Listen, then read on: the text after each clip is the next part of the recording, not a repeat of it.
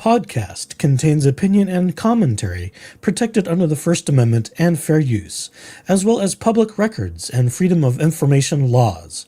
The content may include adult themes, adult concepts, and adult language not suitable for all audiences. For the safety of all, no viewer should ever engage with, interact with, seek out, or contact in any way persons being discussed, including those under criminal prosecution, and especially those that state, "It's not like I've gone and killed somebody!"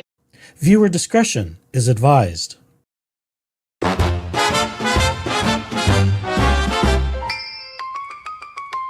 We've got the best seats way up high, where the egos fall and the jokes can fly. We've seen it all, the triumphs, the flops, and we'll clap real slow when the curtain drops. We love the drama, crave the show, but darling, someone's gotta let them know we're two snarky gay bitches, serving truth from the start. With a wink, a drink, and no filter at all. From curtain rise to curtain call, we'll roast your fave, we'll drag them all. Two snarky gay bitches, and we're having a ball. Your monologue's tragic, your timing's a wreck, your costume's screaming, ooh, cut the check. But don't be bitter, we tease with love, we heckle like angels from up above. We're not mean, we're just observant, seasoned, shady, and a bit subversive. If honesty hurts, then fetch the gauze. We're critics, darling, not Santa Claus. We're two snarky gay bitches, high on sass and applause. When the spotlight fades, we'll still steal the cause. So if you're brave, come take the stage, but don't act shocked when we engage. Two snarky gay bitches.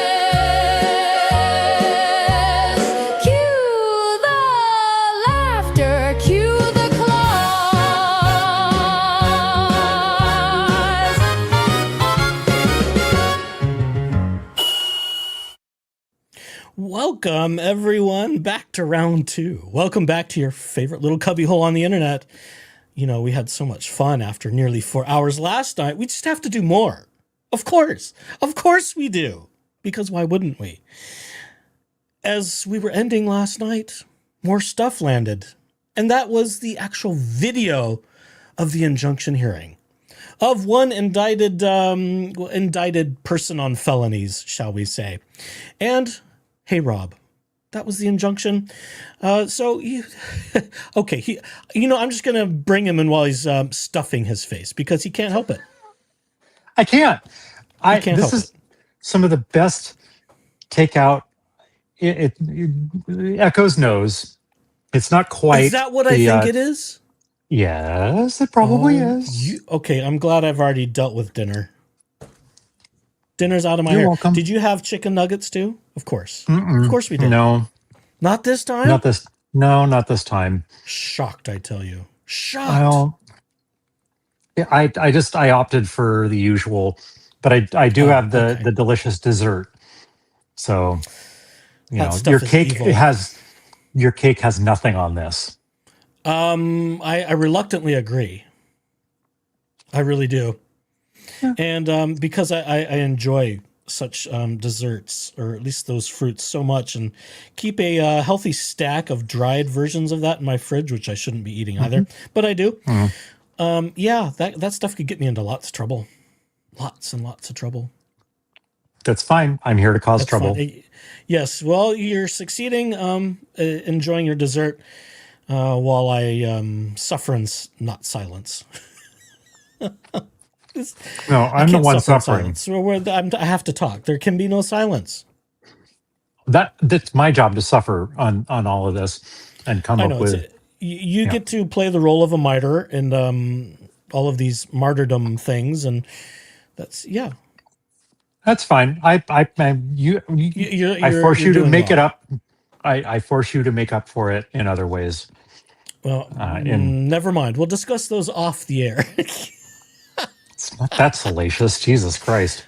Well, but it sounds better if I make it sound salacious. Yes, but there's nothing to salate. What's the derivative of that word?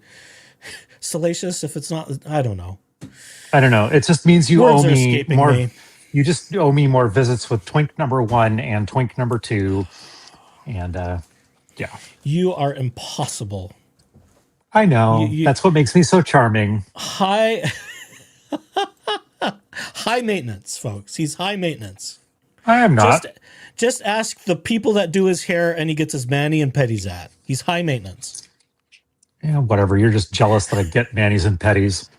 I don't know how I feel about people I don't know touching things. I don't even like doctors touching things. Oh. I know. You just haven't experienced it yet. It's fine.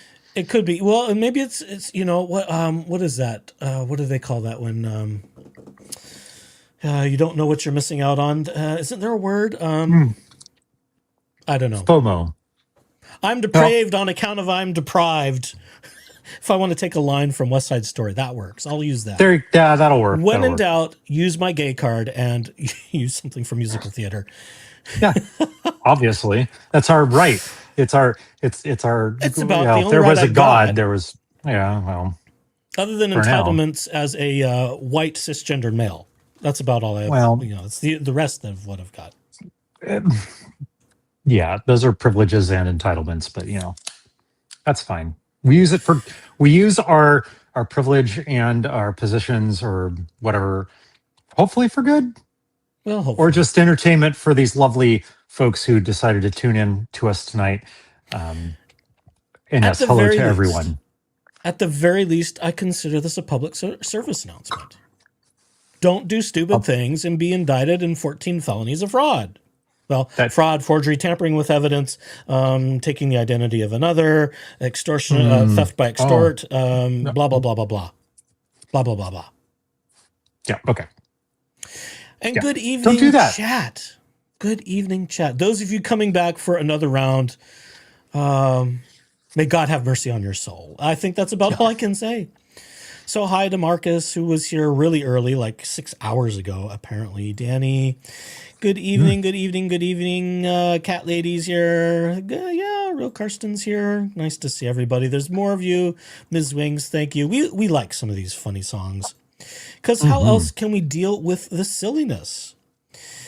Let's see. Jen the Couch Fairy, good evening. Oops, I can make that one longer. Jen may not be able to stay. That's all right. We're glad you're here, and thanks for the endorsement. So yes, as Jen the Couch Fairy says, hit the thumbs up button, hit the buttons. Hit the buttons, hit the like, subscribe, the notification bell, because you never know, and today proves it. You never know when something else will happen, and we'll want to talk about it. And it's true. This is sort of not a very planned thing. I was enjoying my evening eating. And it's like, I still am. Back. I should do a live and cover this thing. Because as I was going out to dinner, Ducky is on. Ducky is on and talking about this. Bless Ducky. I like Ducky. She's funny. And gave Jeep Daddy quite the compliment talking about calling yourself, impersonating yourself so as to see if you're there or not. I didn't get that right, but that's close. Okay, so that wasn't planned. That wasn't scripted. Literally, my brain just came up with that right at that moment. And I'm glad that that is the beauty of being neurospicy. I can be very, very impulsive, and sometimes it lands. My dad gave me quite a compliment today. He says, "Wow, your sense of humor has really improved as you've gotten older." I hope my father never sees this show. I kind of hope my family doesn't either. They may disown me at some point. I don't know. You're being crude and crass. We, your family, should get an injunction against harassment from you talking about things we don't approve of. Oh, well. Boo-hoo. Maybe they'll call Okay. YouTube to see if you're there and They impersonate could you. I try. don't know. Well, I don't think I'm a very good one to try and impersonate. I don't think. You are rather unique. I know. They broke the mold with this one. Yeah. Well, Yeah, I mean, same. That's one of the reasons why we are friends. this is true. This is true. There's no cookie cutter. You know, I don't spend my life at a gym indulging in my vanity like other people in my community do. Although, you know, I can't blame them for looking attractive, but as Judge Judy says, Hey, beauty is fleeting, stupid is forever. stupid is forever. But while the beauty is there, I will absolutely oogle and make lewd comments. Lewd comments. We do appreciate beauty. This is true. Yes. In many Yeah. forms and functions and shapes and sizes and colors and textures and all those good things. There is plenty of beauty walking around these security Diversity conferences is that I was at. Stop. You still haven't shared with me any pictures. You expect too much. Later, I know. You ask things of me, I ask things of you. It seems very reciprocal. I'm okay with that. Well, Oh, it's what a are good what are evening friends to- for? What's family for? This is true. Other than to embarrass us in front of the rest of the world. Well, In which case, I mean, yes. as one gets older, I feel it a rite of passage to embarrass them too. You know, like when parents show up yeah. and try to embarrass you as you're younger, those tables can turn as one gets older. And Rather it's quickly. delightful. Yes. And in my family, you have to have a little bit of a rapier wit to keep up. So you know, it's just survival of the fittest. At least Hey, in you've my met some of my gene pool. family. You've met some of mine. Mm-hmm. And they're none to trifle with. Spicy old biddies. My God. Yes. Where do you think I get it from? I know. Even though some of them aren't genetic, it's but genetic. still. Oh, Some of it's just learned behavior. This is true. This is true. And good evening to Dr. Moose. Good to see you, Bruce. Moose the doctor. Doctor. Someone could take a class and then maybe they would be less stupid. I don't know. You know, if classes and education were indicative of intelligence and lack of stupidity, the world would be a better place, but unfortunately it doesn't work that way. So it would seem. I've known some very dumb people who have PhDs and doctorates. And it's shocking. Same. So, you know, at least in terms of having a piece of paper saying that you are educated. That's what I'm trying to say. There's no guarantees. There's no guarantees. And he says, I have 0 PhDs. I would say all they're good for is racking up student loan debt. Basically. Unless you wish to be a career student or a career teacher, which is kind of the same thing. But And that's a even whole then- nother subject for another day. So I'm going to start with a little frivolity. Because it is... Oh. I was going to say it's Friday. No, it's not Friday anymore. That was yesterday. It's Saturday. It's Saturday evening. I'm a little hopped up on good Thai food and chocolate cake. Shh. Oh. Shh. Naughty, naughty. My original plan was split the cake in thirds. Now it's quarters. So I have one more round to go because it makes my teeth hurt. Too much sugar. If that makes you feel better, then please, by all means. It does. It does. At least that's how I'm going to justify it to my medical team. That's just the way it's going to be. So let's start with this funny little thing. Let's remove that and get that out of here. And let's go here. Because last night's live created a stir in my comment section. And I know what people say. You know, you reach a certain level of stature in this, I don't want to say business because, well, what money do I make from this nonsense? But you reach a certain amount of, participation and activity on your channel. You just need to ignore the comments. But I couldn't ignore this one because we've got people that make claims to be things of who they are. And when people start coming at me and making claims of how I should do things and who they are, which they have yet to prove to me, and they're being silly, I think it's worth poking some fun at. Don't you think so? Oh, yes. Let's do it. So let's start. Let me embiggen. This happened in last night's comment section, and it started Because apparently, and these aren't people whose names I recognize, they just seem to be people wandering through, and the comments started this, and I've got some responses to this. But I should read through it first, not get ahead of myself. The first person, who goes by Andrea Manesini, I think, if I'm pronouncing that even remotely correctly, said, "When did Laura become a felon? Did I miss a conviction?" And my response, which I will admit I have edited from my original because I had people poking at me. I originally said, "She's currently an indicted felon, not a convicted felon." And someone by the name of Marigold Clark responded to that and said, "No, she's not. An indicted felon is someone with a prior felony currently under indictment in a wholly separate matter. Laura is a defendant under indictment in a felony case. She is not an indicted felon unless you have information of a prior felony." Whoops, I need to make it smaller again to catch the word. "Prior felony conviction that hasn't come to light." And then I gave this person what I had gone by because, you put in things in a search engine and you get responses like, well, that sounds reasonable. And this sort of suggests to me that whoever this Marigold Clark is hasn't followed what I do here. They're just wandering and trolling through my comments section. At least that's my assumption. I don't know. Not everybody who watches talks and chat or even makes comments, but go ahead. We like the engagement. Hit the things, hit the buttons. Do it. Yeah. Make the comments over, I think, that way. Yeah. Make comments down below if you're on Replay Crew. By all means, as I hit my microphone, a comment away. Yeah. So it just helps the algorithm. That's fine. It just helps the algorithm. That's all we're doing is feeding the computers what they want to say, oh, this might be of interest. Yes. And so I said in response to this Marigold Clark, who made declarations of what they do. And I said this, "Do you disagree with the following statement?" Quote, "An indicted felon refers to a person who has been formally charged with a crime by a grand jury or a prosecutor. This process involves a review of evidence to determine if there's probable cause to proceed with the charges. Importantly, an indictment is not a conviction. It simply indicates that there is enough evidence to support a trial. The indictment process typically includes a grand jury's decision, which can lead to further legal proceedings such as arraignment and trial." And that came from legalclarity.org was the citation for this resulting search and typing things in, because that's how search engines work. So now I'll switch it to the next couple. Share this one. And Marigold Clark's response was, to my query, "Violently. One of us is a federal prosecutor, and the other is a content creator playing with fire by incorrectly labeling a highly litigious defendant a felon. So I like my odds. Have fun playing law scholar."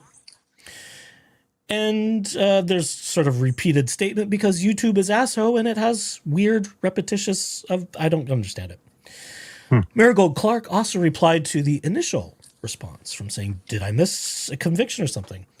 So Marigold Clark responded by saying, "You're not wrong. I'm a local attorney with more personal connections to this than I care to admit.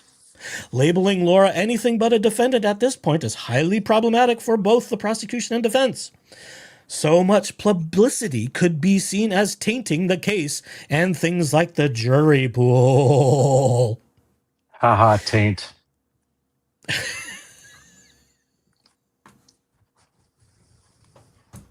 I'm glad I have my buttons loaded tonight. And then I responded to Sorry, them. I couldn't help myself. Please continue. "That's why you got the drum shot. Are my buttons working? Did you hear that one?" I did not hear that. Okay, they're not working again. Damn you, Stream Deck. I don't understand it. I was even outside the studio. It did an update, and now they don't work again. Never mind. Okay, so I can't use all my fancy buttons. I can use my regular buttons. That's okay. But I'm Ching. There we go. What? But I'm Ching. There we go. But I'm Ching. Okay, there you go. We'll have to do it manually. Yep. And then I responded to Marigold Clark, which they have made no further response. "I can't seem to find a Marigold Clark," quote, "on the Arizona bar list." And then I asked the question, "How are you personally connected to this public case?" And again, there has been no official response to that. And, Bruce, I was just about to do that very thing. You are reading my mind, Bruce the Moose in Wisconsin. Because I would love, as I said last night on last night's live, I would love to have a conversation with a legitimate attorney about injunctions. Yes. I made that very clear plainly clear, abundantly clear last night. And there were some people when I suggested that, it'd be great to have Omar on because I like Omar. I trust Omar's view as a practicing legal professional. And there were some people who don't like Omar responding in the comments because of Omar's politics. It's like, I don't care about his politics.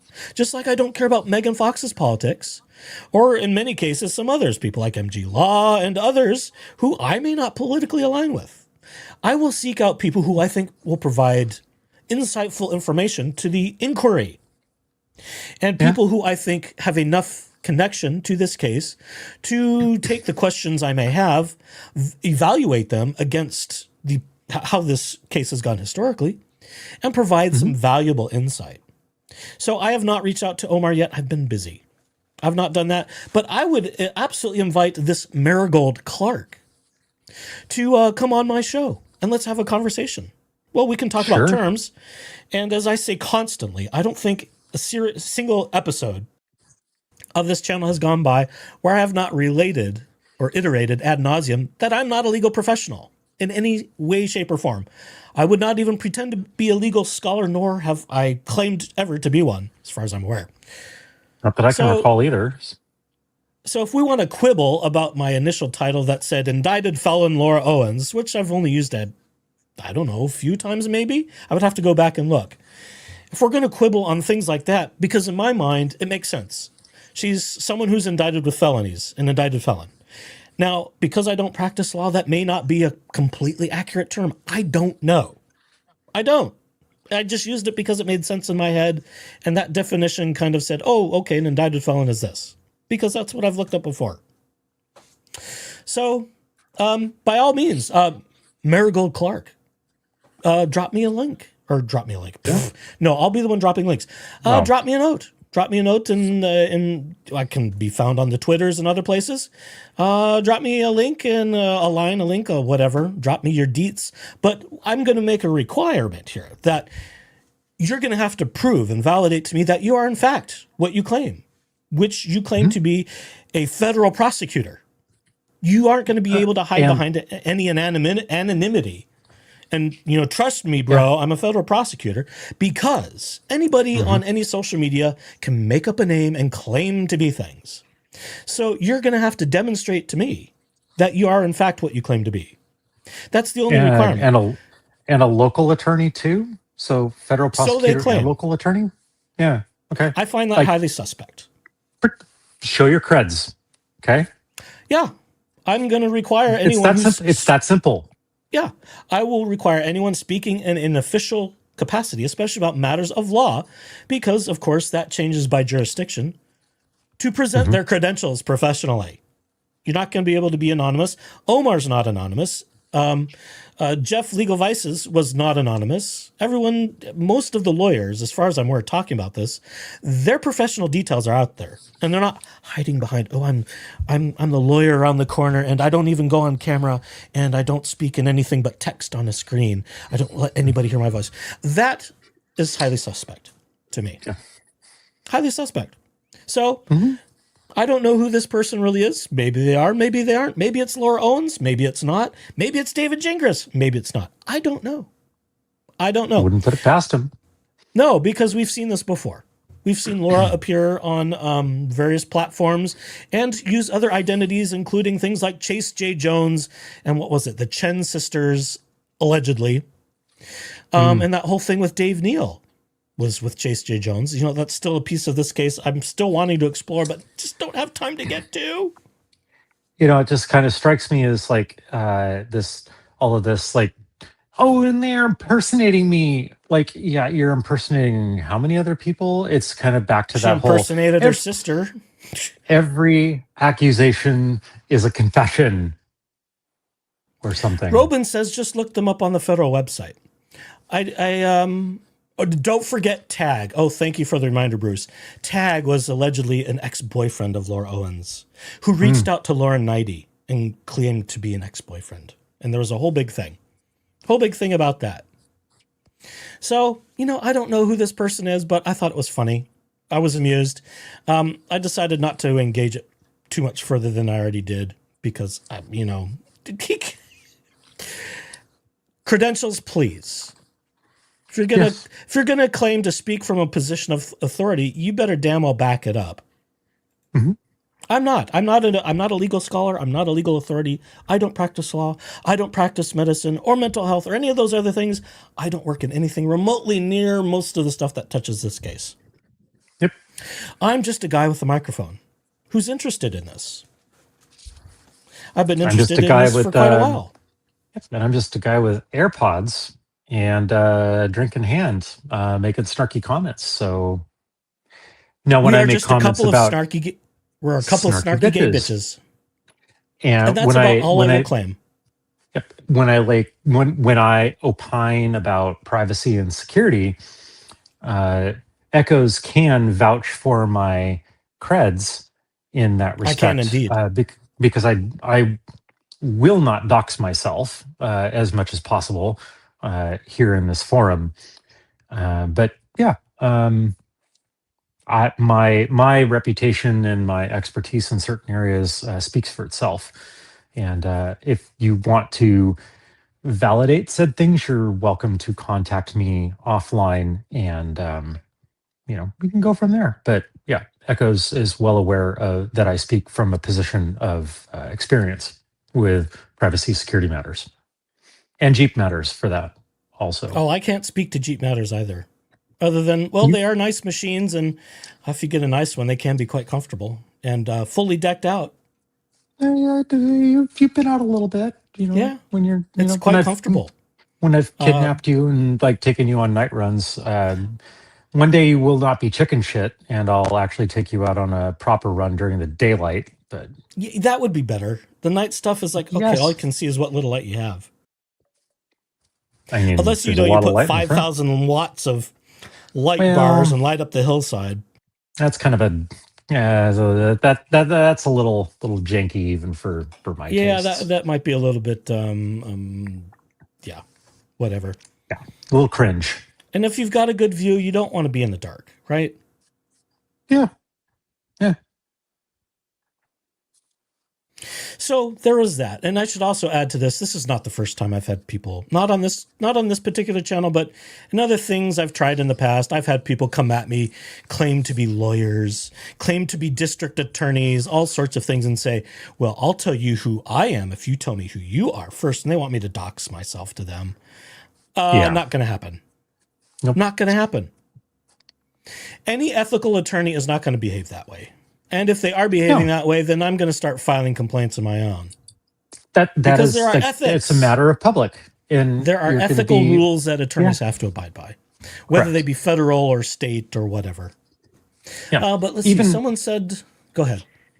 Well, and I, like, you as a commentator, me as a commentator, even me as an information security professional, that's not the same of making, that it's not a public matter of public record about that degree or that seriousness around proving who you are or what have you. It's the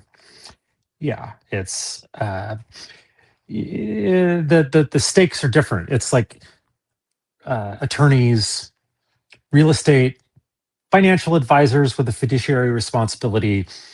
That there's a certain amount of disclosure that has to happen, whereas those that sit in a balcony and bitch about certain things and point out absurdities and laugh about it, that doesn't require credentials.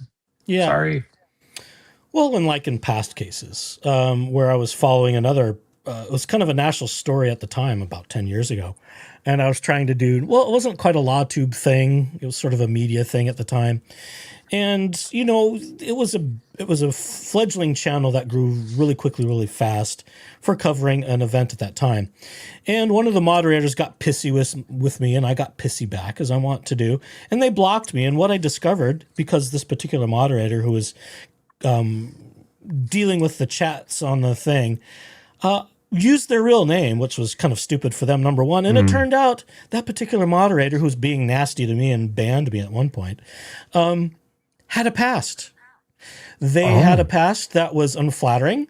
I found it because it was a public news story in their state, and I decided to make an episode about that. So this person, claiming to be a district attorney, I think somewhere in Northern California, wanted to defend him. Says, well, I'm going to sue you on behalf of this person, which is absurd, number one. Entirely different states everybody's in. It's absurd. You can't go after somebody on behalf of somebody else. That's not how it works. You can't be outraged and be an attorney and sue somebody on their behalf. That's absurd. But that's what they claimed. They're district attorney. They're going to sue me, and I need to give them all my information because I released this story about this moderator who has a bad past being abusive to school children. They were a school teacher, and they lost their teaching credentials over it. And they got all pissed because I released a story about this person who had a public history of being a bad person. And I was just in their crosshairs because they were moderating this particular channel. Sort of like what happens with I guess the what the hell stuff, I guess. So anyhow, just a little bit of amusement about people claiming to be attorneys behind anonymous things. And the other thing about this particular profile, Marigold Clark, was that it was created in October of this past year, so only a few months ago. Highly suspect. That is a little sus. Yeah, it's a little sus. So there you go, for what it's worth.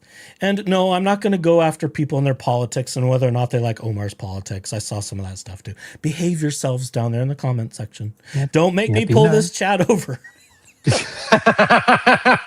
Don't make me pull this Jeep over on the trail and kick you out. Don't make me pull this chat over. Okay, let's pivot to the subject of the evening. That being the hearing. The actual honest-to-God hearing of Laura Owens versus Hey Rob. And it is, as I said in my little thumbnail for today, a shit show. Ducky has already talked about it. Ducky covered the ex parte hearing that we covered last night. And as we finished last night, this thing dropped on the Justice for Clayton YouTube. So shout out to our JFC official peoples for getting this footage, however it managed to be got. I will use bad grammar tonight. And for that, and I have just observed that Law Talk with Mike, bless his heart, is also talking about this. He just finished a live talking about this hearing with Rob and his attorney and Dingus and Laura himself. I was debating whether or not just to play his because I'm curious what sort of snarky things he said. Because Mike being an attorney himself, I think he practices in personal injury law in Chicago, I think, if I'm not mistaken. And I've said before, Law Talk with Mike is how I first learned about this story. I've followed his channel for years now, and he started with the Laura Owens stuff under the Who's Your Daddy? It was just a weird court case of a lady being calling herself pregnant by a guy who was on The Bachelor. And it was I think it was the Judge Duty hearing. And then he had some stuff with Judge Gail Ketzis. So it was some of the early stuff with Clayton Echard before and once he became represented by Woodnick Law. So that's how I came to learn about this whole story, was watching Law Talk with Mike. So thanks to Mike for getting me in deeper, I suppose. And bless him, he's the guy who likes to sit there and, in lumberjack shirts and have them fully unbuttoned. It's like, he knows what he's doing. Hey, whatever it takes to get the views. Oh, he's got a big channel. And he's doing pretty well for himself. It seems like every other week he's traveling somewhere exotic. It's like, oh, wow, he's a globe trotter too. Bully for him, as the Brits would say. Kudos to that. Mm-hmm. I'm too much of a chicken. I don't like to be in airplanes quite so much, especially long flights. A few hours I can manage. 5, things more than 8 I don't do quite so well. So I'm not a big fan of long distance travel. You just sleep on those flights. It's fine. I don't. Never have. Oh, just bring some melatonin or... Yeah, see, that's what we'd say nowadays. The last time I did international travel, I was still an undergrad. Oh. And I was sick both ways. It was like a 12 or 14 hours? Oh, I can't remember, because we were going to Europe. I was sick both directions. It was just awful. Awful. So I've been gun shy about doing any international travel ever since, but maybe I'll get over it. Some people said, oh, you should just take a boat ride. Then you can see a bunch of stuff and you have your little cubby hole on a boat instead. That is a choice. It is an option. It is a choice. Yeah. I don't know, but then you catch germs being on a boat. You have to be like not always. super, Well, you have to be super AR about cleanliness. Not everybody is. It's a good place to get neuroviruses. Yeah. You know, I would probably be hyper paranoid and sanitizing my hands everywhere I went every 30 minutes. Yeah, if you go on on say, Carnival, the floating Walmart of the seas, No. then that's probably more of a risk. So step up your standards a little bit and maybe go on like Royal You or get what you something. pay for. Yes. Yes. It is You sometimes get what fun you to pay see the for. frat boys get drunk and fall overboard and, et cetera, et cetera. But if you don't want that kind of experience, then step up to, make your floor Royal Caribbean, which is not a bad floor to have. And, you might avoid that sort of thing. Well, it's true. Just And I know tossing that out you there. can get themed boat rides that appeal to certain demographics and that sort of thing. And then I go, is that really just more like a gay bar hookup boat ride? I don't know. That's not my flavor. Surely you're not talking about Atlantis cruises, are you? I don't know. I just hear about, go on a gay cruise. You'll have fun. I'm like, sounds like going to a gay bar. Kind of. I mean, it's like a double entendre. Ooh, a gay cruise. Oh, let's go cruising on the gay cruise. That's not my flavor. I'm a prude. Yet pearls complete.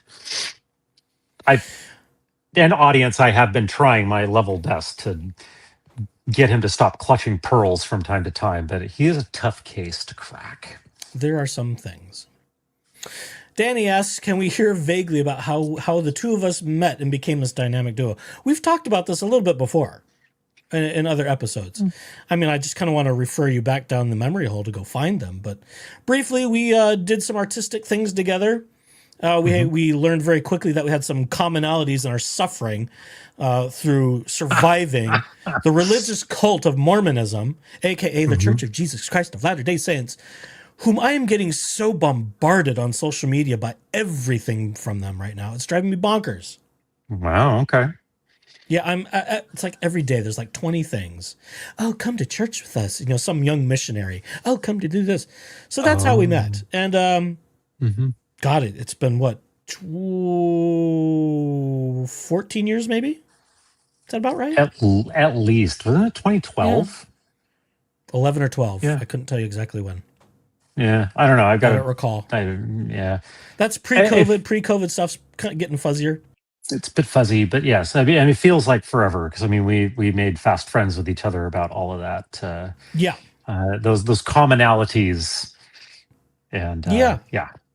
We've done lots of artistic projects together and with other friends in the same avenue. And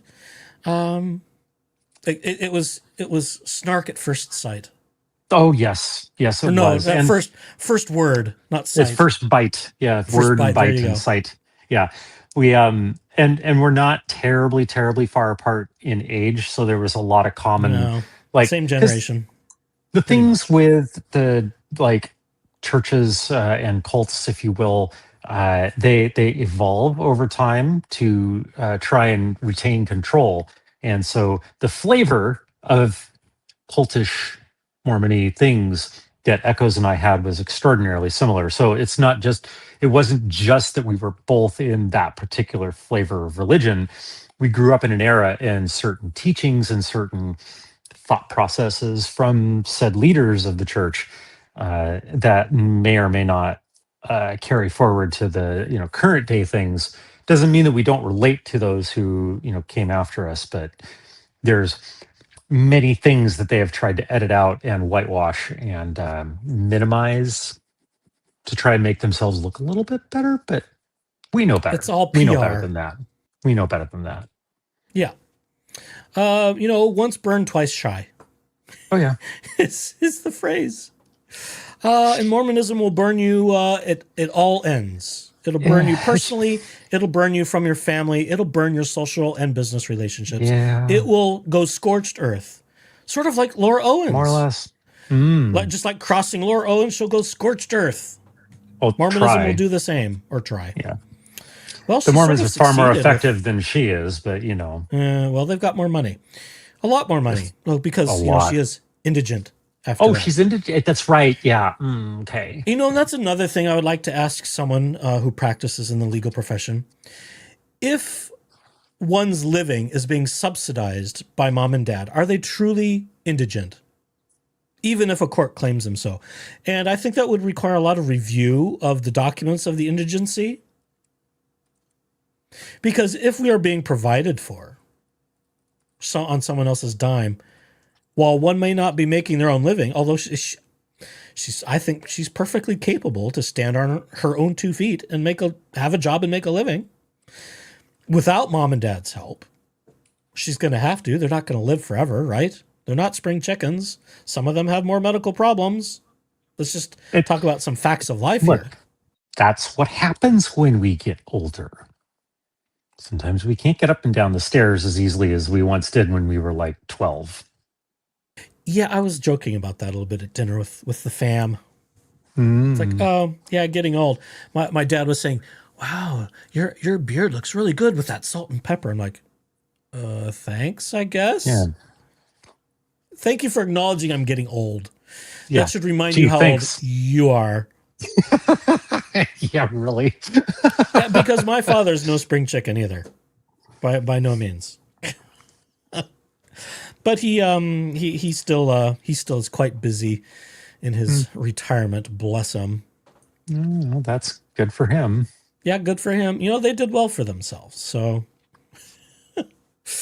I probably won't be nearly as successful because that's the way the world is right now. They're of a much different generation. They were able to make good livings, have good livings, invest, save money wisely, so on and so forth. They've done well. Good. They've done well. Yeah, that's great. Yeah, no shade. No shade. No.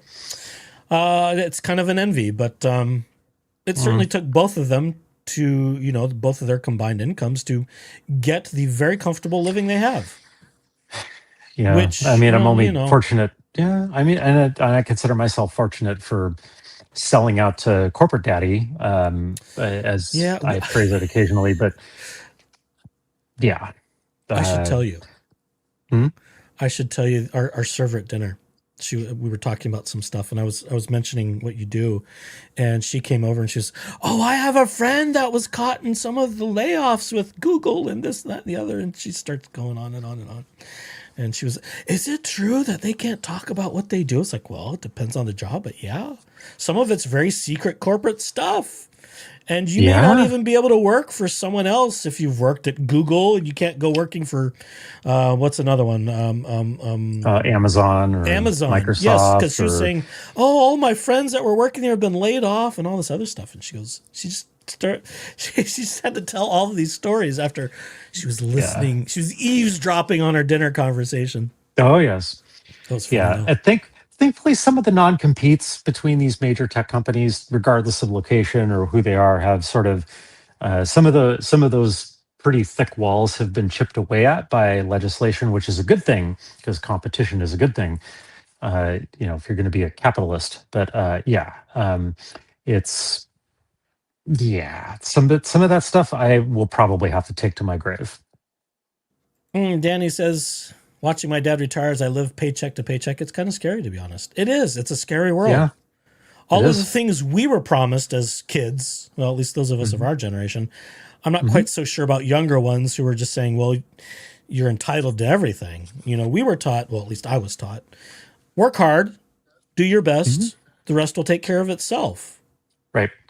There wasn't much talk of, okay, you're going to need to make at least this much. If you live in this area, you're going to have to put X amount of dollars into stocks or mutuals or some high investment. That wasn't part of the conversation. It was, you just work a good job, you get your 401ks and your benefits and your healthcare and this, that, and the rest takes care of itself. That's the generation they came from. That has not turned out to be true for me. I'm fortunate to have some benefits, but I'm not making hand over fist money by any means. I make just enough for my modest cubbyhole living, and put a little bit away, and that's about all I've got. And I consider myself fortunate because many people aren't even there. They don't have their own place. They're living in some place with piles of roommates to share the expenses, and it's communal living. And Right. it's unfortunate that the so-called prosperous America has devolved to such a point where the American dream consists of working your ass off and being in debt. Yeah. Yeah. And there's definitely some pretty strident commentary from people that I really enjoy listening to because they're um, business entrepreneurs and investment folks. They really, talk about the the perceived theft of wealth that has happened from some certain generations away from others, because things changed so rapidly from the time that like from my grandparents to my parents to me, and then to the younger generations. Like things have changed, like just in my lifetime have changed so dramatically that this whole work hard, stay with the company, put your nose to the grindstone, things that worked for previous generations, that doesn't that barely worked for me. I am so lucky that I made it to the point that I did. And from my friends and other family of choice that is younger than I am in other generations, they are nowhere near they work their asses off. They're smart. They're with it, and they can't. Like they're in a no-win situation because the same house that may have cost their parents $80,000 to $100,000 now costs $500,000 in this Or short more. course or more. Like, how is that even winnable when the federal minimum wage hasn't changed from $7.25 an hour? Somebody please tell me how that is a livable wage. And that's if you're not in the serving business, because there's still like slave wagery that's going on there with the $2 minimum wage that these employers can get away with paying that, and then relying on tips. And I fucking hate that so much. But it's like, rant aside, because I know y'all love me a little rants, and so there you go, you're welcome. That really sets up other generations as inflation continues to go completely bonkers globally, not just in the US. The UK is a great example of that. And thank you to the commenter who put that in there. But like, it's scary. That's how can people even afford to have their basics taken care of and met? It's absolutely insane. And it's just a no-win situation. And it's really fucking sucks. And again, I consider myself super, super lucky to be in the position that I'm at now, because it was definitely not, it was so not that for the longest time. So anyone wanting to have Jeep Daddy claim you as a dependent, send your information too. Yeah, exactly. PO Box 1254, Seattle, Washington. No, it sucks. I empathize with all of you who are out there struggling right now deeply for the variety of reasons. It just, I'm sorry. This is not the world. I don't like this timeline, and I don't like the world that has set everybody up for failure like this. It's bullshit. Yes, it's not good stuff. But there you go. But some Jeep people- Daddy rant number one, ladies and gentlemen. Yes. If Oh, my yes. applause button worked, we'd hit the applause button. But some people Okay. some people set themselves up for failure. This is true. This is And true. And we that know brings some us of those back people. to our just tragic case of one Miss Laura Michelle Owens. I think it will end up being tragic once all the chickens come home to roost. Is that the right phrase? Well, it works. Yeah, it does. Yeah. It works because I don't think we've seen the end of what could be coming for her. There's still the results. Results. Gosh, it sounds like a paternity test. But I need my How? buttons. God, I thought I did it right, and it's just not working today. But it did do an auto update the second I loaded it up as we went on, and I went, "Uh-oh, I'm gonna have problems because it's now doing an update right this very instant." Damn thing. God, I lost my train of thought already. Phew, that steam engine just ran out of hot water. So maybe I should just pivot over to what we've got. Yes. Oh, it's going to be the tragedies. The tragedies are ongoing with poor Yes. Laura Owens. Although some people think this might be her first little win against Hey Rob. And so we have that tonight. And this is lengthy. No, that's not it. Share this one instead. We just talked about that one. Go here. And I will resist the temptation to play Law Talk with Mike's, although I'm going to have to listen to this whole thing again just to hear Mike's snarky comments. Oh, I'm just so looking forward to this. This is wild. And because this is viewing number 3 for me, I saw it early this morning. I knew it dropped last night. I didn't have it in me to watch it when I saw it late last night. It was right after we got off. No, I can't do it now. It's an hour. It's almost 2 hours, right? Oh, God. Hour 31. I said, okay, it'll be in the morning. So I saw it when I got up in the morning and I went, oh my, what a shit show. What a mess. And because I've seen this a couple times now, and then I've made an archival recording for my own preservation. So that's sitting on in my files because Laura Owens says some things that are valuable to me, which need to be archived because of that. And some of those things I think could be perjury. Ooh. Dun, dun, dun. Thank you. You can be my buttons tonight. How about that? Fuck off. I'm not going to be any of your buttons. I'll push your buttons instead. So, yeah, you push my buttons anyway, so you're good at that. I know. Well, I've got to be good at something, right? Everyone has something they're good at, even if it's annoying and obnoxious.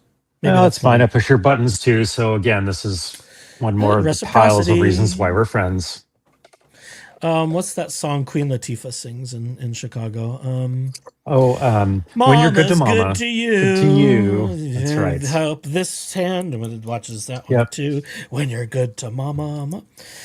I wouldn't mind stroking with the Princeton crew. crew. In that role. If she wanted, I when wouldn't mind stroking mama. Let's all stroke together. Crew or something. Yeah. When you stroke together, and I wouldn't mind stroking with the Princeton crew, but that's okay. Settle down, you. Settle down. Hush, hush. I'm not showing too much ankle yet, so we'll be fine. Well, just don't take off too many clothes and get me canceled, please. It's too chilly for that. I like my hoodie. I don't need to add more disclaimers to my disclaimer. There may be light nudity on this. For those of you who are pearl clutchers, Jeep Daddy may take his shirt off. Nobody wants to see any of that anyway, so well, no one wants fine. to see any of this too. So that's no risk. No risk. Oh, what is going on in chat? There's something about Bruce being an anchor. What is going on over here? Bruce is an anchor. There's implied nudity. There's some minor perjury, blah blah. But yeah, it's the gamut. We're running. I love. Thank you so much, chat. It's the gamut of all the things. So let's see. Do I have all my tabs set up the way I want to do them? Let me just unfull screen this just so I can see my extra tabs. Okay. So that I'll just have to. That's better. Okay, it wasn't full screening properly, so I could see my tabs. Now it is. Thank you, StreamYard, for doing it right this time. For once. Implied boating. Well, I know people with boats. I do. I mean, they're boats meant for fishing and as opposed to water skiing, but I do know people with boats. I know someone who happens to live on a boat, which is kind of exciting, but terrifying at the same time. Especially when your old boat starts leaking and you're taking on water in your house. But yeah, that could be problematic. I don't have that problem. I do like water, but I try not to live in it per se. Probably a good idea. Yeah. Okay, so let's get to this whole hearing. It's lengthy. It's difficult because after hearing this a couple times now, I feel bad for Rob. Because I don't think this attorney was a good fit for him. And I don't think this attorney was prepared enough to deal with the antics of Laura Owens and Dingus the Douche Canoe. The fucking douche canoe. Those buttons still work. That button worked. Well, it's different devices. The Stream Deck I seem to constantly have problems with. The Rodecaster device, because it's like hard loaded into the thing, they tend to work. So whenever I have problems with buttons, it's always the stupid Stream Deck and voice mod. That's just, I'm getting used to it. But there's so many lost opportunities, I think, here to object that could have been raised. I just don't think it was very good representation. I just don't. And that's my opinion. And again, To all of the people like the Marigold Clarks, you're not a legal scholar. Well, no, of course I'm not a legal scholar. I don't practice law. I'll get terms wrong. I'll get impressions wrong. I'll get procedure wrong. I don't practice law. And for those of you who are attorneys, drop me a line. I'd love to chat with you. I'd love to have you on. Let's have some law talk. Let's educate me. It's an invitation. Yes. I like invitations. And I'll eventually get around to inviting Omar, but I think he's really busy. Apparently when he went on Rosalind Duke's channel, it took them like a month and a half to get it together. Oh my. He's busy. He's got family and kids. He's got stuff to do. He can't just, indulge us with our fledgling little YouTube channels all the time. So I appreciate Omar's commitments, because we all have them. He just has more. I appreciate Rob's too, but Yeah, Rob's too. He won I think it was a blackjack thing.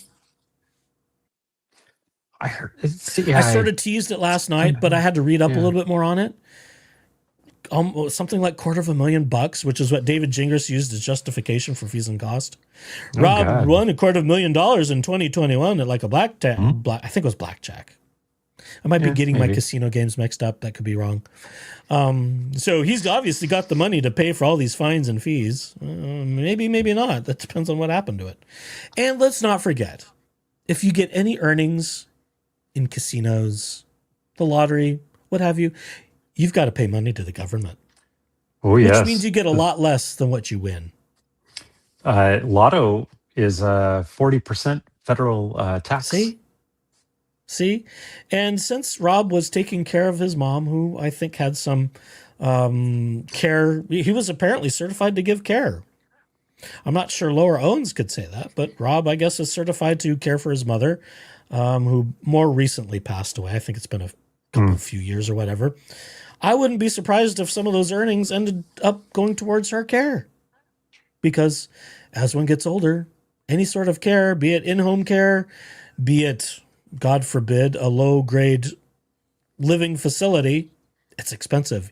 Even the crappy ones. It's almost insane. A racket. Almost?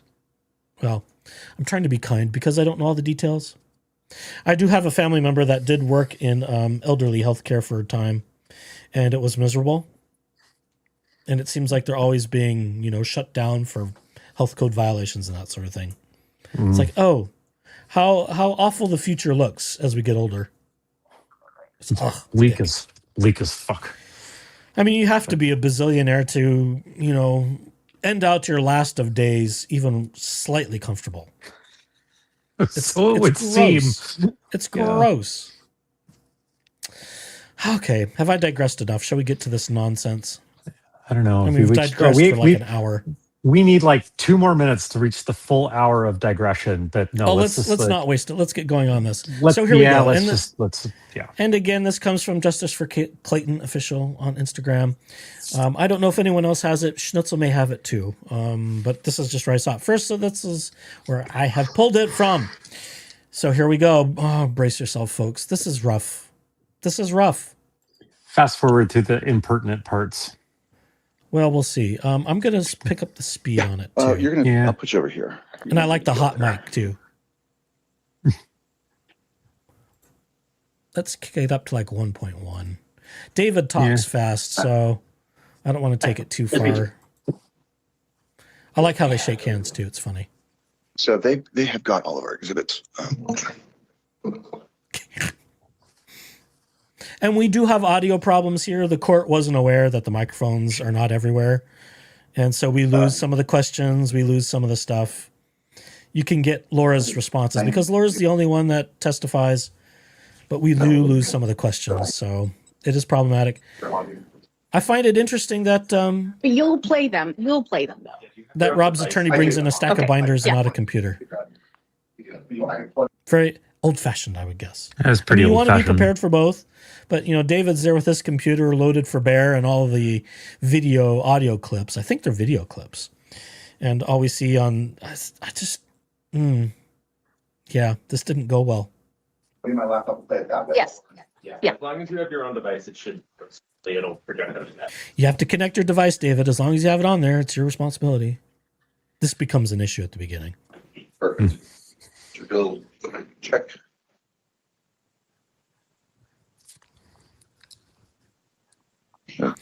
He did indeed, Bruce, say there was someone with tattoos there taking notes, I think was his verbiage.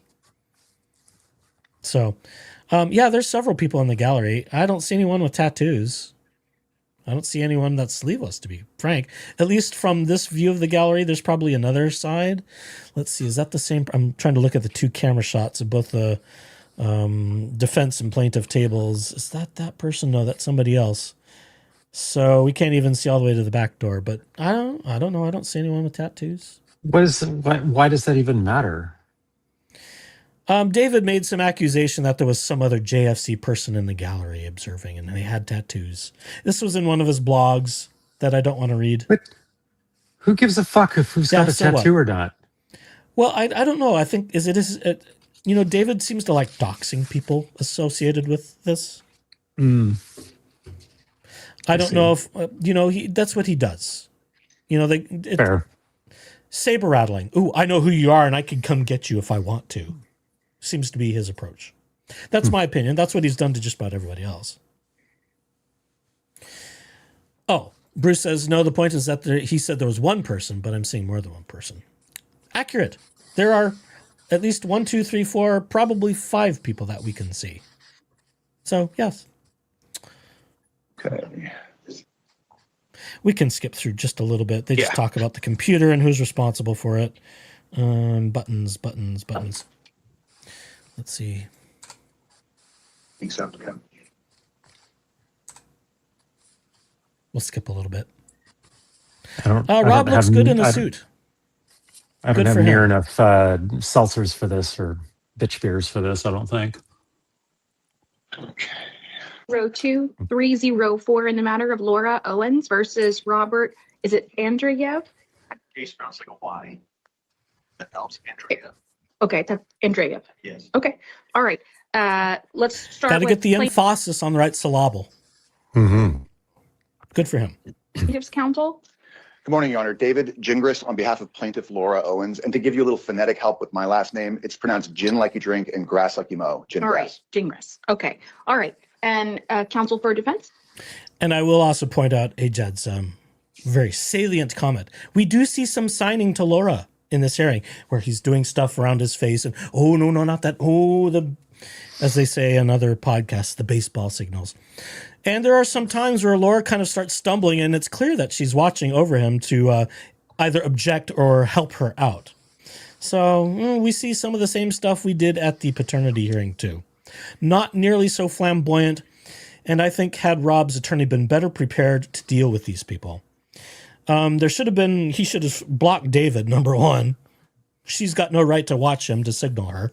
And it was just not a good fit.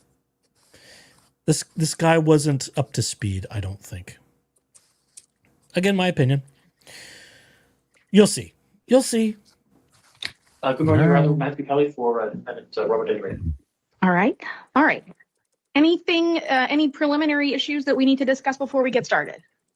None from our side, Your Honor. Okay, and we're set for an hour today. You all are prepared to make your cases within that time frame? I am. Yes. Okay, all right. And you've exchanged your exhibits and your witness lists?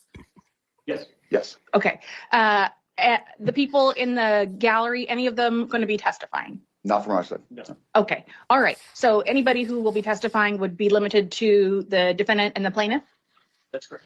Okay, all right. So let's start off by having the two of you stand and raise your right hands to be sworn. Okay, I can't resist it. Law Talk with Mike joked that Ginger should have taken a breathalyzer before he starts lawyering.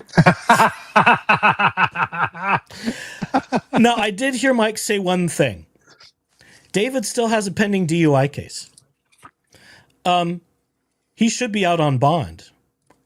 At what point, Mike didn't say this, but are there any bond violations happening here? Yeah, so there was that joke made because David has an active DUI case. And I'm digressing further. I kind of wonder, and this is another thing I'd like to ask the lawyers in the crowd. It was brought up at the bankruptcy hearing after Laura threw him under the bus, being questioned by the DOJ trustee. David cannot ethically represent her in anything after that. because she exposed him to being a privy to falsifying documents and lying in her favor, or for her, I should say. And this was on the Law and Lumber with Hey Rob and Ian Runkle. They made the statement that not only should he get his own counsel, he cannot ethically represent her in anything, which I thought was interesting. So I'm wondering if there was even a remote consideration to disqualify David from representing her in these proceedings. Because of the DUI? Well, not just because of the DUI, but things he has tried to do with the bankruptcy. Laura claimed he helped her fill out some forms, and when some things are wrong, then she started to throw him under the bus and say, well, David will speak to that. He did it. He wrote the pleading, and I signed my name. And that was when the DOJ trustee said, are you saying David forged your signature and blah, blah, blah. And then she kind of recanted. That was that whole thing. And Ian Runkle and Rob's position was on that. Oh, this is a problem. He should not be representing her. He is too involved. That does feel a bit problematic. I think that's a salient observation. Yeah. But, well, no one's prevented him from doing so here. Clearly, he did it. And I think I know why. My opinion is that he's got his fingers in so much of this that he's got to save his own ass. And he could be trying to bail water on the sinking Titanic just for himself. Maybe partly for Laura, too, because, well, some people believe that they're in cahoots, whatever that means. Maybe they have a relationship. Maybe they don't. I don't know. It's clearly, this goes beyond the pale of typical representation, attorney-client representative. It sure does have that stink on it, doesn't it? It does. And as I said before, Ian Runkle said, well, he was a little bit shy to say it at first, but he did. It only makes sense. All of this only seems to make sense if, they're banging or they want to bang or something to that effect. That's almost a quote. I don't want to bring that up. Go watch that episode on Law and Lumber. Rob's pretty enough to look at just on his own. No offense to Ian. Rob's pretty. And he turns nice wooden pens in rainbow colors. For what it's worth. Okay, back to this. You are about to get will be the truth, the whole truth, and nothing but the truth. So help you God. I do. All right, thank you. And you can make yourselves comfortable. All right, so both sides will have approximately half an hour. That will include any time that you spend doing your cross-examination, anything like that. So keep that in mind. And do you want to make an opening statement? You don't have to. It's up to you. Given the short time, I think I'll wrap it up at the end. Okay. How about from defense? Okay.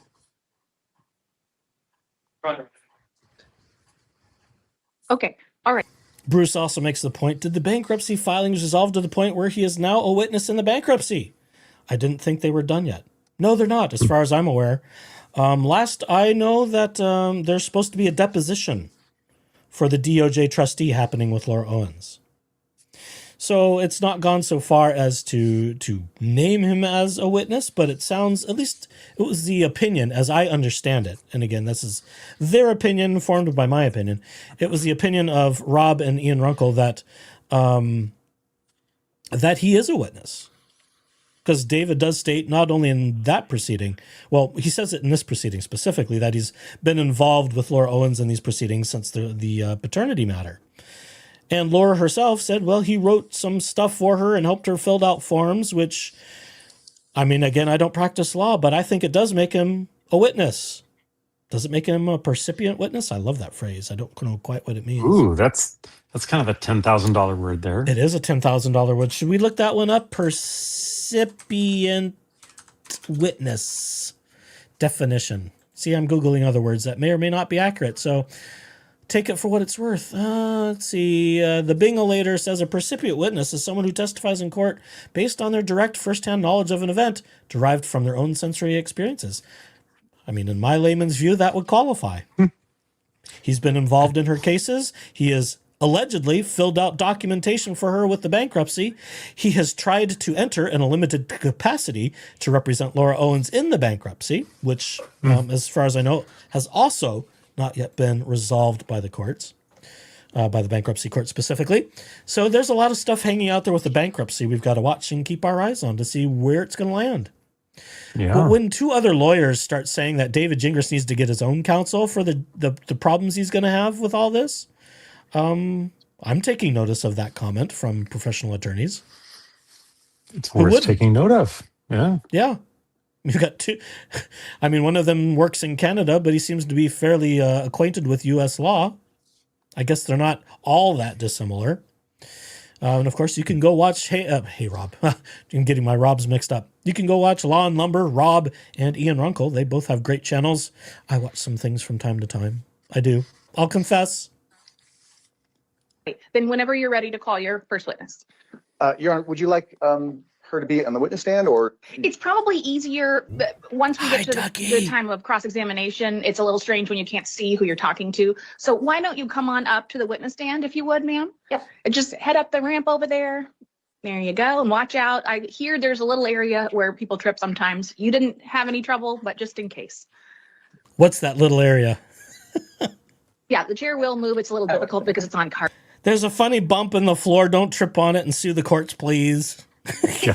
That would be wild, wouldn't it? Wouldn't it? All right. Okay. I mean, Yeah. Take your time. Just get it situated.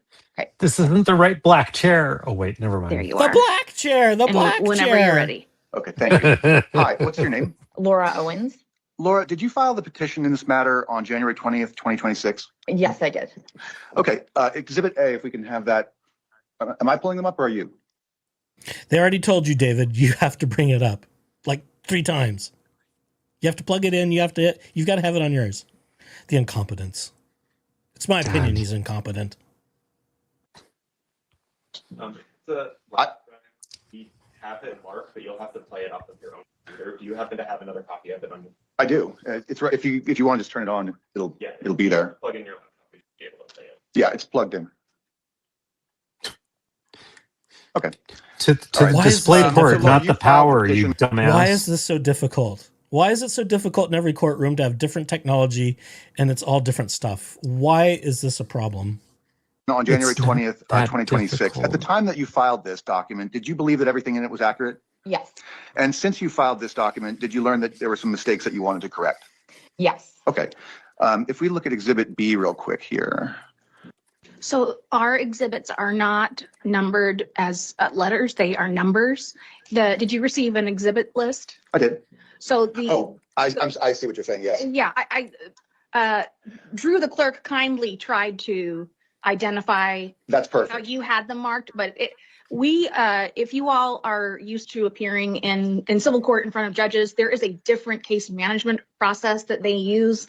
The commissioners for some reason don't. And so we have this issue with respect to our exhibits sometimes. So it's not you all, that's just how it is. But Drew kindly tried to mark it so that you guys can just make sure you're referring to them the way we have them marked. Otherwise, it won't make sense in the record. I like Drew's list. I made my own, but he's got the numbers. I'll use his numbers. So, Okay. so we were talking about the petition was Exhibit 1. Was there anything, did you have anything? I'm about to object to Exhibit B. Oh, okay. Well, there's no exhibit B, but Right. yes.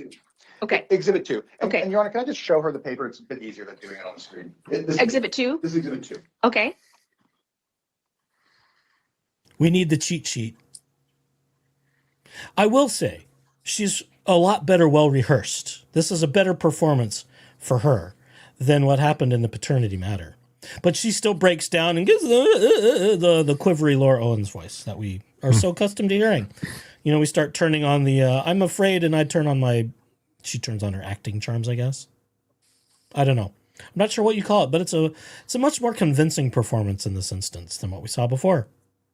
But I don't think Rob's attorney pushed hard enough, because that seems to be, you can't be nice, and you can't be, you have to be professional. You have to stay within the rules and conduct and all those things, but you can write a witness. We saw that in the paternity thing. Deandra Arena of Woodnick Law had her on the ropes in the paternity matter, as those of you who've been with us a while will recall. We don't have any of that driving here. It's just sort of, okay, well, did you it's very, very milquetoast. Okay.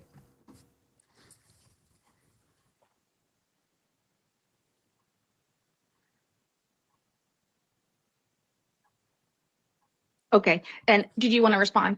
No, Your Honor, I haven't moved to admit it yet. So I'm just showing her this document. Okay. And then I'm going to ask some follow-up questions. And I guess if there's an objection, we can talk about that one and if it happens. But Okay. Are you objecting to her reviewing it or testifying about it? Yes, Your Honor. If she wants to testify, she can testify. She doesn't need a document to read off of. Do you want to be heard? again, I'm not moving to admit it at this point. I'm just asking her to look at it. I don't see an issue with that. But in any event, So why don't you ask her questions, and then if she doesn't know the answer or needs to refer to, so this is a document that she prepared. So if she needs that to refer to, we'll cross that bridge when we get to it. sure. Okay. Makes sense. Okay. Okay, Laura, forget about Exhibit 2 for a second. After you filed the petition in this matter, did you realize that you made some errors or typos or mistakes that you wanted to correct? Yes, I did. Can you generally tell the court what those mistakes were? Yes, absolutely. So the only errors I made were that I mislabeled some of the numbers of the videos. But all of the quotes appeared in his videos, in transcripts and in the videos. The numbers were wrong. Okay, so since you filed the petition in January, have you learned that anything that you accused the defendant of saying was not said by him? No, everything was said by him. Okay, Laura, Arizona. Let me ask, are you as part of this asking to amend the petition? Well, the petition always, I think, would be amended to conform to the evidence. So at this point, she's not changing anything. She's just saying that there were some errors in terms of number of what the video title was, I think. So I think I'd have objections to some of this. No, yeah, what? I mean, again, I don't practice in law. I don't know how things are supposed to work, but already we've got problems. Oh, we need to amend but we need to change stuff. Why are we even here? This should Why be is ready Rob to not go. like This is turn a towards hearing. his lawyer and just being like, say something, you fuck? Yeah. Yeah. I mean, this sure didn't help things. Mm-hmm. I think if you're asking to amend to conform to the evidence, I guess, so from the defense perspective, let me just make sure, are you asking for additional time, or is this something that's a surprise? Do you need a continuance? It would be a surprise to me. Here we are the day of the hearing, and now we need to change a bunch of stuff. Frustrating. Yeah. Your Honor, if they are going to amend the petition, I believe that they should do so now, so that we know what petition we are discussing. As Your Honor knows, the rules require that evidence be limited to Petition, right. Okay, so do you want a form to amend? Not at this time. She's not. All we're trying to do is there was a dispute that arose after the petition was filed. There was a motion to quash that was filed that argued that Ms. Owens had fabricated certain statements and so forth. I'm just trying to get her to respond to that and explain for the court that what we have was basically a typo. Okay. Your Honor, counsel is misrepresenting what we said in our motion. And what happened is plaintiff attributed certain statements to a certain video. They are not in that video. And therefore, because I agree with this for sure. Rob needs a shark of a female lawyer, because that's what it took in the paternity matter. A go-getter. Yeah. Any donations towards Rob's defense definitely needs to be restricted to competent counsel. Yeah. Bless his heart. But yeah. I don't want to browbeat the guy, but it's like this was it was a better performance for Laura. It was a very disappointing performance from defense counsel, in my opinion. they are not properly in the petition, we believe. Yes, and Dingus the douche canoe just comes across as unprepared, unprofessional, and frenetic. But she relies on him a lot to kind of help her out through this hearing. You'll see it. Yeah. That unless the petition is amended, they are not at issue here. Okay. So do you want to just fill out the form? It's just a form. Yeah, I can do that, Your Honor, but I prefer to not eat into my time with this issue. No, I understand that. But why don't let me give you the form, and then when you have a moment, you can take a look at it. It doesn't look like it'll take a real long time. All right. Well, Go ahead. In any event, Your Honor, the petition alleges that the defendant made certain statements, and Ms. Owens is simply confirming that she believes that he did. And we're about to show you what those are. Okay. Okay. All right. Laura, Arizona law. Part of her defines argument harassment was as that it conduct was that is directed at a 1,300 specific videos. person and Oh would my cause a God. reasonable person to be serious. Yeah. That was part of the core argument in Yeah. that. It was. And then we hammer on a lot of the same stuff here. Mm. Bruce says they should have gotten a continuance so they could get the audio from the first hearing, which would have been helpful because I don't believe, and I could be wrong, that they were aware of what Laura, she was on the record with the commissioner, this same commissioner, Lindsay Coates, in her ex parte hearing. We covered that last night. And there are some discrepancies. Seriously alarmed, annoyed, humiliated, or mentally distressed, and the conduct, in fact, causes that effect. Within the last 12 months, has the defendant done anything that you felt was harassing by that definition? Yes. Okay, can we... Everything. He's done everything. Everything he does harasses and terrorizes and makes me feel in fear for my life. Sarcasm. Mm-hmm. Hashtag sarcasm. I don't know. Emotes sarcasm. Yeah, that works. Look at exhibit, I called it exhibit D, and it's probably going to be exhibit 4 then. Again, am I playing it or is it clerk? They told you, David, you have to play it. Dumbass. Pay attention. The fucking douche canoe. You are. Okay, so let's see. Okay, Laura, do you recognize what's on the screen there? Yes. See if I can make that bigger. Can you tell the court what this is, exhibit 4? This exhibit is one of the videos that he made about me. And is this, let me just clarify, is this I'm following that you're, so in the petition, there are allegations about videos that are, or I don't know if they're videos or podcasts or something like that that are numbered. And so what you're playing is a different number than what's in the petition, or this one aligns? I'm not sure, Your Honor. We'd have to ask the witness. Your Honor, this particular screenshot is a video that is not at issue in the petition, and we object to discussing it because it's not relevant to the petition. Again, Your Honor, we Yeah. Objection relevance. We're just talking about stuff to waste time. if we have to amend the petition to include these things, I'd like to do that. Yeah. So why don't you go ahead and just fill out the Fill the fucking form out, you dumbass. Just amend. Yeah, okay. Now let's waste the court's time filling out forms that should have been done before the hearing. So it would seem. And then the issue then for defense is you have 3 options. You can have a continuance within the timeframes provided by Rule 38 of the Rules of Protective Order Procedure. You can have a brief recess so that you can review the amended petition, or you can waive those things and proceed. Okay. So once you just put in then you're substituting something for something, right? A number. Amending to add. Yes. Yeah. Okay. So this is going. Do you want me to write the exhibit number as well? Well, whatever you need to do to just make it clear for the written record. Okay, we've got that. Okay.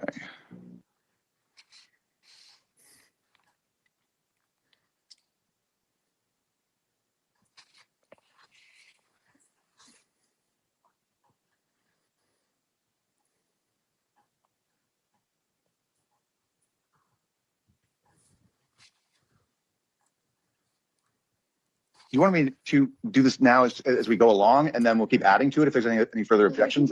To it, but let's do what you're asking for right now. Sure. Okay. So you want to so have her sign, and so of course read through it and make sure that it's accurate. It deals with this one thing. Okay. Does it deal with this as well? I think it deals with this as well. Well, you might as well add that as well. Yes. And add Okay. those. In fact, yeah, take a minute and just add anything you need to. Oh, okay. Okay. Delete everything else. Okay. This. Yeah. Just the exhibit number. By all means, waste more of the court's time Just by add that. dealing with Yeah. this right And there. again, from my understanding, it sounds to me, and if I understand correctly here, that the allegations in the petition are not changing, but it's the identification of the particular video or whatever we're talking about, right? Correct. There's one correction to a video number. Right. She put what 272? What was the error? 272 and it's yes. 273. Okay, So so that one number the allegation, the substance of it does not change. doesn't change. It's just the identification This is of an the addition. video. This is an addition. Oh, okay. This is the only addition, I believe, Your Honor. Is that right? Well, and the thing after he was served. And let's add This- more. While we're here, the let's just keep post-order adding notification. things in after the fact. Let's just amend the petition to say a bunch of stuff that... Again, the incompetence. Because she started this pro se. He wasn't representing her at the beginning. He wasn't there at the ex parte hearing, at least as far as we know. And now we're involved now. Mm-hmm. And it's like an ambulance chasing of a victim. It's weird. His obsession with her still blows my mind. Like, why? Why? Yeah, why? What? That Moths to the flame, I suppose. I guess, but god damn it. Eventually that electric grid is going to come for him too, I guess. He still has a case. He's got a DUI case. He still has, an investigation from the Arizona bar pending, and they're probably waiting for the DUI case to resolve before they fully go after him. That's my hunch. I don't know. Well, maybe. It makes sense. They yanked his license for a time from his first DUI. So I could see they might want to wait, and that's probably why we keep getting continuance after continuance for his DUI hearings. So he can keep playing lawyer for a little while longer for Laura Owens. Oh, poor little Laura Owens. For Laura Owens. Yeah. Oh, for poor little tiny skinny Laura Owens, who's always at Barry's boot camp, according to all kinds of other people. You shouldn't be doing that kind of stuff being that skinny either. And I don't know. I can't believe that they haven't cut her off for her own health and safety. It's weird to me. But I don't know. I don't know what the liability waivers say at Barry's boot camp. Yeah. I mean, there's been all kinds of pictures of her at Barry's, so people know that's where she goes.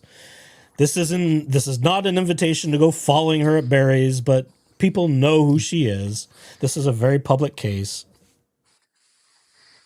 Let's just be honest here.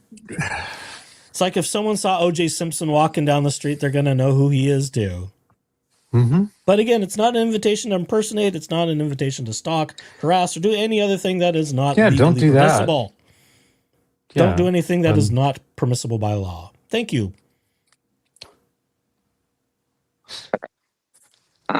Is that okay? Or do maybe I should put the Just a little bit of description about it, whatever date and yeah.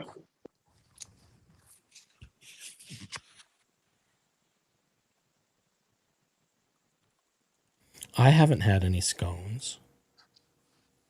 Nor have I had any breadsticks. Are we okay for time if we need just a little bit longer? Sure. Okay. I can talk really fast. Do but you if want a everyone- scone? Well, I am told that I can as well. But No, I'll stick to my cake. Okay. I will try not to. Unless it's a frosted scone. That could be arranged, but also I feel like I need more mango custard. Well, you've already had yours, so tough luck. Slowing myself down a little. You can't tell me what to do. You're not the boss of me. You're not the boss of me. These are only things that you didn't listen to the petition that you want to bring up now. So it's just anything new. Okay. What about By all that? means, add even more. No. Bring up new things. Oh, I didn't sign it. Oops. Well, at least she knows to sign it. That's great. Good for her.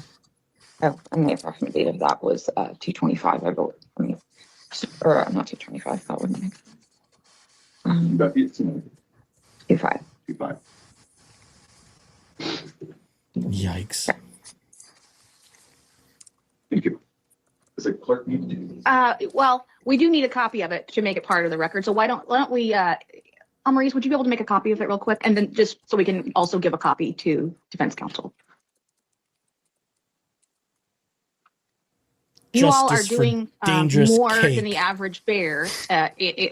Justice for dangerous cake. Regarding this proceeding. And so I'm trying to make sure I'm following the rules because I don't normally we don't usually get this far into the weeds. People don't usually, I say into the weeds, but I mean, people don't usually file written requests in advance and things like that because of the very tight timeframes. I'm sure you all realize why people often don't do that because it's tough to get it done that quickly.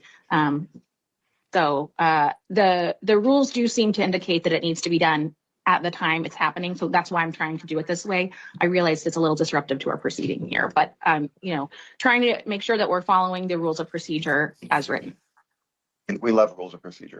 Right? You guys are attorneys, so you know about this rule thing. You can get, yeah, that'd be great. A copy for everyone. Thank you. All right. Do you want to take a brief recess? Yes, Your Honor. Okay, so we'll just take a brief recess so that they can just take a look at the proposed amendment, and then we'll maybe 5 minutes. Is that okay? Okay, we'll take about 5 minutes, let them have a look, talk to each other, and then we will restart, okay? I think as long as it's just 5 minutes, you're welcome to go sit back down, but you're also welcome to just stay. If I, Either way, just, okay. we'll all just hit pause. Laura, do you need water?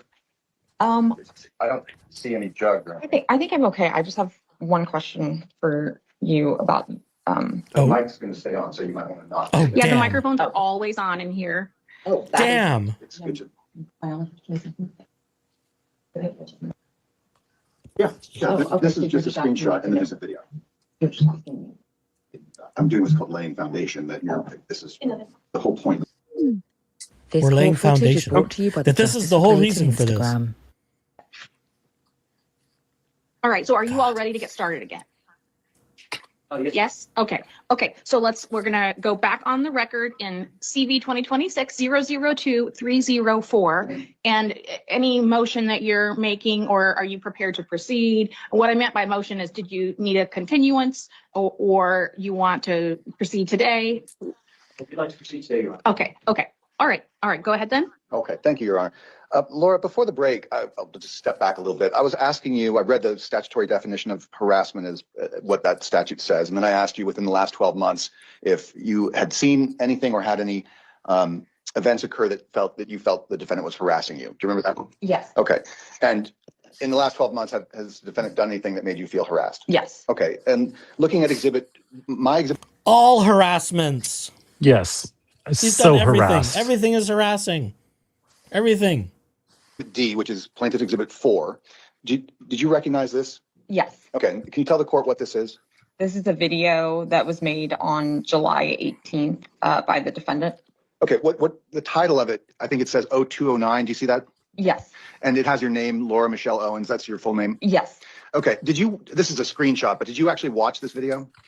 I read the transcript and saw part of it. Yes. Okay. Let's go ahead and play this. And let me just verify. So you said July 18th, and obviously we haven't hit that in 2026. So are you Yes. talking about 2025? Yes. Okay. I'm sorry about that. That's Yes. okay. Okay. So Laura, I'm going to play for you our exhibit E, which should be plaintiff's exhibit 5. I'm going to ask you some questions about this. To trial by jury. Laura Owens was an aspiring influencer who now finds herself in the spotlight after her That audio paternity is claim very involving odd. a former bachelor contestant spirals into a legal nightmare. Laura, portrayed as charismatic and charming, manipulating her social media platforms to gain sympathy and followers, while maneuvering her way through the legal system and using it as a weapon against her victims. She is traveling down a path that there may be no turning back. Laura, that That was interesting. I regret that we don't get to see the exhibits in this.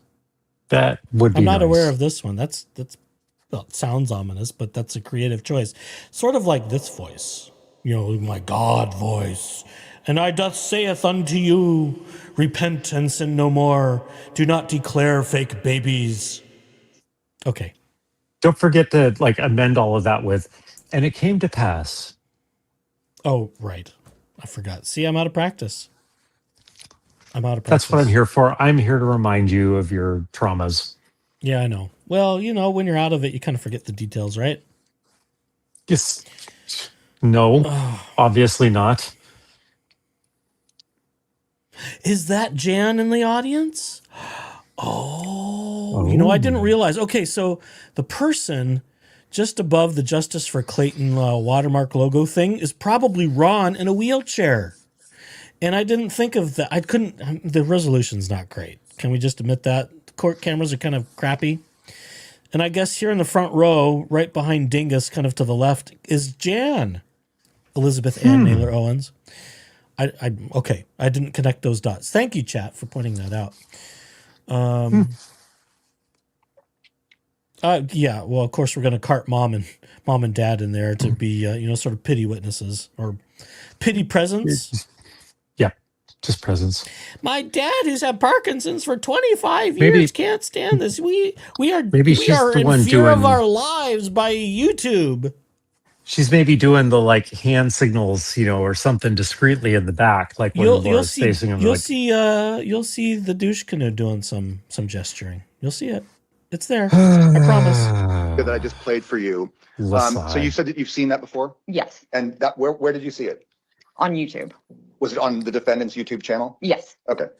Do you have any knowledge of if he created that himself? I believe he created it himself. It was okay. Yeah, it was on his channel. Did that video cause you any alarm, annoyance? That's right. Karen says Jingris's mom was there too. And that's probably the lady sort of to his left, right above what looks like a box of tissues there. There's a couple ladies, there's his head, and then there's another older lady with sort of either white or blonde hair. That's probably his mom as well, I would assume. Because David in his blog said, in his "Hey Mommy, I'm a real lawyer now" posting on his blog, talked about getting mommy's approval.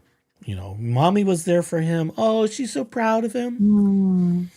I wonder if she was proud of him when he was being prosecuted for inappropriate relations with a young lady.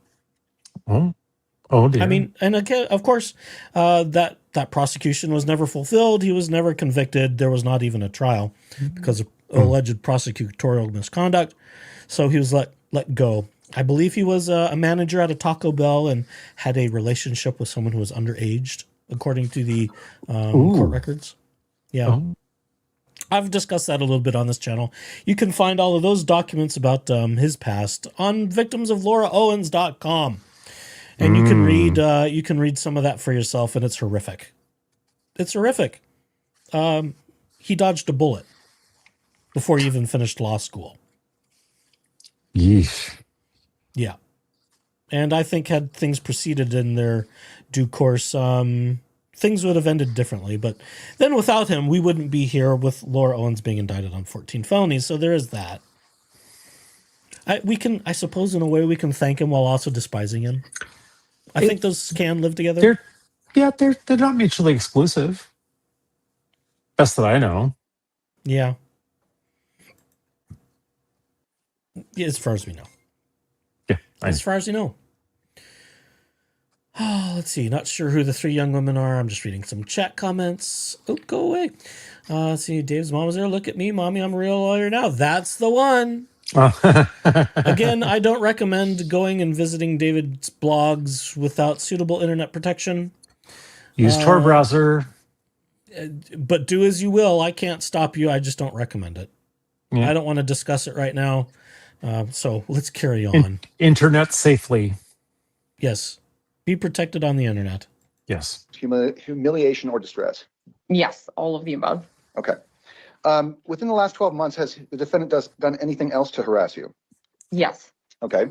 Let's take a look at I think our exhibit F. Well, let's leave that out for, exhibit F is a picture. Get it together, man. God.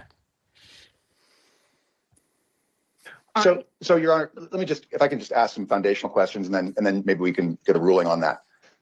Laura, I'll let you ask foundational questions. Laura, do you recognize this exhibit, which is, again, it's our exhibit, I believe it's F, and it's plaintiffs must be 6. Yes, I recognize this. What is that? This is my home it's a casita on my parents' property where I live. So it's a picture of your house where you live? Yes. And where was that posted? On Discord, I believe. Okay. And that date, it looks like it was posted in October of 2024. Do you know if that picture is still up somewhere? I do not know if it is. All right. Why does that matter? There's body camera footage, which is public record. We see these things. Is that where this? And this is why I regret we don't get to see the exhibits in this coverage or in this footage here. because we don't know quite what we're seeing. Is it the body camera footage that's being used? Is it something else? Is it leftover pictures from the sale of the house? There was a whole thing, and I found it not long ago, the original listing of this property, which had pictures of the pool house and the casita and the mesita and the main house and the pool and sort of the horse area in the other corner of the property. I mean, there's images out there that what are we getting at here, I suppose is my question. There's a picture. It happens to be where I live. This is harassing me. It's just, I don't it's understand. spitting. Let's see. No thanks, MK says, folks in Mike's chat, that would be Law Talk with Mike, said it was the body cam, but I'm not sure. Yeah, I'll go back and look at all that. Bruce says Zillow copied into Discord, the audacity. So Bruce thinks it could be the Zillow thing. I mean, this is kind of the thing. Would you become a criminal defendant? Your whole life, everything is going to be matters of public record. That's not an invitation to go visiting them. It's not an invitation to engage, all my disclaimer things. Don't impersonate them. Don't contact them, et cetera, et cetera, et cetera. Don't show up there. Don't go around using information of where they live because it's public record information and use it for bad or unlawful purposes. Don't do that. Yeah. Nope. And don't impersonate yourself to see if you're at home. Just, pro tip. I wonder who impersonates the horses to see if they're still alive. Nay. Okay, sorry. Bad horse joke. Bad horse joke. I apologize. I don't know. Maybe it was a good horse joke. I'm not sure. I don't know much about horses. I know a little bit about felines. I don't particularly care for canines. That's just who I am. That's outside of the year. So you're not alleging that's part of the harassment in this case, right? Okay, then why are we talking about it? Yeah. If all of this is not relevant, where's the objection? Objection relevance. Yep. And I don't practice law. He's just standing there like a stool pigeon. We're going through all this back and forth. Oh, there's pictures of this. Okay, well, it's outside the scope. We're not. But why? Objection relevance. He's just standing there saying nothing. I'm so frustrated. But it's something that the defendant did in 2024, posting a picture of your home that frightened you. Yes. Okay. Let's look at Exhibit G. Your Honor, Go ahead. You disregard this exhibit. It has not been authenticated, and it is not under rules 1001, 1002, a proper copy of the exhibit. Your Honor, I'm not moving to admit that one yet. So you heard what you heard about it, and you can do whatever you want. Give it as much as weight as you want. Okay. This is why I can't stand this. We're only getting started. It gets worse. To quote Law Talk with Mike, don't worry, it gets worse. Oh, God. So why did we just spend the last however many minutes? Oh, let's amend the petition to include all these things, but they're not relevant. Yeah. Good God. Oh, but I haven't admitted it. You heard what you heard, but I haven't admitted it. Oh, Wallace says, goodness, Gingras is so disrespectful. Christ. Yes, he is as pompous as ever. And now that he's he considers the outcome of this rather mediocre shit show to be a win, he's even more insufferable than ever, in my opinion. This is why I don't want to talk about what he's posting right now. I'm just annoyed. And come on, Arizona Bar, do something. I wish that there was something that my InfoSec community could actually do about this. Well, that would be funny, wouldn't it? They're different worlds. Let's not even speculate on that. Hilarity. He's beholden to the Arizona Bar, and once his feathers are clipped, if they do indeed clip his feathers, as a number of people seem to believe they'll yank his license at some point, then what will he do? But in the meantime, he gets to run roughshod over the legal system with dear Laura Owens, who's such a victim. Such a victim. I'm in fear for my life and safety with all the nasty words. All the mean things that people say about me. Oh, no. Even though he's never contacted me directly, he hasn't posted things to me directly, but I'm in fear of everything because of him.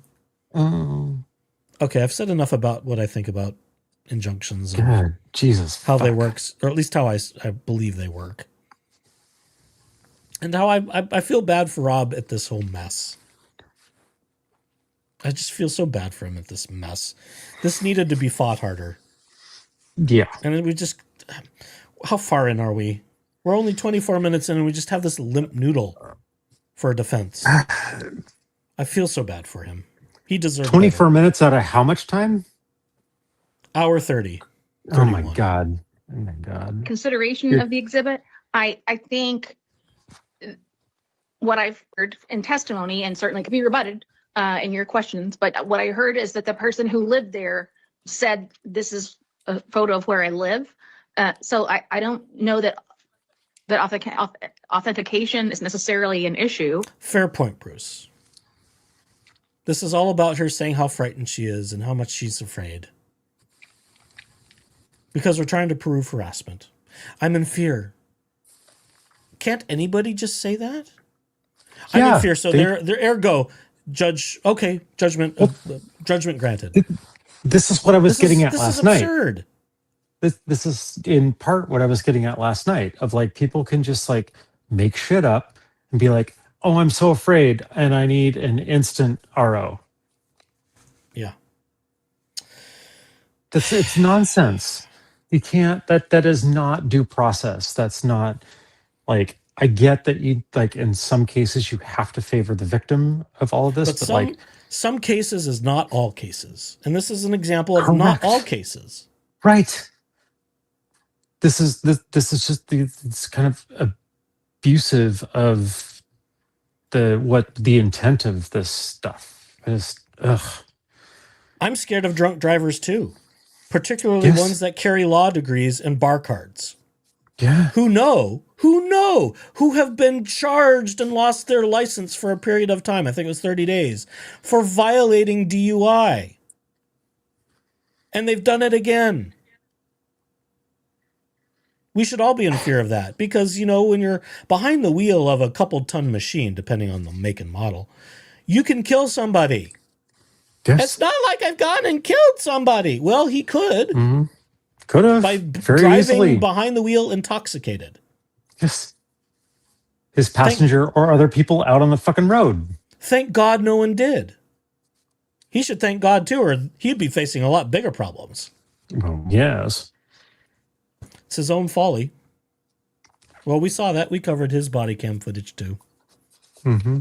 But that was inappropriate because it was a violation of his privacy rights for his body cam footage, but nobody else's but his. Methinks he does protest too much. Just a little bit.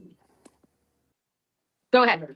Your Honor, authentication that particular photo was posted on my client's.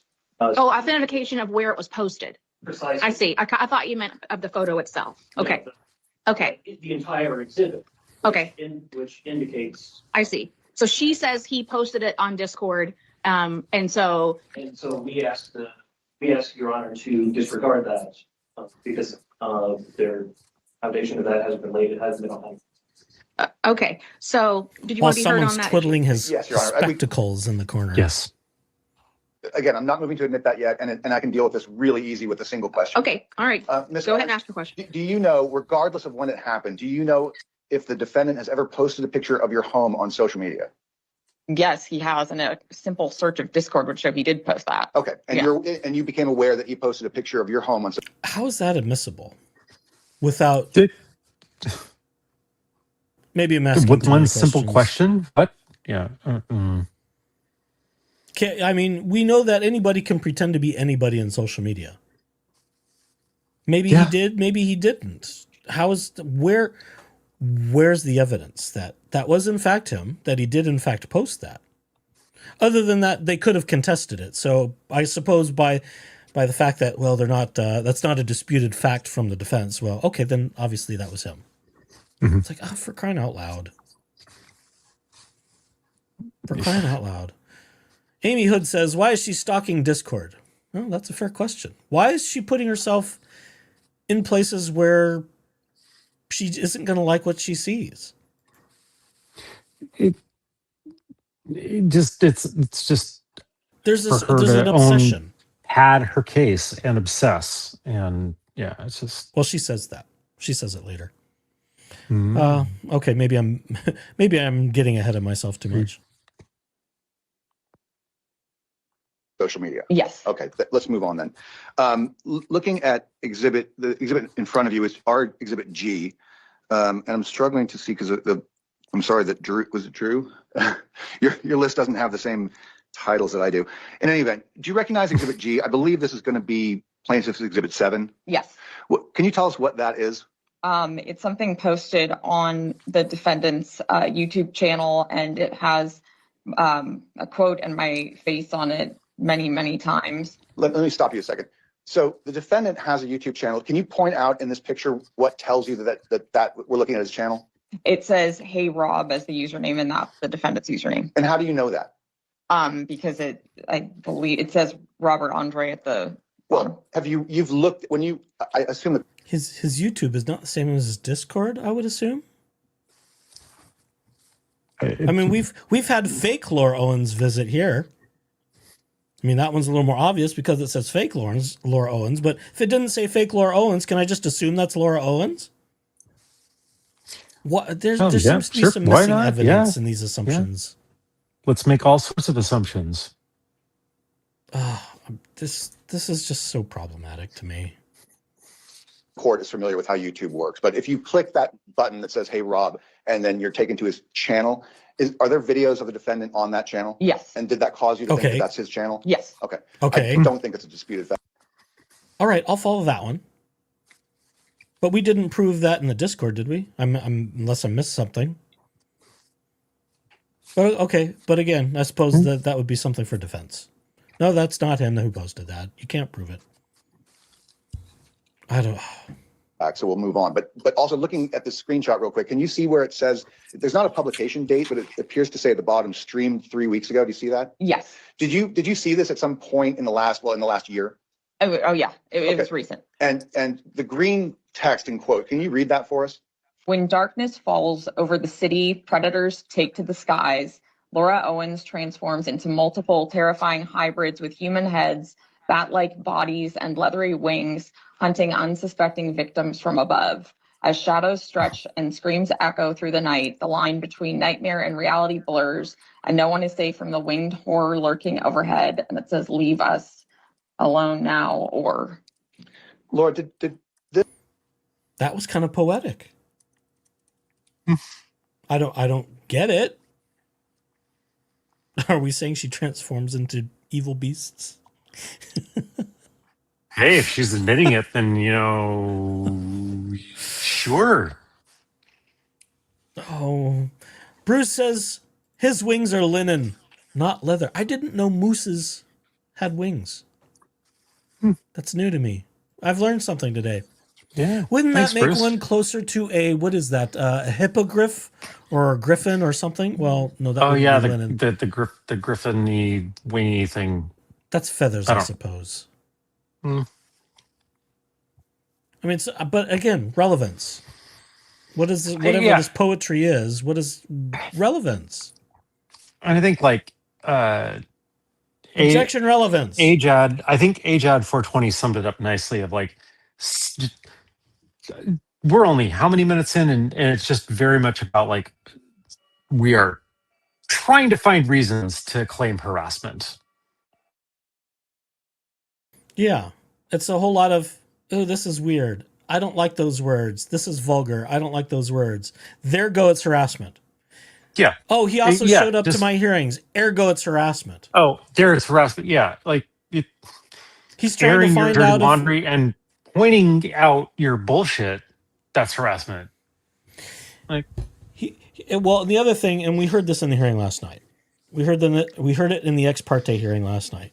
Well, he's also trying to get people to impersonate me to find out if I'm at horse shows.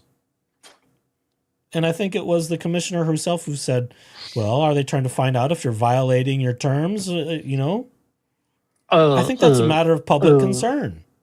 whether or Yeah. not a criminal defendant is violating their terms of release, that being their OR bond, being out on their own recognizance. I think that is a valid issue of public concern. Now, again, this is not endorsement to go out impersonating people, but should you No. happen to see something and know that that person shouldn't be where they're at, like somebody who would be out on bond for a DUI, and you see them at a bar and then behind the wheel of a car, for example, that is a matter of public concern that could violate their bond. Yeah. Gosh, that would just be terribly inconvenient, wouldn't it? That would be terribly inconvenient if someone discovered those kinds of things. Yeah. That would be problematic if anyone had an open DUI case still waiting to be Yeah. heard. But, don't go saying, hi, I'm David Gingrass. Am I at the bar? His whole thing trying to correct pronunciation, it's gin. It's like gin and grass. Gin Am I- grass. But am I- then he says am I gingras, gin? different vowels. Am I gin? Like the drink that I'm going to have a bunch and then go drive? Am I gin? Okay. He better not be Am driving. Am I at the bar? Can I drive? Thanks. Bye. He better not be driving under the influence. It's this You better fucking not. dog. God damn it. It's so stupid. This, whatever you want to call it. I mean, it's a screenshot of a thing, but when you saw this, did this cause you any alarm, humiliation, or distress? Yes. Okay.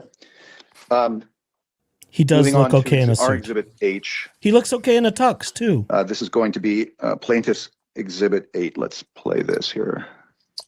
Thing right, recall up all the horse shows in California this weekend and pretend to be low and say you want to confirm your attendance at the competition. That way we can find out where she will be. That's a fair way to do it, right? That sounds like a response to a comment. It sounds like we're reading a comment, and then he's responding. Well, that's a fair way to do it, right? Mm-hmm. She attributed the whole thing. Oh, you need to go impersonate her, find out where she is. That sounds like a false statement. Why is there no objections? Well, he didn't know. I don't think they knew about the ex parte stuff. I don't think they did. I think it put them at a slight disadvantage, but I mean, the guy kind of looks a little bit bored sitting there with his hands folded while all of this is going on. It's like, oh, well, I'm here. Well, if there's something really exciting, maybe I'll say something and object. Yeah, it's like Rob's I don't taking want more to notes than impose he upon the is. judge with an objection and upset David Gingras's role. Rob's taking more notes and paying more attention than the fucking lawyer is. Like, come on. Well, he's probably writing things to not have any reactions.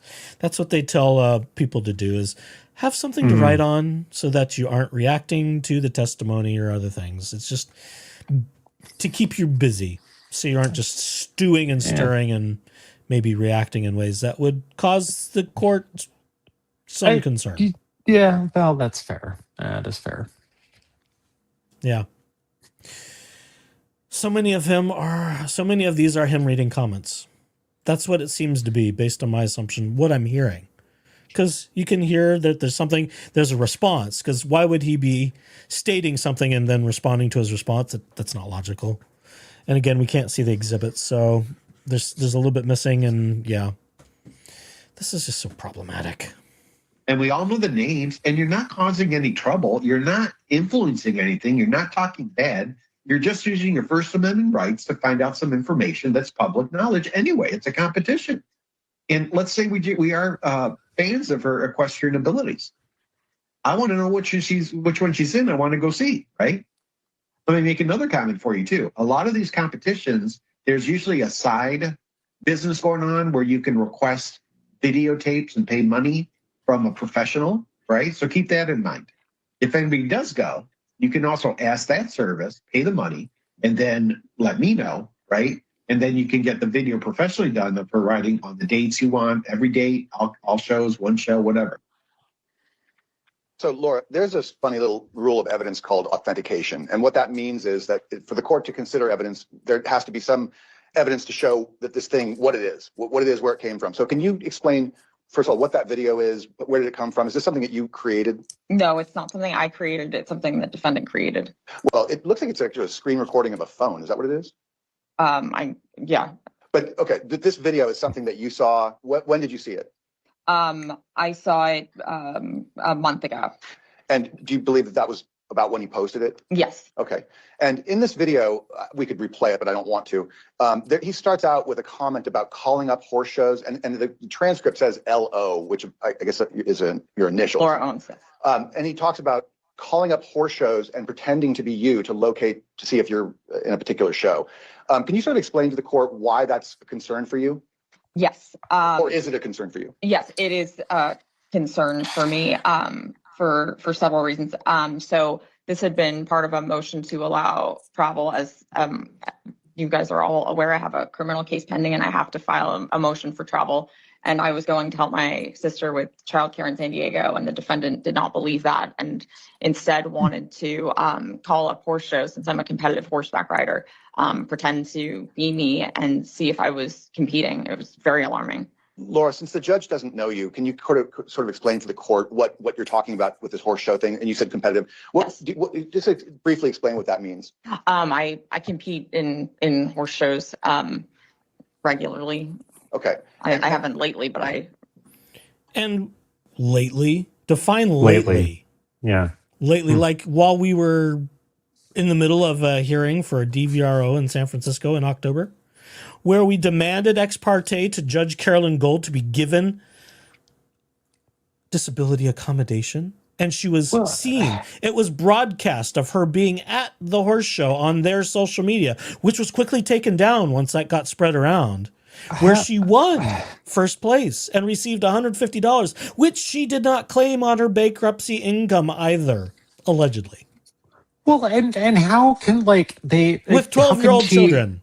Yes. How can she authoritatively? How can she authoritatively say that was a screen recording when it wasn't even her content or her thing? Like the dipshit asked her, object. Come on, how can you say that that's a screen recording when it's not your own? Evidence.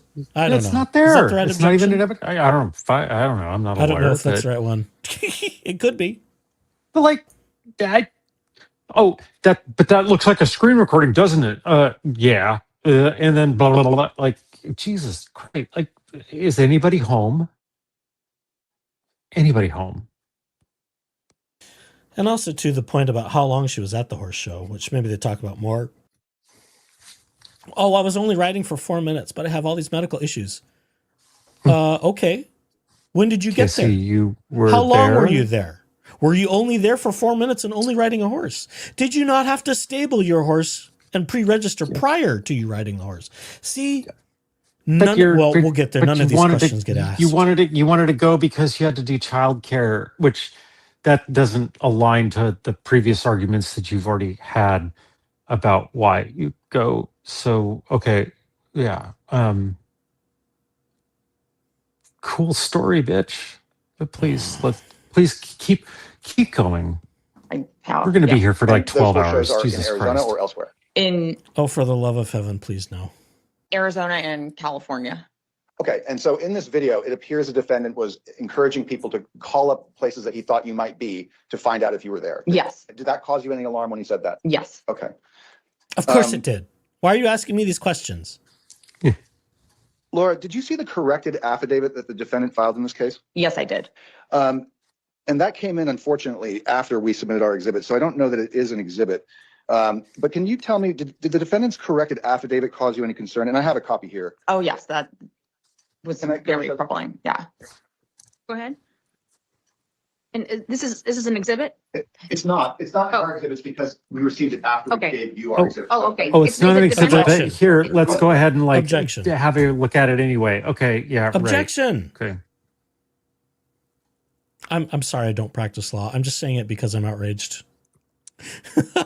I don't know if it's even a proper place to object, but I'm just going to say it because that's what they do in the movies. Yes, I'm an idiot. I don't practice law. I'm going to continue being an idiot. Is it? Yeah, we filed that with court. Okay. So it was attached to the motion, or it was submitted as an exhibit? It was attached to our reply brief, which we tried to file electronically Tuesday night and then filed on paper yesterday. Oh, okay. I haven't seen that.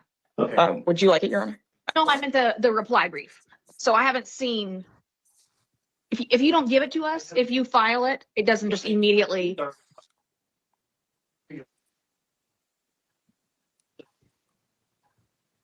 Here, Okay. I had emailed it to your assistant Tuesday evening when I thought I had filed it. The reply brief? I don't Um, think I received I the have- reply. I got the motion and the response, Yeah, though. I have copies of it if Your Honor would like to see it. Okay, how long is it? I think it's 3 pages. Okay, It's 7. Pretty short. It's 7. okay, And I've received it, and I have no objection to any of this. This is fine. okay, okay. But you're asking me about this one, right? The 2-page one? Yeah, in a minute, we're just gonna, the judge hasn't. May I approach you? Yes. This is so casual. This is so casual for a hearing to me. It's really kind of loosey goosey, and no one seems to really know what's going on. Oh, well, which pages? Oh, I don't have that one. Oh, I sent it to. But I just sent it to you, but it's not an I sent it to her. It's like, what's exhibit, going but like I sent on? it. Oh, What's okay. going Yeah. on? Thank you. Fuck. Sorry about that. We're, oh, wait, it was filed yesterday? Oh, no, this was a copy that you got a conformed copy. That's right, Your Honor. Okay, okay. All right. I'll try to read it. I'm going to listen at the same time, so we'll see how I do. Yeah, okay, so Laura, at some point, the defendant filed a corrected, he filed a declaration with his original response, and then he filed a correction, and you saw the correction, in fact, you're holding it in your hand. Is that right? Yes, Did anything in that correction concern you? yes. What? May I read Just tell the paragraph? court. Okay.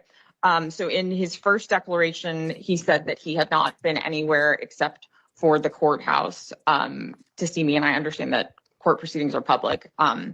So he then corrected his declaration on February 17th to say that he realized that the statement was incomplete and incorrect, and that in October of 25, he did attend a horse show in Scottsdale after seeing an online posting stating that I would be there. And so it was very upsetting to me because he obviously knew that he had gone to the horse show when he initially wrote his declaration.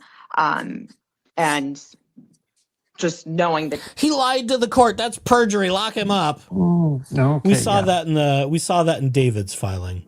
We read through that. He committed perjury, and he needs to be referred to the Maricopa County for prosecution. We saw that. Oh, That's what all this is about, I think. That's right up there with exaggerating those numbers and like placeholder dates and placeholder numbers on the petition or whatever. June 10th, 2024. That's just a placeholder. Oh, that was just a placeholder. That's when I had my Okay. paternity matter, and the judge didn't believe me. I was just gonna put it in there because whatever. he Fuck me. looked up where I was going to be in October and went to this event, even though it's a public event, went after seeing that I was going to be there. Like, he didn't just go to see a public event. He went because I was going to be there. How do you know that?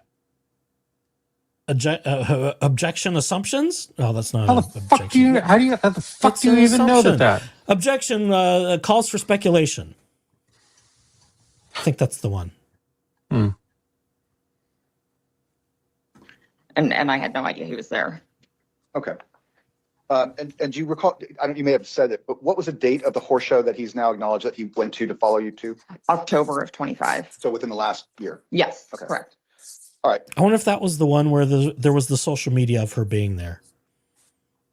And that was the same week she was supposed to be at the first round of hearings in San Francisco. And there she was, riding horses and winning awards, winning first place.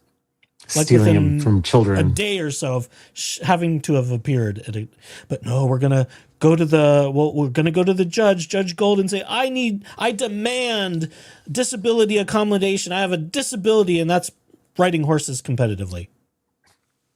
You have to accommodate my horse riding disability.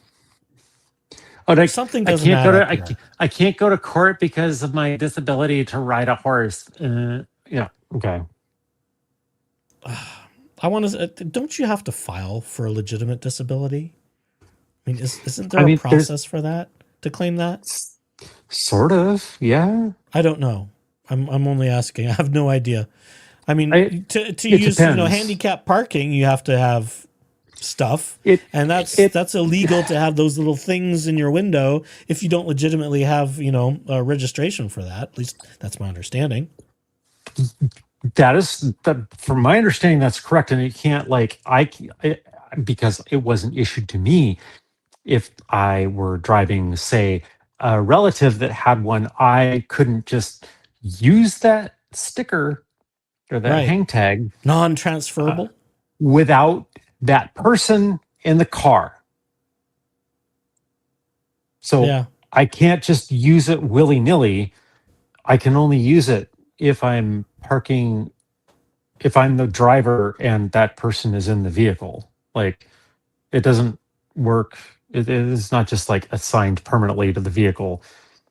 Half the time, those dumbasses don't even pull it off the fucking rear view mirror when they're driving. You're supposed to remove it when your vehicle's in motion, but they don't do that. So yeah, they whatever. just leave them there because, well, oh, pity me, I've got the entitlement decal hanging from my mirror. Hashtag entitlement. Yeah, exactly. Yeah.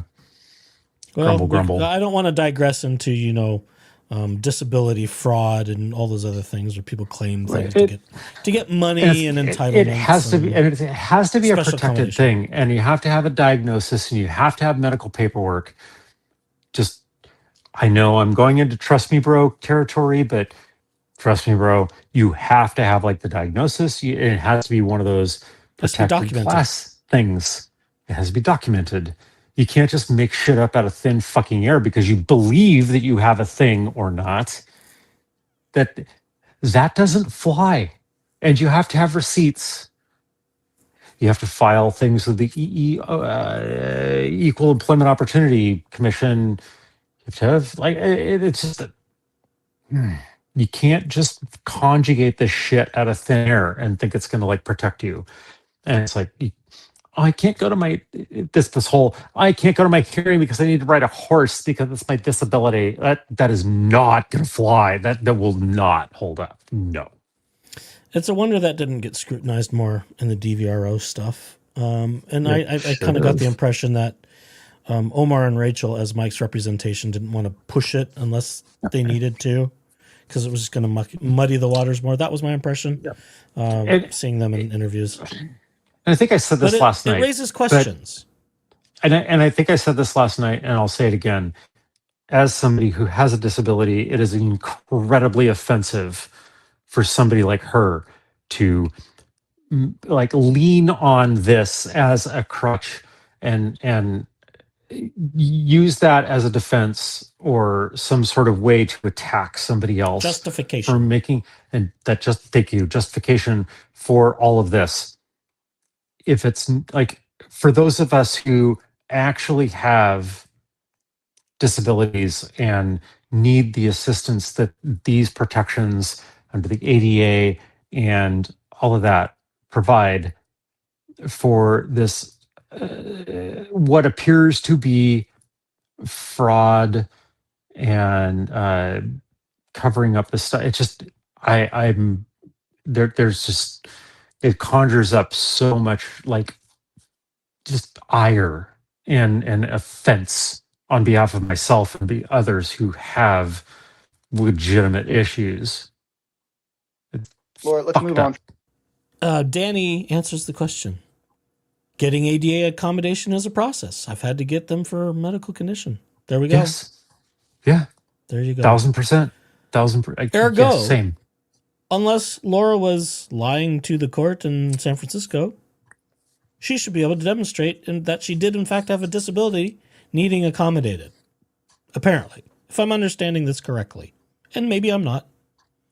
Yeah. But there you go. From that, I've got another exhibit, which is my exhibit I, which is going to be hopefully plaintiff's exhibit 9. Let's do this.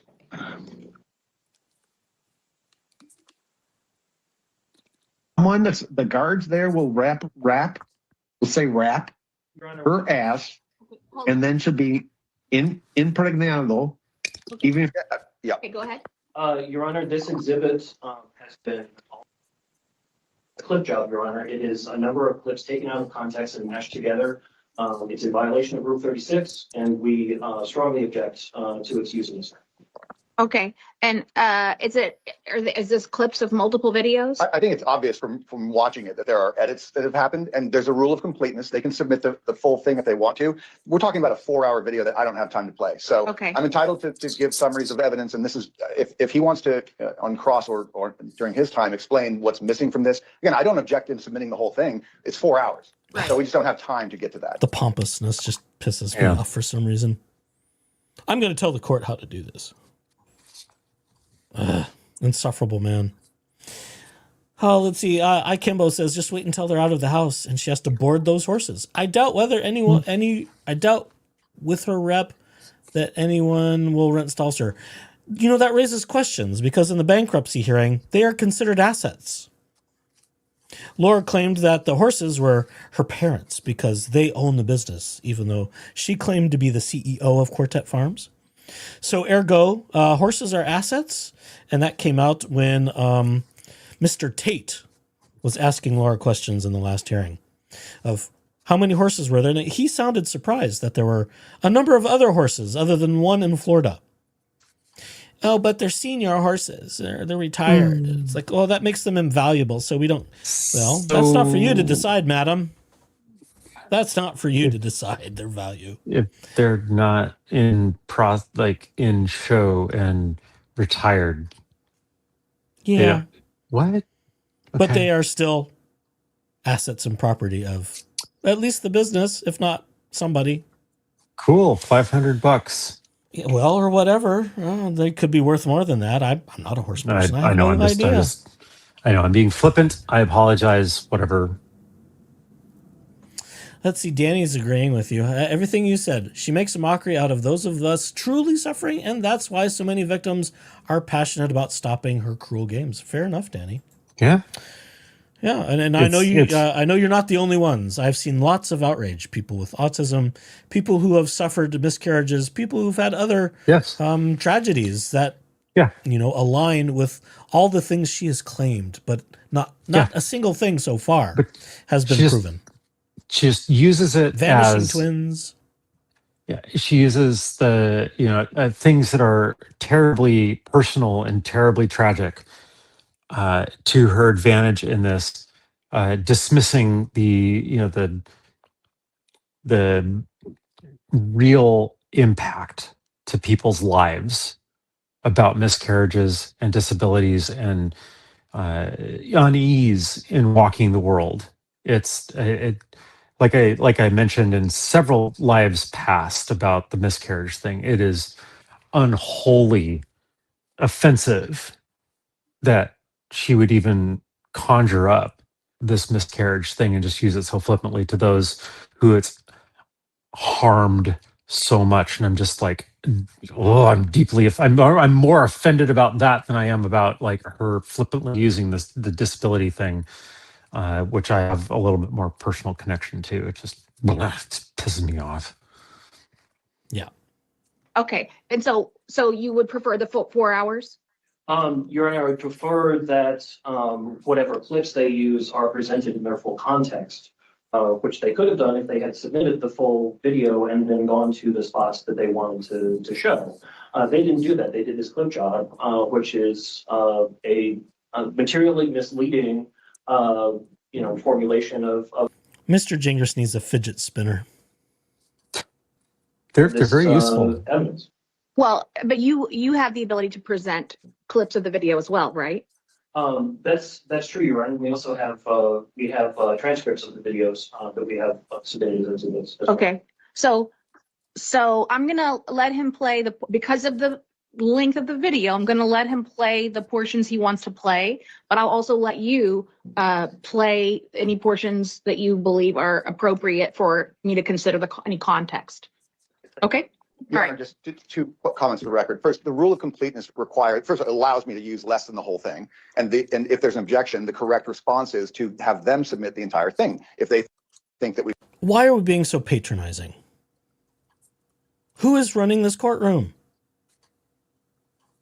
we've done something misleading, that goes to the weight of the evidence, not the admissibility. And if there's some part that's been excised or some editing that's been happened in some way that makes it misleading, that's for your honor as a fact finder to use that as a credibility issue or whatever. But it doesn't mean that you can't watch it now. So having said that, Let me just rewind this here. Okay. And again, we're not suggesting that there aren't edits. You can see them. You can see that there are cuts. Someone that's the guards there will will say wrap her ass, and then she'll be impregnable, even if there's more than one. And watch her end up with twins. What? Rap and impregnable? Is that what he said? Oh boy. I thought he actually when I saw the clip from Instagram, I thought he actually used the actual words, but maybe I'm misrepresenting or misremembering. No, in the petition, what has been stated, and I think it was even stated in the Gingras motion or the pleading, the word rape was fully spelled out. It wasn't rap, which to me I think is a misquote. Now maybe Rob intended that. Maybe this was an attempt to skirt around using the actual word, and there's a number of reasons to do that. Some of them being YouTube, because YouTube doesn't like words like that. We don't like inflammatory words even on YouTube, even though they would be free speech, in my opinion. Yes, Kimbo, he does lots of legally mansplaining, just like he did to Rachel Juarez in their so-called debate on Reality Steve's show. To which you can find the greatest hits of David sighing and grabbing his forehead on my greatest hits links. So if you haven't seen that, it's worth the 3 minutes of David just going, Rachel, It's great. Even Megan Fox played it on her channel. So it's like, one for me, ding. I will take credit for that because I made that super cut. It came out pretty well. My first ham-fisted attempt at editing. Or more. Can you imagine the irony of it all? Lie, lie, lie. Cry wolf, cry wolf, cry wolf. And all of a sudden, boom, knocked up with more than one child. Man, that would be a showstopper. This story does not end with jail. I'm letting you know that now. It's fed for free on my tax dollars. Thank you very much, you cunt whore. And you get to probably walk the yard. Might not be a service animal, but you'll make some lady friends in there, I'm sure. Okay. It's charged language. I'll give you that. But show me the law that says vulgar names are illegal. Yeah. What is vulgarity exactly? What is vulgarity? Where does the First Amendment say, you can't say that? But again, I don't practice law. What do I know? Keep going. I have broke the seal a long time ago. Fine. I am going to enjoy my background. I'll be back in a minute. We'll cover more ground this way. And if fuck they you. don't call her Horsehead, I don't know what they're thinking.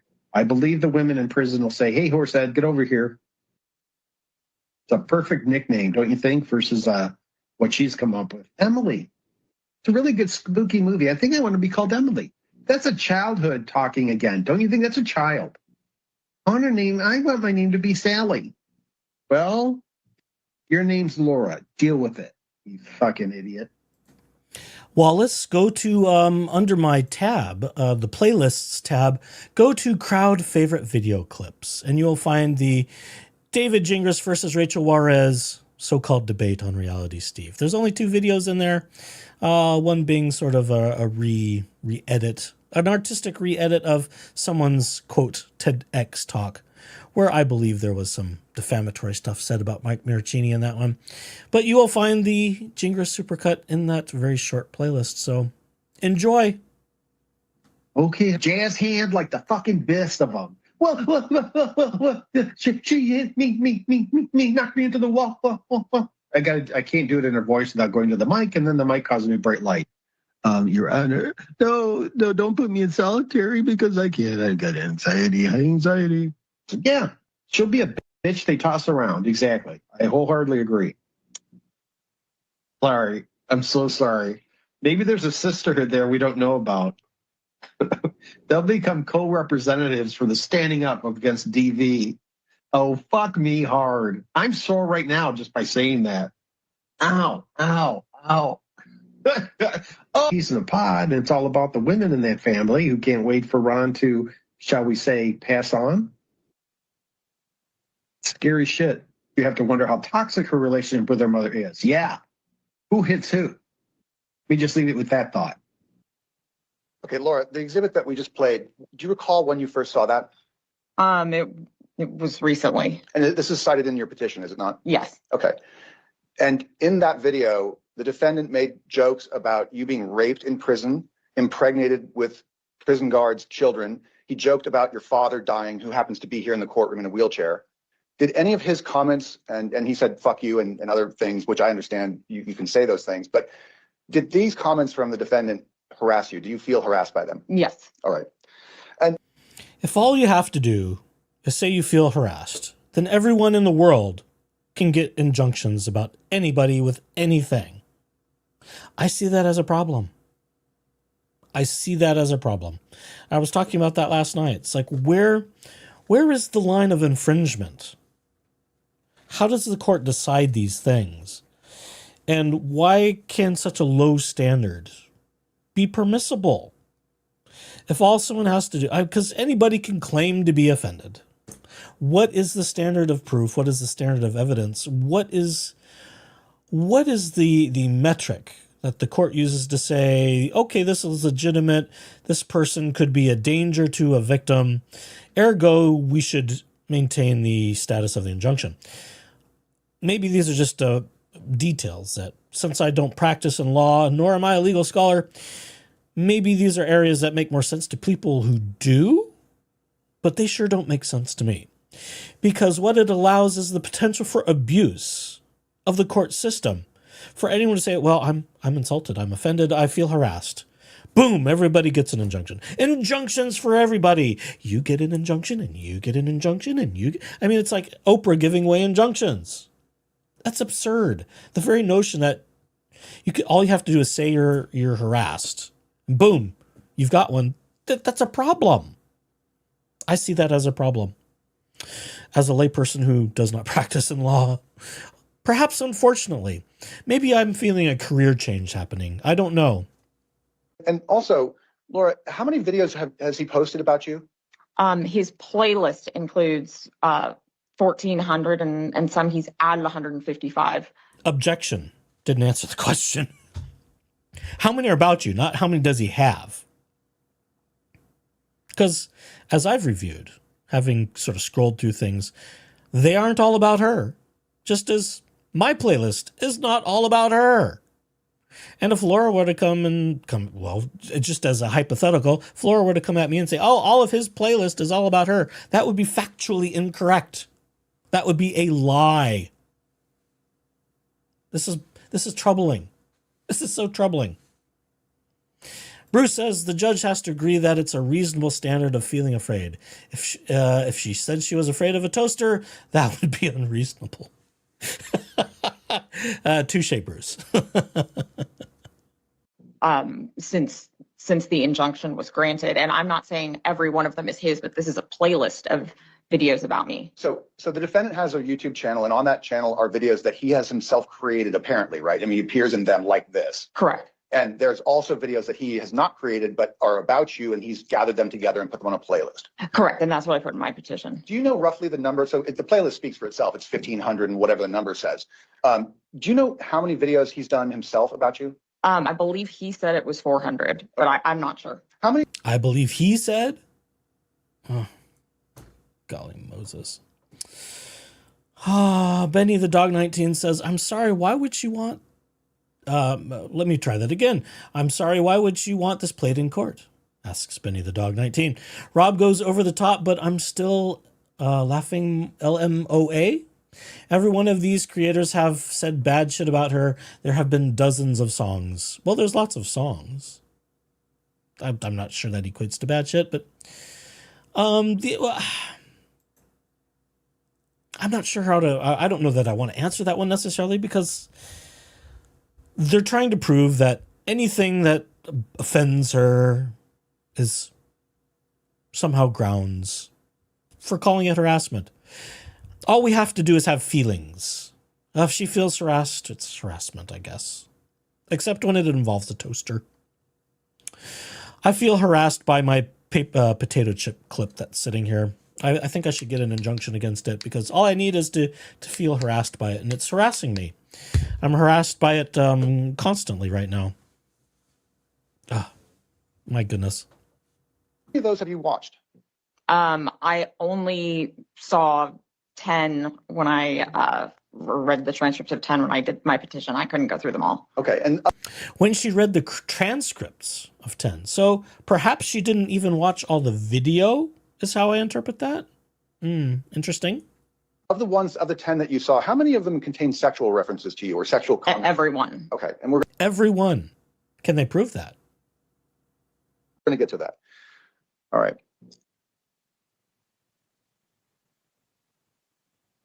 Hello, the poor indigent. If she goes and says I'm indigent because the court said so, I'll fucking bitch slap her through the phone, through the camera, whatever I can get to her. She's a fucking twat. She's a hole. She's an oblivious hole. And to take from Lauren's vocabulary, no is a cunt. And recently, a bloody ass cunt. I needed to go hang out at the hospitals and find out if she was admitted anywhere or actually had surgery, not just a hangnail up her ass. Michelle, money, show us the money, dumbass bitch, and parents. That one's me, right? I called that. I said, show us where all the money is as far as legal fees, law firms, and both case-related monies. Important to know. Indigent my ass. Did you hear this morning? Last night even via Omar's stream? Well, my parents, I bought a ticket and then I canceled it because I thought you said we didn't have to be there. And then my parents bought me a ticket at 7:30 last night. And then at 5:30 this morning, I canceled it because I was bleeding out of my orifices. Well, when you shove laxatives in your mouth. White Rabbit Ann says, yes, she chose to watch. That's not harassing. That's a masochist who, by the way, truly enjoys the humiliation. They crave it. So is Rob to be punished because she has a kink? I don't know. But since we know the outcome of this, apparently the court agreed with Laura Owens. Even though, as we covered in the ex parte hearing last night, the judge was having, or the commissioner. She's not a judge, she's a commissioner, so let's be specific. The commissioner had a hard time getting there and was asking lots of questions, and Laura was kind of fishing for what's the right response to get what I want out of the commissioner. We talked about that last night for a long time. So, Yes. Seeing how this is going, it's like, this is just a mess. And there's no fight in the defense, which is unfortunate. I mean, I can't speak to what Laura Owens likes, so that's up to you and whatever you believe. She is certainly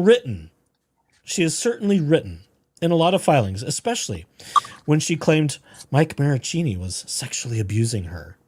And in order to read through all of that stuff, all of those pleadings and whatnot from the Maricini DVRO stuff, because we went back a little bit, or I went back. I don't think Jeep Daddy was on that one. I went back and read some of her earlier stuff in the original DVRO that she took out against him, I think in 2016, if I'm not mistaken.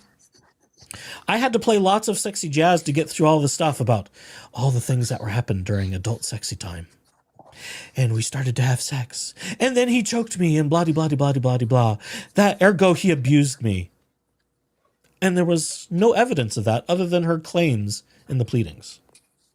And of course, when she tried to file for a permanent restraining order against Mike Maricini, which has a lot of consequences for Mike, she decided not to attend. She was a no-show both times. And she tried to wiggle out of it and appear virtually, which Judge Carolyn Gold said, no, you don't. You're going to be here. But I can't do that. I have a disability. Well, I can't do that. I'm having an emergency surgery. It became stall tactics, in my opinion. And so it got thrown out. But there was lots of sexy talk. And in the article we covered, I think it was Daily Mail UK, where Jan Black, Laura Owens, says, Laura Owens tells me a lot about her sexual life. That was in the article. So to castigate someone else who's also talking about sexual things in reference to her, I find very hypocritical. Because we're definitely would appear that way. It would appear that way. We don't seem to mind talking about it in pleadings and accusing people of abuse that we can't prove happened, for which we turn into TEDx talks and chicken soup for the soul essays to try and monetize off of what appeared to be fraudulent claims of abuse. Make it make sense, folks. It doesn't make sense. Nope. Make it make sense. Hey, Rob is in the chat. Hi, Rob. Hope you're doing okay. Hope you're doing okay. Good to Hey, see Rob. Hey, Rob. you. Hey, Rob. But okay, fine. But I'm ching. Danny says, there are people who offend me, and so I don't listen to them. It's a glaring difference from if he were coming at her with these statements. And if he were coming at her directly, and if he were showing up to places and getting, But again, I don't practice law. Maybe I'm wrong in that assertion. Maybe I'm wrong in that assumption. Because again, the result of this was that the commissioner upheld the injunction as it currently stands. Which wasn't much. It kind of is a little... Don't contact her, keep your distance. And yet we were spending all this time playing comments and things that they find vulgar and offensive and so on and so forth. But yet there was no restriction. There was no injunction against speech. I find that interesting as well. Mm-hmm. So, okay, out of an abundance of caution, stay away from her, keep 10 yards away, don't contact her, etc. Yeah. It's absurd. It's just absurd. Yes, I agree. Mouth and suck on them like candy, it's going to raw it out. And if you're purposely vomiting so you can say that you're anorexic, first off, you've just offended every anorexic person who really is anorexic in the world, including the moon for that fucking matter. Second, you're doing it to yourself. That's why you're vomiting blood out of your throat. And how much blood is it? You're 84.6 pounds. If you were to vomit blood out of your mouth, I think you'd pass out. If it's a spit full of blood in a tissue, I pass more blood when I pass a kidney stone, you fucking bitch.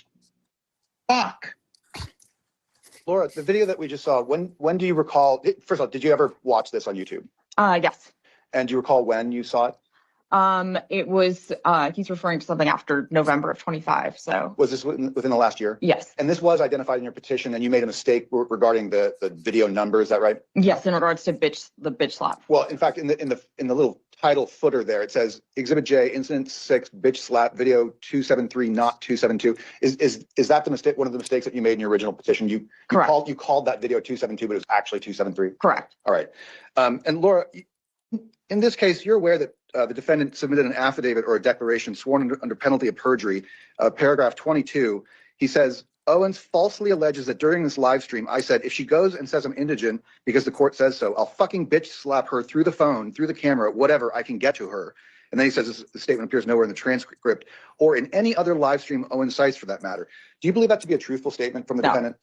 And in his motion to quash, reading from page 2 at line 15, he says, contrary to Owens' mischaracterizations and outright fabrications of what the defendant said, nothing in those live streams meets the criteria of the harassment statute. Did you fabricate any part of what I just played in this video? No. Did you fabricate any part of any of the videos we've seen so far? No. All right. Did that video cause you to feel alarmed, distressed, harassed in any way? Yes. I would think. All right. Let's look at Exhibit K, which is going to be Plaintiff's Exhibit 11. Yeah, I got to see Lo handle who's in charge in her pod or whatever the fuck they call it, and then her take that person down so that she can be king shit, right? Or queen shit. That would be quite interesting. And I don't see her doing it. I see her cowering in the corner and possibly even forced to solitary or not commissary. That's food where you buy stuff.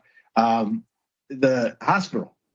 Because what people might potentially do to her in the showers, whereas all they can do, I assume, is slide food through a little rectangle door. She could probably work her magic through there with a couple of blowies, but we don't know for sure, right? Laura, that video, do you recall when you saw that? It was recently. Okay, and his comment in the video about you performing magic, doing blowies through a little hole in the door, did you understand that to mean a sexual reference to you performing oral sex on prison guards? Yes. Did that statement harass you in any way? Yes. All right. Any words we find offensive are harassment, apparently. Yeah. Just, it's all harassment. All of it. Everything's harassment. I don't get this.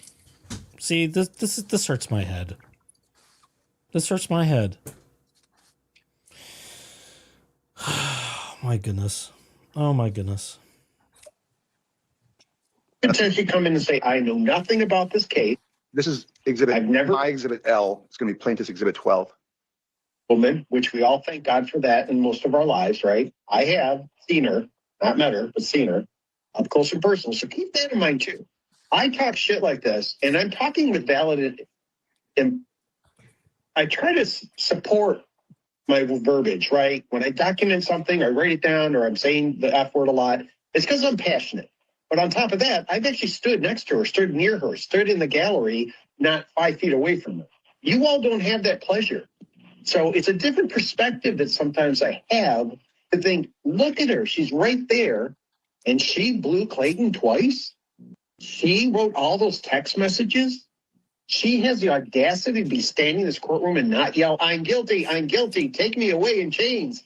Ooh, baby, ooh, baby, ooh, baby, ooh, right? Maybe she's into that too, I don't know. We know she's not into cleaning her casita. But I say all these things. We don't kink shame around here. Be it true or untrue, we don't kink shame. Nope. I know people that find chains and that, or ropes, should I say. Ropes, other restraints, there are people that are into that. Yeah. It's just facts of life. What they do in their bedroom is what they do in the bedroom. Mm-hmm. I feel harassed by that. That's harassment. Give me a break. Yeah, I will. They also crossed my mind because I've seen her in person, right? Or the other, right? Makes sense to me. Plus, we don't want to leave her out there in the world for too much longer, right? She's probably getting a little restless in the downtown area, and she needs to find a new man. Scary thought, but the holidays are coming, right? Have a drinky, and boom! Uncle Bob's your uncle. What is it? Bob's your uncle. That's it. Bob's your uncle. I never liked Bob. Just call me Robert. Is that a dad joke? That sounds kind of like a dad joke to me. I'm just maybe saying. a little. For Rob, okay? Please start with Robert. I prefer that the most. And if you were my mom, Roberto. Laura, that video, do you recall when that, first of all, have you seen that before? Yes. That looks like it's a phone recording a tablet or something. Did you create that? Yes, I did, because the video is 4.5 hours long. I couldn't clip it. When do you recall seeing that for the first time? Maybe a month ago. And was that around when it was posted, do you know? It was definitely within the last year. I'm not sure when it was posted. Okay. Let's look at Exhibit M. This is going to be Plaintiff's Exhibit 12. Me in the face, and the police are calling. They take me to jail. Then I could be arraigned at the same time. Wow. That would be almost as good as flying on an airplane to California from the 4th to the 6th, seated near her, if not next to her. Then I could bet she would let me fly, join the Mile High Club.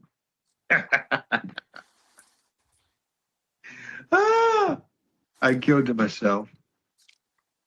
Laura, that video, have you seen that before? Yes. Do you know when he posted that? It must have been November of 25. Okay, and that's part of your petition in this case, right? Yes. And in that video, he made a comment about sitting next to you on an airplane, and that if he did that, that you would let him join the Mile High Club. What did you take that statement to mean? That I would have sex with him. He's made a lot of sexual comments about you, hasn't he? Yes. In fact, almost every video we've seen is about sex with you. Laura, you have a pending criminal case. You have a mugshot up there, and there's reference to that. That's a matter of record. We all know that. Yes. How many times have you been in court on that other case? In person appearances? Maybe half a dozen. Has the defendant been at every single one of those? Yes. Okay. Did this video make you feel harassed or alarmed or humiliated in any way? Of course it did. All right. Which exhibit? I'm sorry. That was That's our Exhibit M. I believe it's Plaintiff's 11 or 12. Oh no, I'm sorry. There are, Drew, I owe you an apology. You matched. That would be Plaintiff's 13. I see. Okay. There are cross references to our. That makes it much easier. So let's look at our Exhibit N, which is going to be Plaintiff's 14. Oh, hang on. This one's 43 minutes. So I think we are going to not play that entire one. In fact, the rest of them are just too long to play. Laura, watching these videos and knowing that the defendant has posted about you more than 400 times, well, whatever the number is, it's more than 2 in the last year. Is that right? Correct. Whatever the number is. Now the numbers don't matter. Oh, yeah. How convenient. 1,500 for 400. Yeah. And you feel harassed and humiliated by that? Yes. And what are you asking the court to do about that? I'm asking the court to, I guess, sustain the injunction, to keep the injunction against harassment. I'm sorry, I actually missed one little bit. After the defendant was served with the order in this case, do you know approximately when that was? You filed the petition, Oh, yeah. You filed it on January 20th, 2026, and I believe it was issued that same day. Do you recall when he was served with it? I believe it was January 26th. After he was served with the order, did he do anything else to continue harassing you? Yes, he did. Can you explain what he did? He continued to appear on podcasts or like YouTube shows. So what? So what? Where was the restriction? We covered that original injunction. We saw the document. We heard the ex parte hearing. There was no restriction from her mentioning him. So what? Objection. Relevance. I don't know. I just like saying that. I'm sorry. I can't help it. I like saying it. I should have been a lawyer. I probably wouldn't have been a very good one, but I don't know. Yeah, it's never too late. Maybe I could have been a medium smart lawyer, just like Megan Fox is a medium smart journalist. Hey, there's a little ring to that. There's something there. And made comments about this. He even said there's no stopping him now, was one of his comments.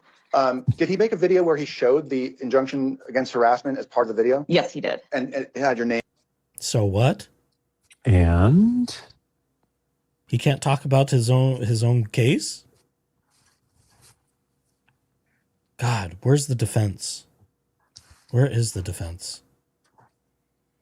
Name on it. Yes. Did he make a comment at any point about going to your house and knocking on your door after he was served with the order? Yes. Do you remember when that happened? It was maybe a week after. I have a quote here that says in a video on February 5th, 2026, the defendant said, "Well, I knocked on her door at the casita. Who's knocking on the door? But then I just maybe thought that's a bad idea and I left." Do you remember seeing a video where he said that? Yes, I did. Did that terrify you? Yes. And you understand that he... But we don't have this video? Or is this one of the ones that's too long? Oh, I don't know. It's 4 hours. That's so long to get through. Yeah. Well, don't make statements you're going to show up there. Again, don't engage, don't contact, don't impersonate. Don't be a dumbass. Don't be a dumbass. Don't do anything you shouldn't legally be doing. Just don't do it, folks. concluded that statement by saying, "I'm just joking." Yes. Did you think that was funny? No. No further questions, Your Honor. All right, thank you. Cross-examination. I mean, out of everything, that sounds like the most actionable thing to me, as someone who does not practice law. Someone who says they're going to show up, oh, well, I'm just kidding. That starts getting a little bit more fuzzy to me. Don't do it. Don't intimate you're going to show up on people's houses. That can get you in trouble. Thank you, Your Honor. Good morning, Ms. Owens. Oh, here we I go. can find out a bit, Ms. This gets disappointing. So I'm sorry, folks, it gets worse. Andrea's videos.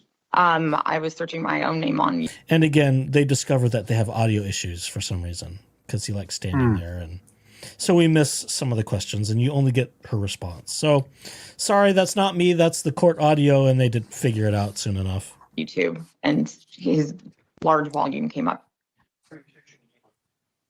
Because I'm curious to know what people are saying about my case. I think it's important to be aware. So you had to affirmatively go up looking for videos about you, right? Correct. Mr. Andrea did not send any of these videos to you, did he? No, but he addresses me as a person within them. You cunts and everything is at me. Yes, he did by attending the court proceedings and by going to a horse show he knew I would be at for the purpose of watching me. Did he say anything to you? Yeah, I mean, he said hello. I held the door for him. Really? Really? First, didn't she say earlier she's never met him? Now Now she held the door for him. They said hello. Funny that. That's an interesting inconsistency. I wish I could go back and recue that one. You have to go back, folks, on your own. I'm pretty sure that's what I heard. She said she never met him. No, hello is not harassing. The other acts are. And your court hearings are public, aren't they? Yes, and The other acts are harassing, in her opinion. That's for the court to find, not her. he also has the right to speak about me, just not say what he said. And when you He's allowed to talk to me, but not talk about me. But he But can't. not use words. Can't say things that He can't say anything offensive to me or about me. I stand corrected. Yeah. eat in a horse show, that's a public event, isn't it? Yes, I've never had a stranger come and try to watch me. A Does that mean- stranger? what? Is there more? Hang on. So she knows everybody that shows up to these horse shows sitting in the stand? I doubt that. I doubt that they're all personal friends of hers showing up to these public horse show events. I'm so frustrated with this defense. Oh, if you already watched this twice I will and not guarantee just nobody gone else has- completely crazy. I'm a glutton for punishment, I suppose. Well, yes, we know that, but Yeah. Well, and I pick up things, kind of each iteration. There's more, which is why I'm going to go back and watch Law Talk with Mike talk about it too, because I am terribly curious as a practicing attorney in Illinois, what Law Talk with Mike said about this whole circus. Well, shit show. It's more of a shit show than a circus. bit of all of the above, really. Yeah. Ever sought me out like your client has. No. But testify. Correct. And he lied in his petition and said he was only going to court proceedings. He knew he'd been at a horse show. And you know, of course, that Mr. Andrea did submit a corrected affidavit, corrected declaration, correcting the mistake that he made, and letting the court know that, yes, he did attend that horse show last October, right? Correct, which scares me even more because I don't know where else he may have been that he's forgotten. But you've never seen. Well, that was sarcastic with her rolling her eyes and no, forgotten. Yeah, slightly. Yikes. This is not a good fit for a defense attorney. Him anywhere else. No, I have not. He hasn't contacted any members of your family, has he? No, but he certainly made comments about them and that my So my what? mother and I are out. Oh, big deal. He's allowed to talk about your parents. Big fucking deal. He's allowed to talk about their bankruptcies they filed and got dismissed. He's allowed to talk about your bankruptcy you filed and is now being scrutinized by a DOJ trustee who's supposed to be deposing you any day now.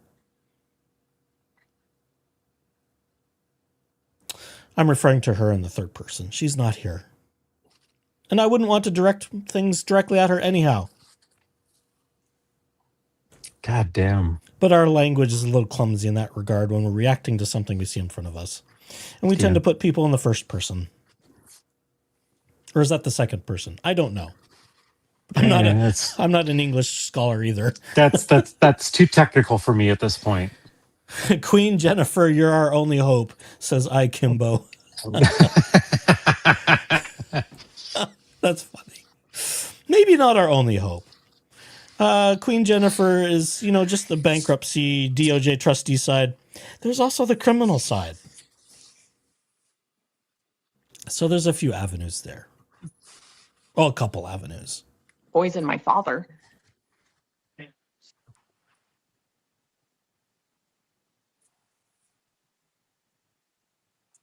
I can't stand that we miss these questions. the audio processing is it's very frustrating. Come on, court, get it together. Has attempted to communicate with other people who are doing legal shows about me, and he's attempting to communicate with people doing legal shows about me. So what?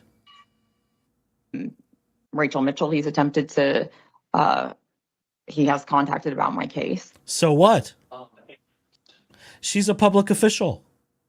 The public is allowed to reach out to their public officials and express concern. So what? Able to speak to a public official about that public official's public duties, right? Absolutely not. No. You still have Mr. Andrea's initial declaration in front of you? I only have the supplemental.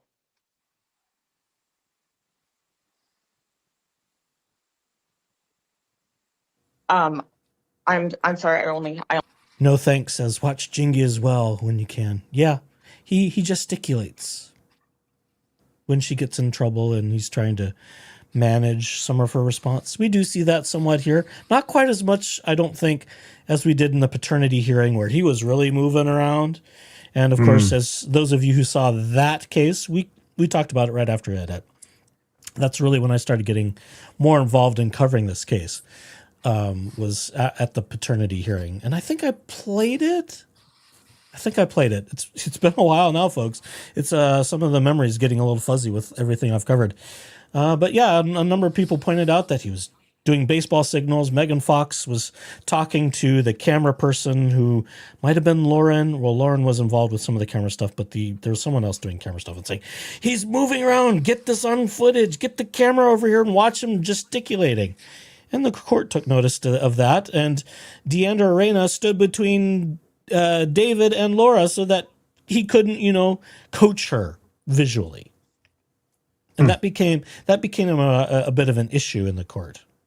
I only have the supplemental. I've got a copy if it would help. Yes, ma'am. Sure, go ahead. This is the declaration that was. That's a good point too, Danny. According to Megan Fox, public officials that we elect are the only people we can and should be contacting. Excellent point. I wholeheartedly agree. Don't be contacting people we talk about. Be they an attorney or defendant or plaintiff or any of that. Don't do it. Standard disclaimer applies. Best just leave it be. Yes. Was attached to the motion to quash? That's correct, Your Honor. Okay. Thank you. Oh, I'm sorry. I hadn't even noticed, but yeah, there's no microphone at the podium. Oh. So you can stay over where the microphone. Can we get a do-over? Can we back that up? I want to hear what he said. I want to hear the questions. Is, or you can use that microphone and stay at the podium. Yeah, I'd rather stay at the podium. Yeah, that's fine. I'm sorry. I forgot. This is the only courtroom I've been in that doesn't have a microphone at the podium. Ms. Owens, can you read paragraph 22, please, out loud? Owens falsely alleges that during this live stream at 16:31 to 16:37, I said, if she goes and says I'm indigent because the court said so, I'll fucking bitch slap her through the phone, through the camera, whatever I can get to her. Petition at 5. That statement appears nowhere in the transcript or in any other live stream Owens cites for that matter. See generally Exhibit 5. Owens alleges that I made other statements that appear nowhere in the transcript, including she's a fucking twat, she's a hole, low as a cunt, and recently a bloody ass cunt. Petition at 5. These do not appear at the timestamp she cites or anywhere else in the transcript. See generally Exhibit 5. She reads through those words very well.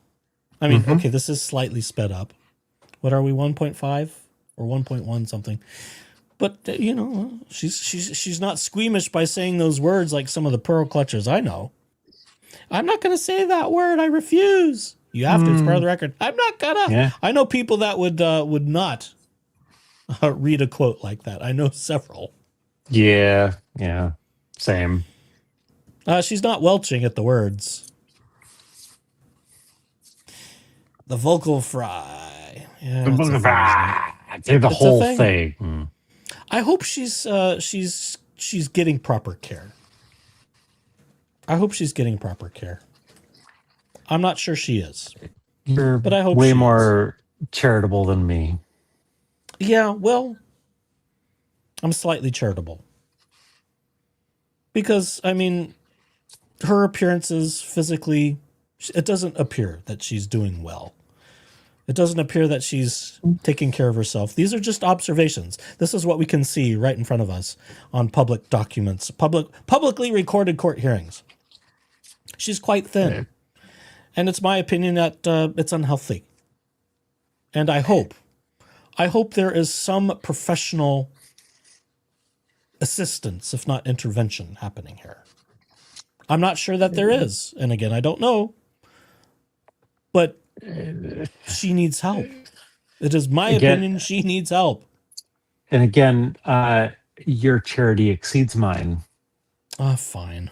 And directing your attention to paragraph 21, the live stream that is referenced in paragraph 22 is the one cited in your petition titled 0272 trial LOVMM travel granted, correct? Yes, and then I corrected it to 0273. But you didn't correct it until after we had submitted this declaration, right? Correct, but I cited all of his videos in the first paragraph of my injunction. Did you cite every single video by name and number? Well, I said 1,300 of them. So it's true, isn't it, that these quotes that are discussed in paragraph 22 do not appear in the 0272 video, do they? Correct, but he said them and we played it. So I was just a clerical error. So it's true to say that those statements do not appear. Clerical, don't blame it on the clerks. There's no clerical error here. It was your petition. Yeah. Unless someone else, her legal counsel, was filling it out for her. Like they What? claimed No, he did I with the can't. bankruptcy. No, that David was helping me fill this part out. Please, Echoes, no, that can't be possibly true. You're in that video. I don't know. The clumsiness of the original petition didn't quite read like David, but I don't know. I wasn't there. Okay. I didn't watch it get filled out. Okay. And she didn't, on the original petition, there wasn't any representation for legal counsel. So I think she started it pro se and then he waltzes right in like he's trying to do with the bankruptcy.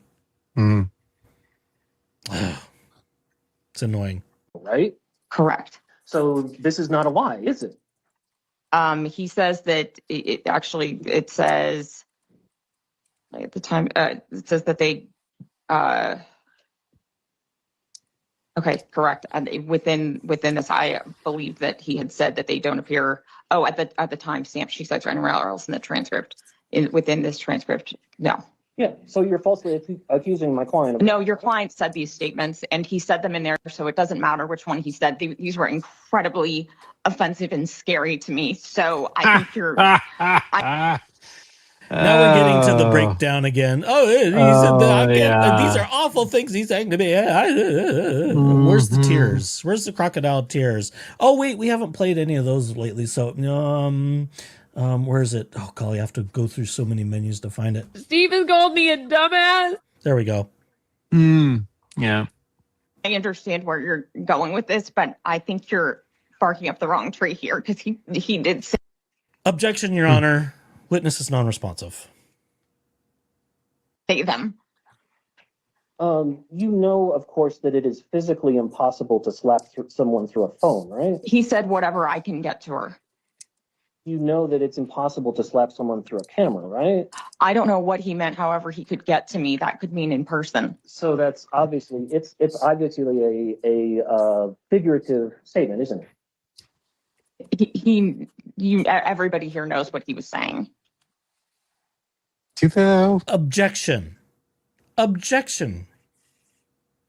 Huge speculation.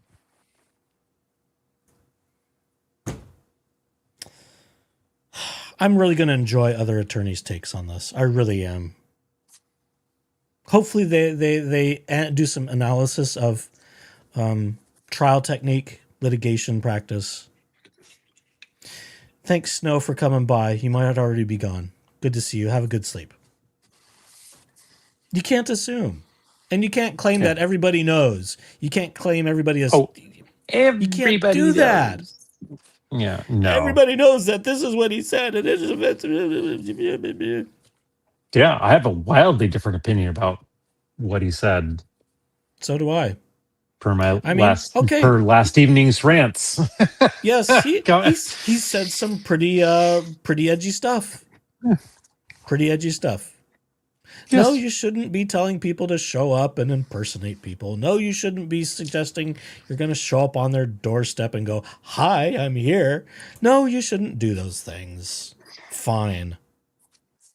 Yes, and does that rise to the level of injunctive relief? I'm not so sure. I'm not convinced. Maybe this is why I shouldn't practice law. If I were on the bench, I would not be convinced. But it's only because I know so much about who this person is and what they've done.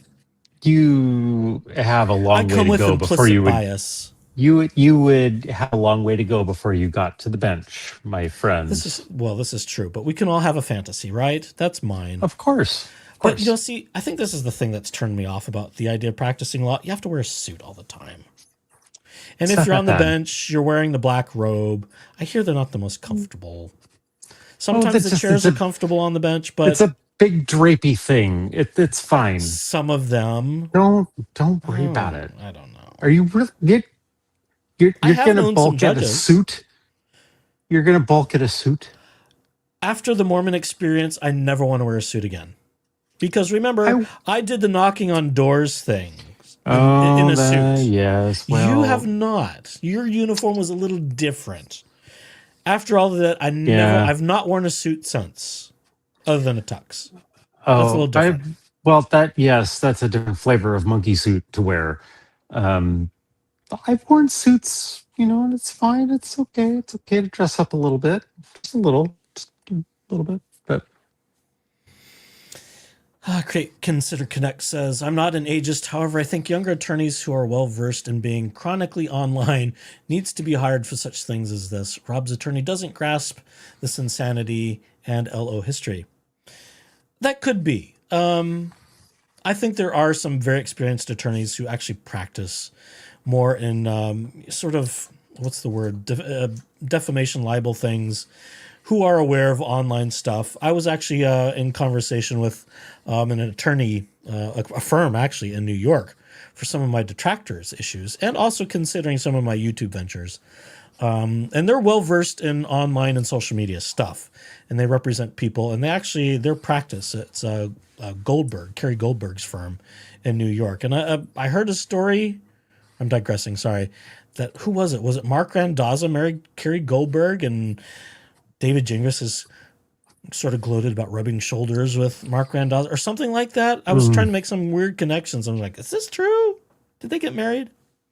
But I did have a conversation with Goldberg Law about some things at one point. So that was an interesting experience. Yeah. Funny that. There are people who do practice in more social media based stuff. But it's not, I think it's a fair assessment that the law, generally speaking, from attorneys, courts, all the way up to, perhaps the Congress, they don't keep up with the pace that technology evolves. And that does present a challenge. It does present a challenge. Danny also says, also need a female. That's why Omar got Rachel for Cross and Mike's case. And that's a very valid point. Because as we saw here, someone starts to break down, he kind of backs off a little bit. And that's when you need to start pushing her and her testimony, in my opinion. You start getting her on the ropes and things fall apart, that's when you need to start driving the witness, in my opinion. Now, I know there's certain rules. I know there's certain rules about how you question a witness and how you go about getting testimony. I understand that. Sure. Again, I don't practice in law, so I don't know all the details of that. I know there's rules, but as we saw in the paternity matter, and that's when David Gingras called for a timeout, was because she was falling to pieces on the stand as she was getting grilled for all the inconsistencies in her testimony. That was an epic moment in that hearing. This whole thing could have had as many, if not perhaps, I think, more epic moments. And we'll actually have, coming up, someone will plead the fifth. So that's that foreshadowing. More to come. So, if these videos were upsetting to you, why did you watch them?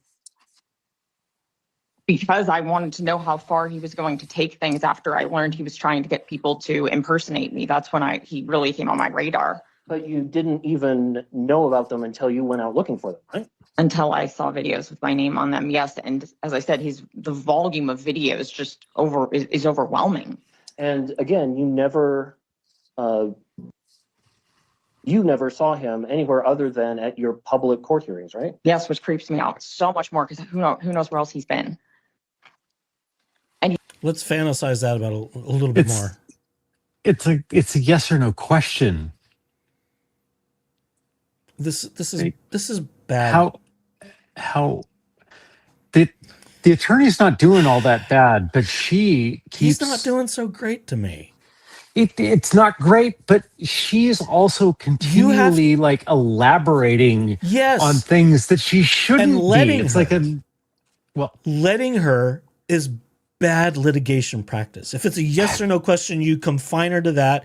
And if she keeps deviating, witness is not responsive, Your Honor. Objection. Yeah, but you know well enough that even if it's like, yes, this is a yes or no question, and witnesses or others will just ramble on to say whatever they want to say. It happens in these courtrooms. It happens in Congress. It happens all over the place. Well, those aren't all the same thing, I would say. Congress is not the same. Yes, their hearings, they are conducted in similar fashions, but it's still, you try and constrain something to, is this yes or no? And the people will, the respondent will say whatever the fuck it is that they want to say, regardless of whether it's like constrained to a yes or no. Well, but you have tools as the questioner, as the one asking the questions, to constrain that, because she likes to ramble on to try and, add to her statement. Sometimes it's relevant. A lot of the times it's not. But your I don't client, disagree with that. He needs to have a little more control as a trial attorney. I don't disagree with that. That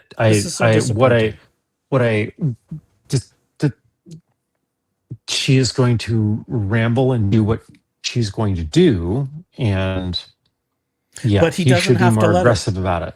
He doesn't have to let her. The second she deviates, he can shut it down, but he doesn't.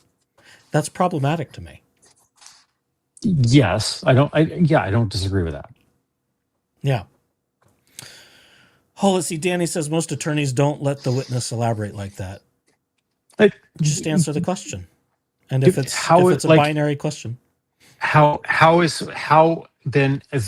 would he shut that down? The question was, it depends on how it goes. The question was very simple. The question was very simple. You went out searching for these videos, did you not? That's a yes or no question, Miss Owens. And if she does it again, Your Honor, strike the response, witness non-responsive. Well, all right. Okay. That's how you manage people who try and deviate from what you're trying to get them to answer. You can try and confine them first. It's a yes or no question, Miss Owens, and then if it keeps going, you can start reining it in. Deander did it very successfully in the paternity hearing. And it became a thing where the judge, Judge Mata, stepped in more than once and said, Miss Owens, she asked the questions, you answer them, because Laura was trying to railroad Deander's questioning too, but Deander wasn't putting up with that shit. Mm-hmm. And it got confined, and the judge had to intervene, and it got such to the point where the judge very gently threatened, if you continue to go down this I forget how it was phrased because this has been a while, because it was starting to get to the point of Laura being in contempt, in my opinion. Because Laura was, but it needs to be answered properly. In other words, it needs to be the answer I want to give rather than the responding to the question that's being asked. And the judge was saying, okay, if this keeps going, this is going to enter an area that you don't want to go into, which I took to mean was the judge's subtle attempt of saying, you're going to be found in contempt, Miss Owens. Yeah, found in contempt soon enough. Yeah. Mm-hmm. Yeah. Fair. Yeah, that's fine. Kimbo says Deandra was a masterclass. It was she's very good. And with someone like Laura Owens, who uses words to manipulate and twist, and I'm losing words because it's getting late and we need to finish this thing. And just sort of subterfuge everything, dance around it, all those things. You've got to keep her on a very short questioning leash. And you can't let her wander, because she'll go off on other times. But this happened and that happened, and it needs to be answered this way, and this is what I want to say. Yes, but no. You're not in charge. They ask the question, you respond truthfully. And of course, guess where that landed her? With 14 felonies after a criminal referral. Well, with a 14 felony indictment. I'll be 14 specific. indictment. Yep. 14 felony indictment. Be careful. I've corrected myself. It's fine. It's okay. That's all right. I can correct myself. There's people out there that are going to like roast you. Well, and yes, roast. I would love it if Judge Judy were presiding over this, because she would have that poor woman. She would skewer this bitch so fast, it would be incredible. God damn it, that would be amazing. I don't think she wants to be involved in a case like this, but it would be entertaining. Oh, wouldn't it if be amazing? She was aware of this case and to get her reaction to what she thinks of all of this, just sort of on a high level. That would be very entertaining to me. Yes, she may or may not know about this case. Sometimes these things are known in the circles, sometimes they're not, because people lead their own lives, and not the entire world does not yet. Well, maybe they do. Maybe I can't say that. It's hard to gauge the exposure of this case, and by this case, I just mean Laura Owens generally. Let's be real. Judge Judy is not she's not a spring chicken. Real judge. She was. This is what was, but is not is. Well, yeah. Well, on the TV shows, she's the TV shows. She was arbitration. That's right, and that's different. Yes. And the case, the actual legal case, was dropped in order to bring it to the TV space. Right. So yeah, it's a different thing. It's a different animal. She had a whole different shtick that was going on there. But I don't disagree with the premise that Judge Judy would have just like raked her over the fucking coals, and it would have been amazing. I get the impression that Judy was quite a bulldog in the courtroom, both as an attorney, because I believe she, if I'm not mistaken, she practiced family law in New York as well. And then at some point she was appointed to the bench. And then, she had this reputation of being no nonsense in the courtroom, and that's how she landed the job. And she has this empire. The TV it's remarkable. Job side of it, yeah. Yeah. Well, she's worth $1 bazillion. She's worth an awful lot of money. God bless her for that. It's like, oh, hey, I've ascended beyond just being a judge. Yeah. I'm a TV star that does arbitration. But to be minimal stuff. But it is very clear that is entertainment. That's not how for her they are real cases, and that was one of her things when she first started. I don't want these fake cases. I want these to be real cases. They just transitioned out of the public. They transitioned out of the public space in an actual real small claims court into this other realm that was then highly produced. Kimbo says, would have loved to have seen Rachel, as in Rachel Juarez, question LO. That would have been interesting too. That would have been just to see, because we've already seen one style with Deandra. It would have been interesting to see how Rachel Juarez would have questioned or cross-examined Laura Owens. That would have been, because Rachel seems like, I haven't watched her show. I'll admit that. Sorry, Rachel. Forgive me. But she's Emmy Award winning. And she went to Yale and Stanford. She's a smart cookie. And she seems to really be with it. So it would be interesting to see how her litigation practices, how she works as a trial attorney, and does all those things in a courtroom. Yeah. That would be very interesting. Maybe there's old video somewhere of Rachel Juarez doing her job. I don't know. That would be kind of amazing, really. That would be fun. If there is, great. I would be interested to the end of this torture fest. Okay, fine. Let's finish this because it's getting late. He said he needed to hang out at hospitals to try to find me. So for all I know, he went to the hospital when I was admitted. I don't know. So you have no evidence that he did, right? He said I needed to go, so I don't know. You're just speculating, right? Correct. He's nodding. Isn't the only she rolls her eyes. Cases online, is he? No. And he's also. David was nodding. I'm not watching him so much because I've already seen him do his thing. Yeah, he was totally nodding in that. Yeah. Yeah, he does stuff. I'm not going to point him out because it's there. And I've seen this enough where it's like, okay, yeah, he does his thing. We've seen him do that before. So what? Obviously, the defense is a little bit oblivious to his tactics, and obviously, David's coaching her. Mm-hmm. So, and she looks to him a lot. Just not prepared. Not a good fit. Also not the only person who talks about your cases online that uses, shall we say, vulgar language. Correct, but they don't try to direct people to impersonate me or. But they don't direct people to try and impersonate me. Well, that's fair. I'm saying people don't. Okay. See, that could be valuable. Or say that I should be raped by prison guards. So let's talk about that. Did anyone, to your knowledge, impersonate you? Yes, yes, they did. I was told that they called the horse show office. Yes. Okay, tell me about that. Who told you that? I was told that by the horse show office. Who at the horse show office? I can't give a name, but I'm sure if you call the horse show office, they will. Convenient. Yeah. They didn't identify themselves, but they called you? Convenient. Oh, I'm sure if you call them, I'm sure if you do the work, they'll tell you that. That's convenient. What do they answer the phone? Just horse show. Yeah. Okay. Yikes. Say that they received calls trying to pretend they were me. Were you competing in a horse show that weekend? I was not. So even if somebody called trying to impersonate you, they wouldn't have gotten any information about you, right? They would have found out I wasn't there because your client told them to call to see if I was I hear there. another joke coming. I impersonated myself to see if I was there, and I was not.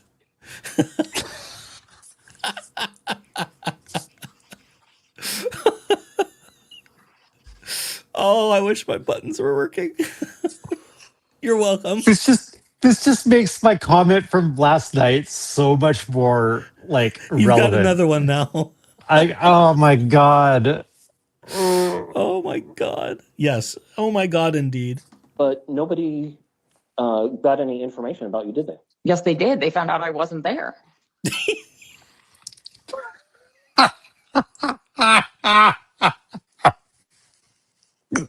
That's harassment. I wasn't there.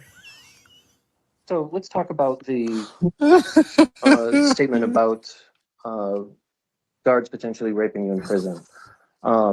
Isn't it common knowledge that unfortunately sexual assault is a problem in prisons? I'm sure it. I mean, I don't know enough. I'm sure it is. I'm not I can't answer this one right, or I'm going to incriminate myself for saying that I don't know. denying that. I just don't know enough. I just don't know. Vocal enough. fry, more vocal Something fry. that people talk about when they're talking about a criminal case where someone might go to prison, right? Not that I've seen, but I haven't sought that out. Interesting. So it's She seeks a lot of other stuff out. Yeah. it's certainly not unreasonable to speculate that if someone is in prison, they might unfortunately be sexually assaulted by a guard. And impregnated by a guard? Is that with multiple children? No, I don't think that's common. What does that Confine matter? the question. God damn it. Don't let her run the courtroom. You are asking the question, sir. See, and then he puts his tail between his legs. This is not good. This is just not good defense, folks, in my opinion. You spoke about what you say Move on. that my Yeah, client do said this. in a live stream shortly after he was served with the petition, Correct. correct? And you testified that he displayed the petition on screen during that live stream, correct? Correct. Is your address on that petition? I don't know. And You don't know if you put said on your that own he, fucking address said on there? something Whatever. about visiting the casino where you lived, correct? Correct. And he immediately followed that by saying that's a joke, right? Correct. So he was joking. It was an extremely poor taste if it was a joke, and for all I know, it was the truth. I don't know why somebody would say that and think it was funny after they've been served with an injunction against harassment. People are allowed to make jokes, aren't they? If it was a joke, and no, I don't believe that he should have been allowed to say that, or who would say that after they've been served with this. See, she wanted to constrain speech too. So people are allowed to make jokes in poor taste, right? Yes, they are, but not about stalking somebody. Oh, after not they've about been me. Given an Oh, injunction they're against not harassment. about me. That was alarming to me. So you're upset because Mr. Andreev has criticized you online, right? Absolutely not. He's entitled to criticize me as much as he wants, and that's why I allowed this to continue without Fake. getting an injunction. False. Lies. I Bullshit. allowed this to continue. Do you hear the controlling statement there? She allowed him to continue to keep posting. That's disturbing. For more than a year, I wasn't seeking out his videos. So you knew about his videos for more than a year before you filed the injunction? Correct. I hadn't watched them, but I knew he was a content creator who did videos. It was only once I learned that he was trying to get people to impersonate me that I thought maybe I need to look more into this. And again, you didn't have any knowledge of the content of any of these videos until you went out looking for them, right? No, that's not true. It was when I found out he was trying to impersonate me that I started looking into the content of his other videos. Okay, so what made you look for the content of his videos was when you found out he was telling people to impersonate you? Correct. That's not what you testified before, is it? No, I don't know what you're referring to. You testified that you went out looking for videos of yourself on YouTube. By my name, correct. David's hand went up, and now he's You're nodding. saying that what He's coaching her. precipitated that was Did you see that? Should I go back? I did not see that. Let me back it up. Watch David. looking for videos of yourself on YouTube. By my name, correct. Oh, Right. And he does kind of. All right. He raised his right hand, and then kind of did the T, and see. A good trial attorney would be aware of what's happening behind him too. This is so problematic. All of this. But now you're saying that what precipitated that was your alleged knowledge that someone had impersonated you? Correct. Then I looked up my name and I saw all the videos that he'd created about me. So who told you that someone had impersonated you? The horse show office. And did you call them or did they call you? They called me. Okay. What? And did that person say... Hello, Miss Owens. This is the horse show office. We don't identify ourselves. Yeah. Please. Can someone fact check this? that the person who was impersonating you was doing so because of Mr. Andreev's YouTube posting? No, they did not.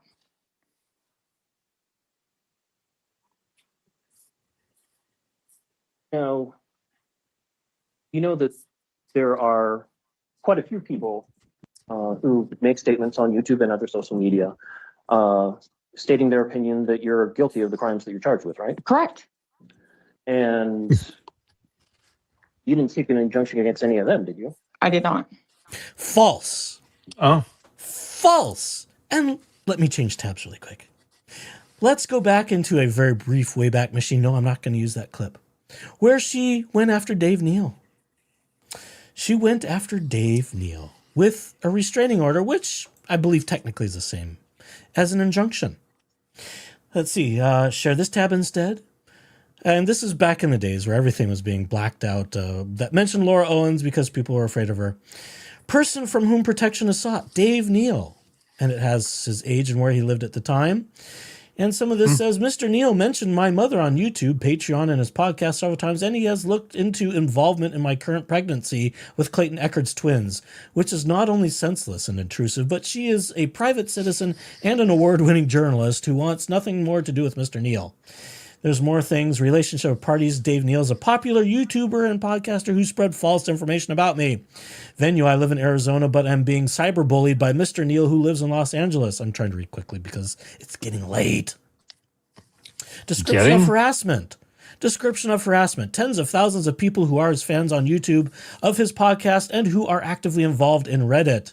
How did you how did the person in 2 harass you? See attached. We'll get to that in a second. Let's see. Did the person use a gun or things to threaten you? No. Were you harmed or injured because of the harassment? Yes. I've experienced suicidal thoughts due to helplessness I feel in regards to Mr. Neal spreading false information about my reproductive history, despite him Despite providing him with undeniable proof of my prior pregnancies, he has refused to believe it and has continued to create content alleging that I have faked pregnancies, which is untrue, unproven by the medical records I provided him with, et cetera, et cetera, et cetera, et cetera, et cetera. Let me fast forward a little bit because you get the idea. This is old news. What about Liz Neptune says I Kimbo? I'm not sure that Liz was served with a restraining order or an injunction. If I'm not mistaken, Laura Owens called the sheriff, I think it was, in Florida on Liz Neptune, but I don't believe there was any other court action involved in that. I could be wrong. There may be something I'm not aware of or missed. So, and she goes on, let's see, request to give less than 5 days notice. Mr. Neal has been posting defamatory content, blah, blah, blah. I want it to stop immediately. He has been warned that if he does not stop making content and defaming me in an effort to gain favor with Mr. Eckerd, that I would be obtaining an order, yet it has not stopped him. There's more. I'm going to skip it. Describe harassment. Dave Neal runs a popular YouTube channel. So what did she just say? Do I need to back that up again? Sure, why not?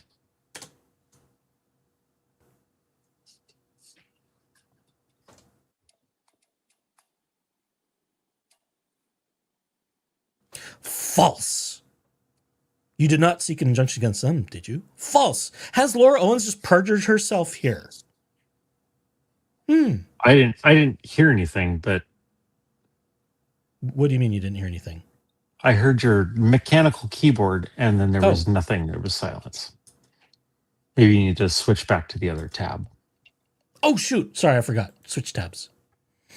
It's easier. You know, that would be a nice feature to have in StreamYard. Follow tab as you click through them. That could be useful. And that's okay. Let me try that again. Devs. Sorry. Technical difficulties. Boomer tech problems. You can tick that off on your bingo card. There are quite a few people who make statements on YouTube and other social media stating their opinion that you're guilty of the crimes that you're charged with, right? Correct. And you didn't seek an injunction against any of them, did you? I did not. Aha. You Lies. just picked on Mr. Andre. Aha. Aha. And let me also bring as Exhibit A, or excuse me, that was Exhibit A, and Exhibit B. Exhibit C.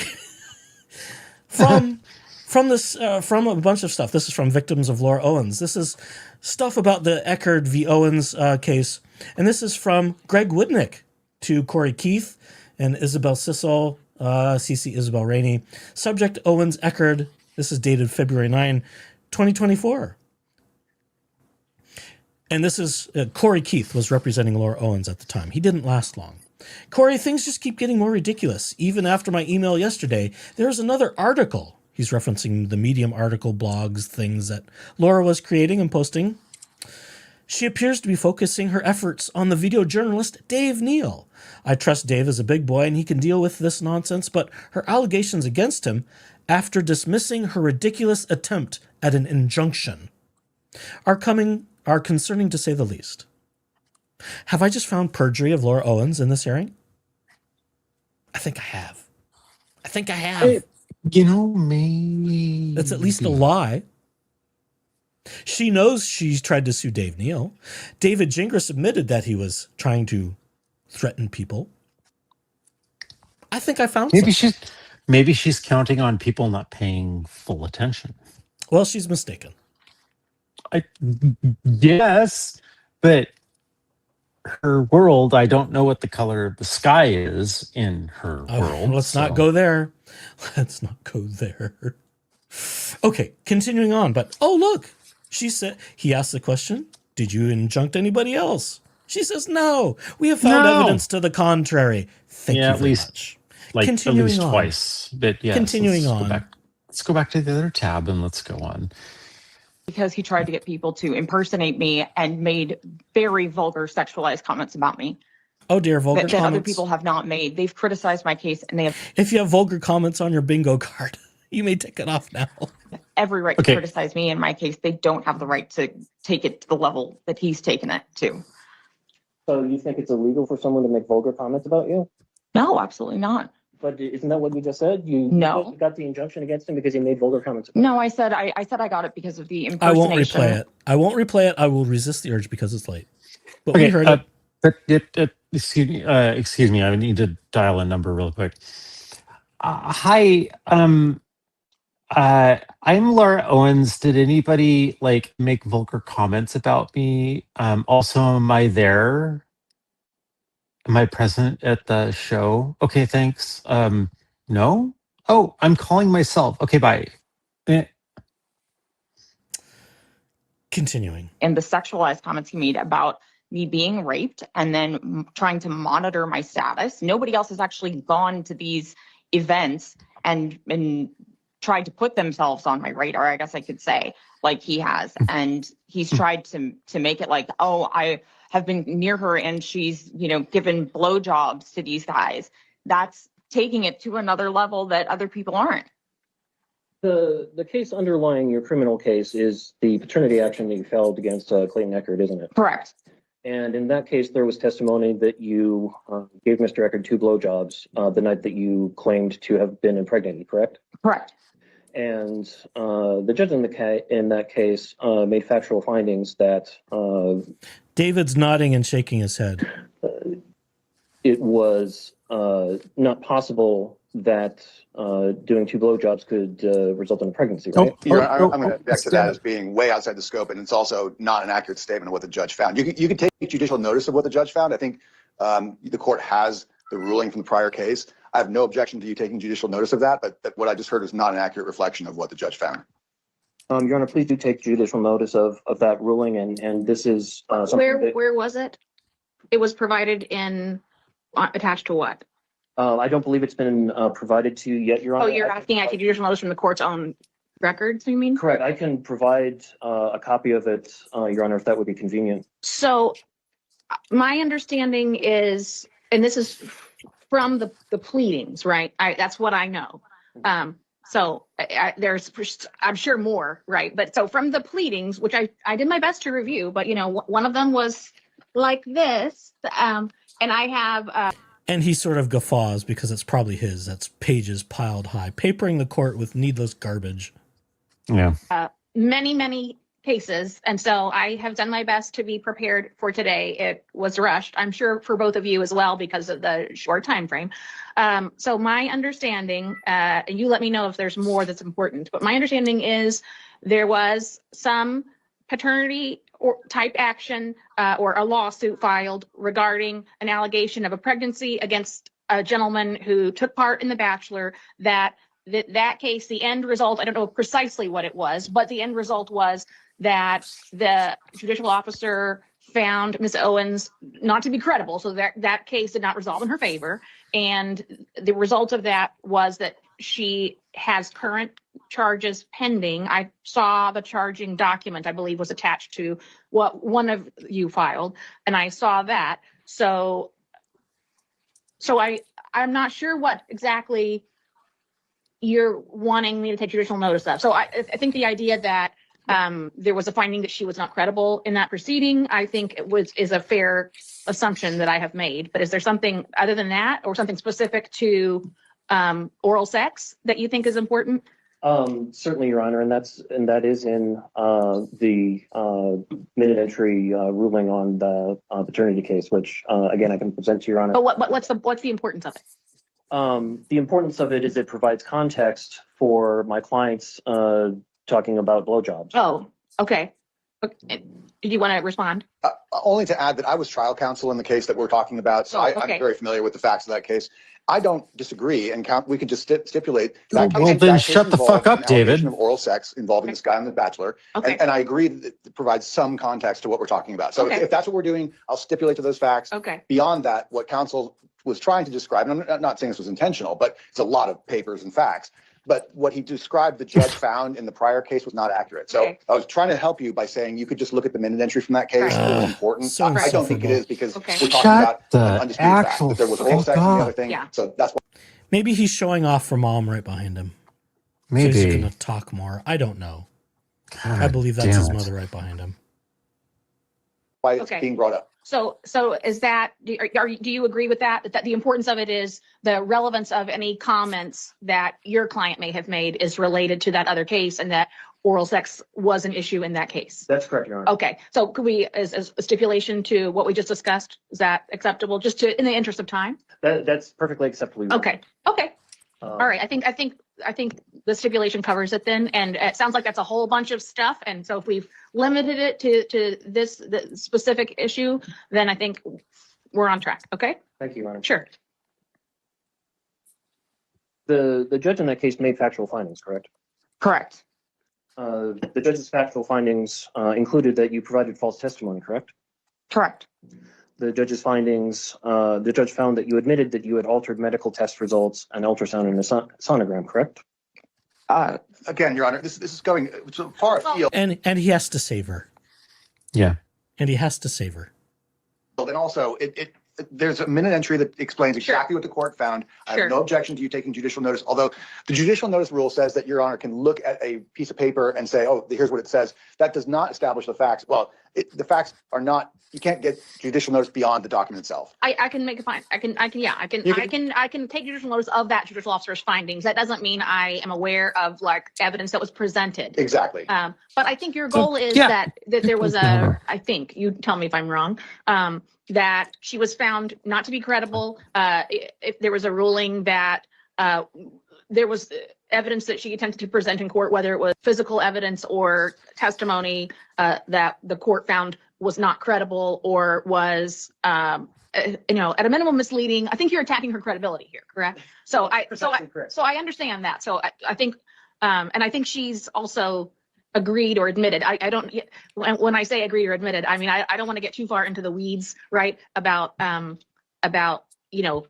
what you say she did. This entire case is full of weeds from beginning to end.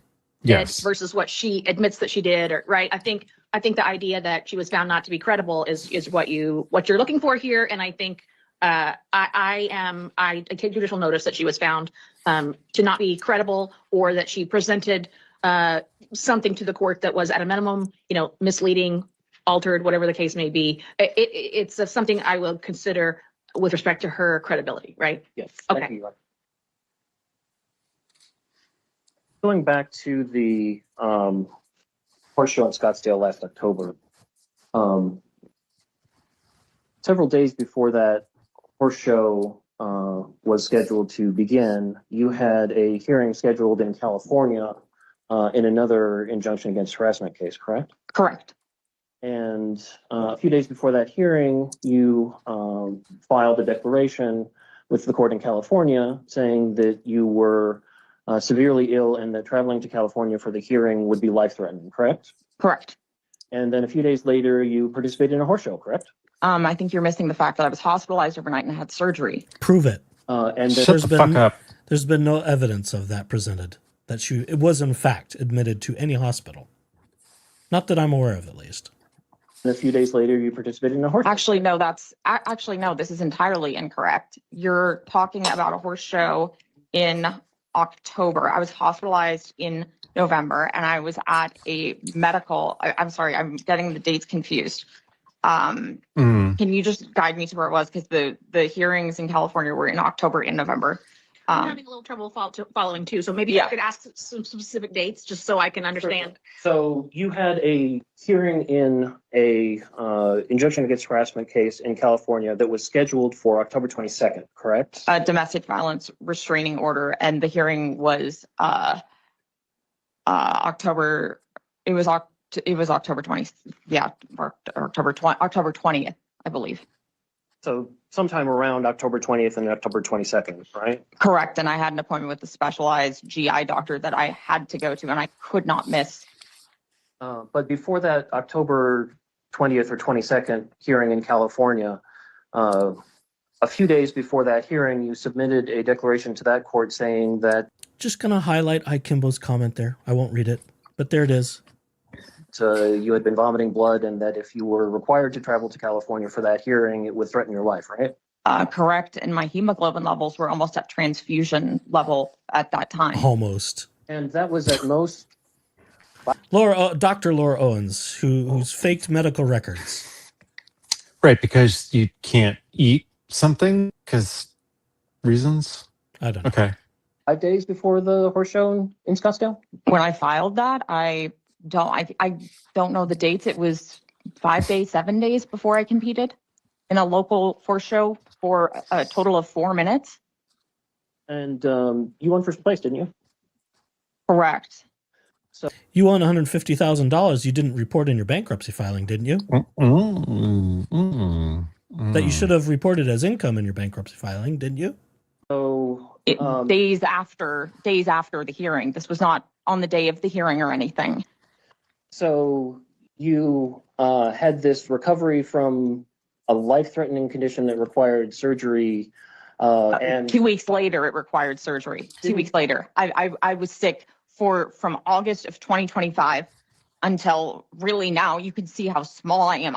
I'm constantly ill. Oh, I'm so sick. I'm constantly ill. I've been Let's see. Ducky says that Dave Neal's case was dismissed. I read a document as part of some of that. I didn't read through all of it. That they settled out of court. If you recall, Dave, when he talked about Laura Owens coming after him via Dave Gingras, and this was when Dave Gingras was saying, David Gingras, pardon me. I'm trying not to be casual. I'm just trying to get through this quickly. Don't be casual. This was when Gingras made the comment he wanted to make Dave Neal homeless and graze Laura Owens' horses on his property. So that's when some of that transpired, as memory serves. extremely ill. but If we're extremely ill, why are we showing up to Barry's boot camp so frequently and getting awards for having attended so many classes? Mm-hmm. If we're so chronically ill of some disease we just don't seem to have a name for. you weren't so ill that you couldn't compete in a horse show, right? Precisely. My mother would say, if you're too sick to go to school, you're too sick to do certain activities. Yeah. You can see how I look in that. I competed 10 minutes from my house for 4 minutes. I didn't miss the hearing for that. And you know I did not miss the hearing for that. And then We're losing control again. I competed days later, and so does your client. You know that, and so does your client. You Again, know. problematic letting her get away with that. Yeah. Was asking you, Ms. Owens. But the fact remains, doesn't it, that you told the court in California you had a life-threatening condition. Which I did, and I still do. And a few days later, This is not acceptable response. He needs to control this. you were competing in a horse show. Correct. Correct. I don't see how that has to do with whether or not your client made statements that he clearly made. Okay, you just answer the questions and your attorney can follow up after. Okay. I'm sorry. Let's keep this moving though, because Yeah. we're well outside of our time frame here. Uh-huh. I apologize, Your Honor, just a few more. That's all right. You're not, it's not only you. But we got a slow start as well. Yeah. So when you say that you feel harassed by Mr. Andreev's videos, you're just making that up, right? No, I'm not. Just like you made up things you testified to in the paternity case, correct? Your Honor, I'm going to object to that and instruct the witness not to answer based on the Fifth Amendment. We are not getting into the criminal stuff and there it asking is. her about that. There it I'm is. not going There you to go. allow her to answer that. Do you want to be heard? Your Honor, I think you understand where I'm going with this, so I will withdraw the question. Okay, all right. I think that makes sense, just given that there's a pending matter. Skated I by have no that further one. questions. I don't All right, think wasn't the pending that the paternity case is not pending. No, it is not. But because it's resulted in criminal indictments. All right. Skirt that. I think there are ways he could have maneuvered He some of could have- that. I think he may have I think a done good better. trial He could attorney have done could have- better. Yeah. Any follow-up? Yeah. I don't think so, Your Honor. Lord, based on what he asked you, is there anything you want to clarify, or do you feel like and That's not a this question. could be as much as, were you clear on the dates he was getting at with this horse show thing? Because I was aware of some of this stuff, but I don't even remember what the dates are. Was it before his time? Sorry, that's a running joke.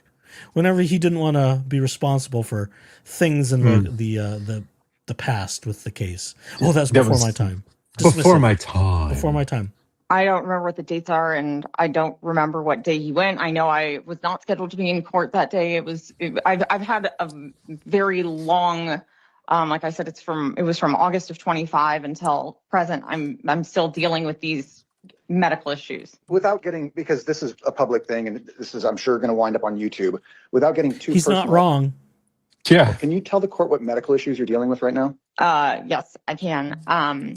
I've been vomiting blood since August. I've had multiple tests and procedures done to try to figure out what the source of that is. I have epilepsy, I have autism, I have anorexia, I have panic disorder. I have all the diseases. I've got a host of issues. And you've sought medical treatment for those things, right? Of course, yes. But you still rode a horse, right? Correct. For 4 minutes. Correct. Are you just trying to live your best life notwithstanding your health problems? Correct. Okay. Is there anything else you want to clarify? No, I mean, I guess it's just, I'm not trying to get upset about it. I just feel like, the fact that he made these statements is not in question. It's just upsetting to have this other stuff, brought up. My credibility is not at issue when we have him on video making the statements. Not when we said Okay. things like, I've There never we had go. an injunction against anyone There we else. go. But we've got factual evidence. I feel feelings. like my feelings, and that's illegal because my feelings. Oh. And Ducky, I think, has hit the nail on the head. He didn't put up a fence, and that's why this went the way it did. This is a very disappointing performance for defense. A very disappointing. The some of the questioning was actually pretty decent, but also the delivery wasn't good, as was letting her run roughshod over him in her responses. Correct.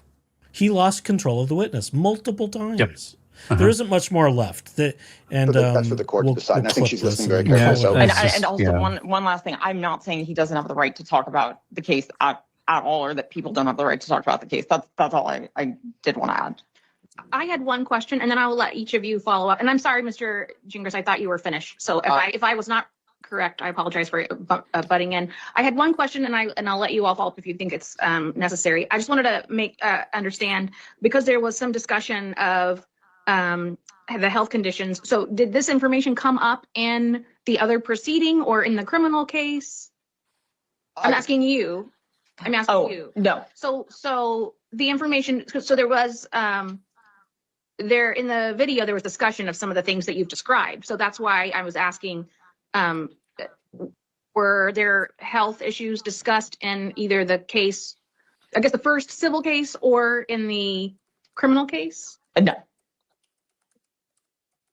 Okay. I'm not sure that's an accurate answer because it came up in the DVRO. In the world.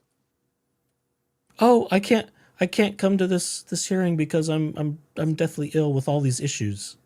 And she posted about her autism claims and other things on various social media platforms. I'm not sure that's an accurate response. I could probably help Your Honor with that. Well, I mean, I guess I'm asking her. I'm asking her, but I want to answer it for her, please, Your Honor. Speculation on YouTube. Speculation? I beg to differ, madam. You've claimed these things.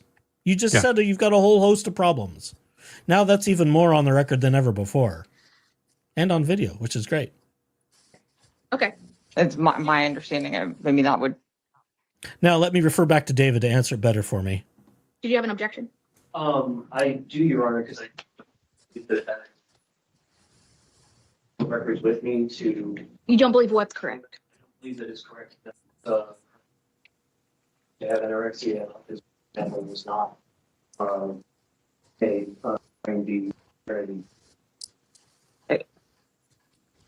do you know whether it was? I mean, I think she can say whatever she wants to say. If your objection is that what she's saying is not correct, you can ask her questions about it. But do you know? I had a 50-pound weight loss from when I filed the paternity case until when I was seen in court. And so like the anorexia was brought up by people who saw like my weight before, and then, saw my weight, I guess, at the case, but it wasn't like discussed at the case. It was like on YouTube. Oh, okay, wait. If I'm paying attention, I guess, right? We were discussing a motion filed in a California case. Oh, in that case, did you say something about your medical issues? That I had GI bleeding, yeah. Oh, okay. So sorry about that. That's okay. We testified to that, and I just didn't get it. Right? It was a DVRO hearing. It wasn't an injunction against harassment hearing, and I did have to, for health issues. Yes. There was something in the court record, so maybe that's what it was. Correct. That's all. I was just trying to connect those dots in my own mind, and if I had thought about it, it was probably clear that that's where it came from. Okay. Anybody have a follow-up about my question? Go ahead. Oh, not about that. Oh, okay. Did I bring something else up that You didn't, May no. I- do you have a follow-up to? Yeah, may I Okay. ask the witness Yeah. the questions? Is it about my question? Yes, Your Honor. Okay. So in the paternity proceeding,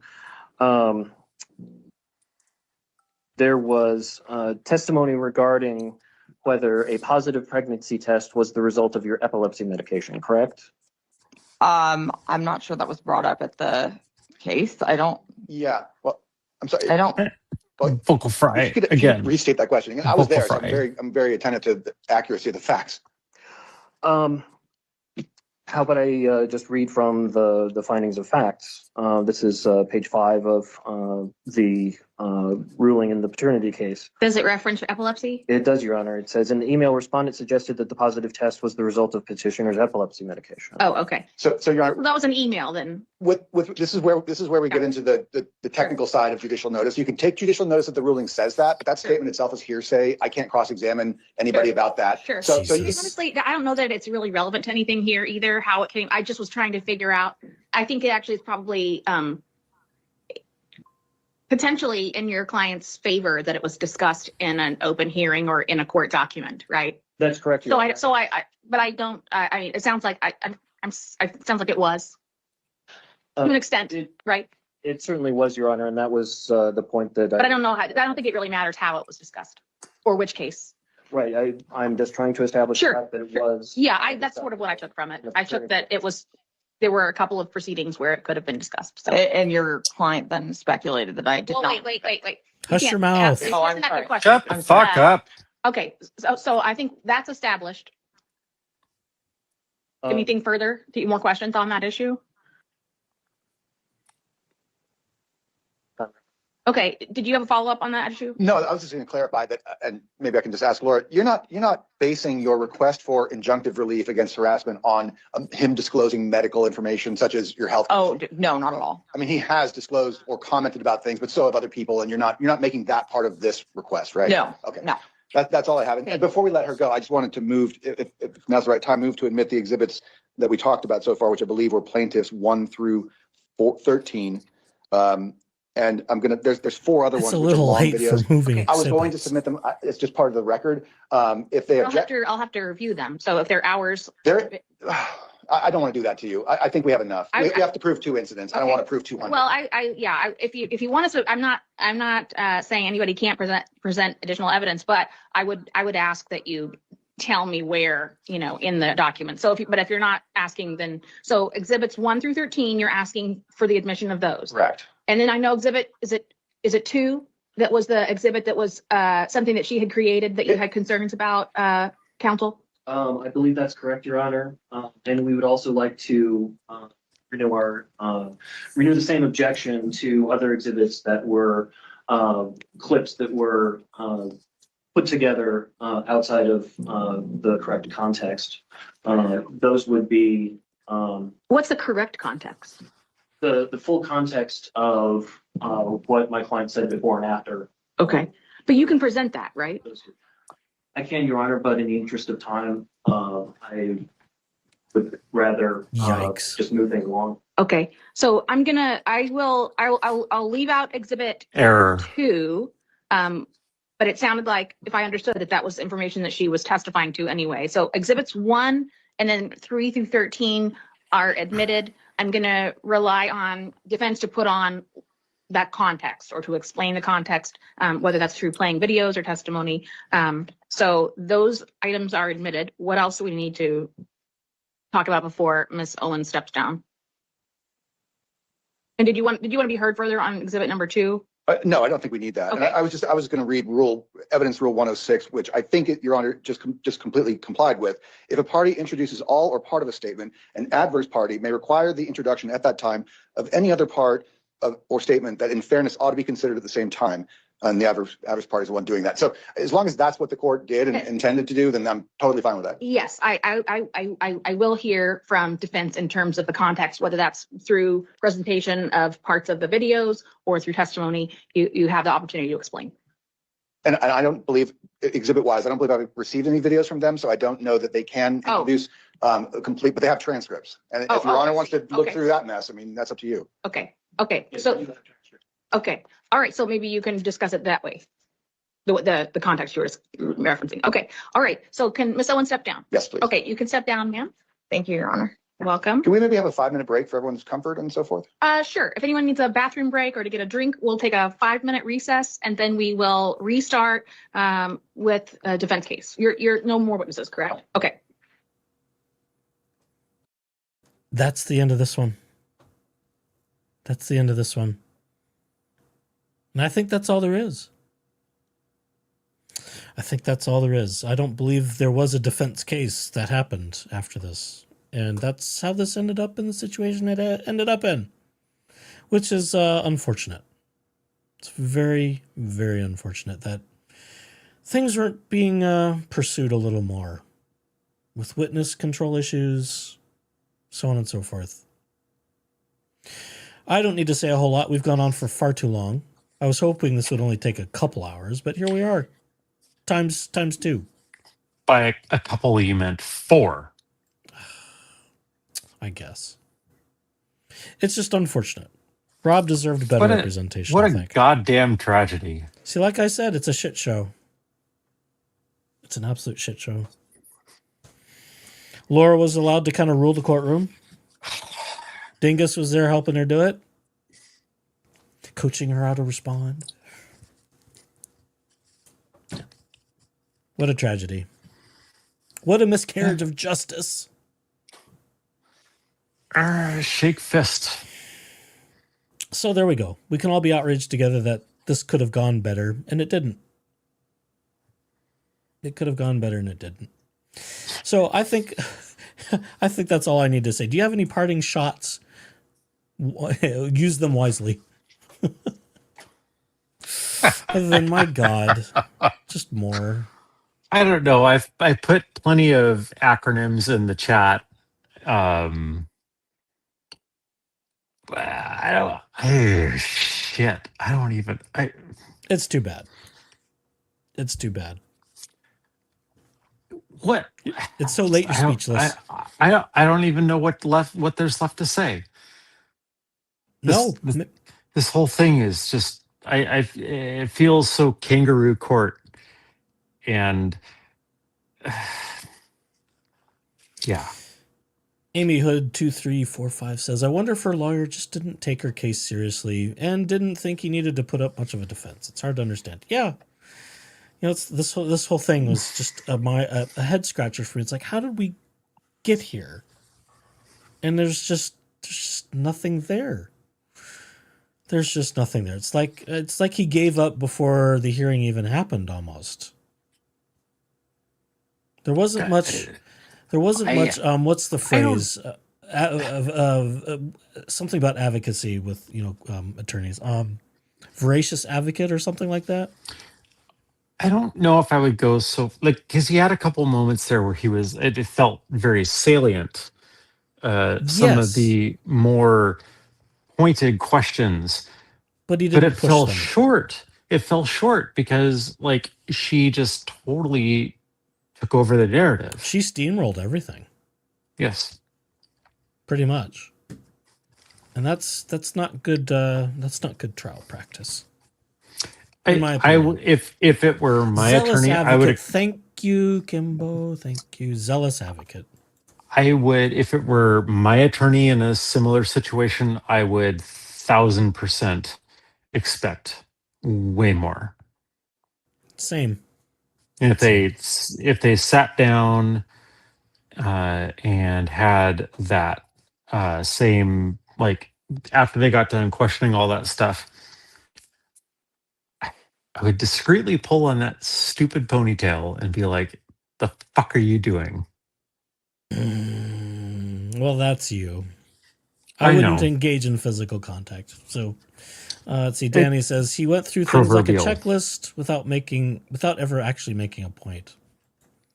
That's an okay assessment, I suppose. It's just, where's the spark? Where's the fire to defend your client from this person who's got a history of vexatious litigation? Yeah. and ruining men's lives and so on and so forth and facing 14 felonies. And God knows where the bankruptcy is going to go. Where's the fire to defend this client? Very disappointing. Apparently, it's just like a match rather than a bonfire, which it has every right to be a giant fucking bonfire. But okay. I mean, it's like he wasn't prepared. Danny says he would let her give her answer and then move on. It's like, okay, I've got to do something. I've got to ask a couple questions. All right, I'm done. And I know Rob is friendly towards this channel, and I think Rob is generally friendly towards everybody. Yeah. He doesn't seem like a bad guy. Okay, say what you will about how he chooses to comment and approach things. Correct. That's not my business per se. We can comment. It's become a public saga as part of this mess, this magnum opus of craziness with Laura Owens. Right. Look, if I were just to have a second to address Rob directly, I would be like, look, bro. You said some stuff. This is going to be difficult. Buckle up. You said some shit. Get a lawyer that can match that energy. Because, come on. Like the warmth of a snow pea. It's not. The energy. You got to find somebody that matches that energy. Miss Owens, you do know that you can't actually slap someone through the phone, right? Okay, yeah. You know you can't slap someone through it. Okay. Oh, but I still felt threatened, and no, that's literally not possible to do that. Yeah. So, like, Rob, please, for the sake of most of us that get dragged into this, like my innocent self that echoes tortures me with night after night and day after day, please get some zealous advocacy for yourself. Yeah. Okay. And maybe the limited amount of time to respond to the hearing, just because everyone said, "Oh, he's a good lawyer." It's like, well, this is not a good performance. Well, the early signs were good. The response, the initial maybe he's response, better on paper than he is in a courtroom. That happens. Maybe he's not the best trial attorney. Some people are much better at the writing portion, and there are people who are much better at the trial portion. And that's why it took three attorneys with the paternity matter. Isabel was there sort of as tech support. Deandra and Greg Woodnick did the questioning. Very strategically had Deandra doing lots of cross-examination where it was going to be intense. And, trying to do the man-woman thing was probably not going to be in their favor, just as Omar had Rachel Juarez as co-counsel to do the same thing. Brilliant. You're going to have somebody that's like at the podium and trying to like litigate this live. Okay, this is woman to woman. We're going to go at it. Are you ready? You need somebody who is aggressive that can go after that type of personality. That like you gotta do that.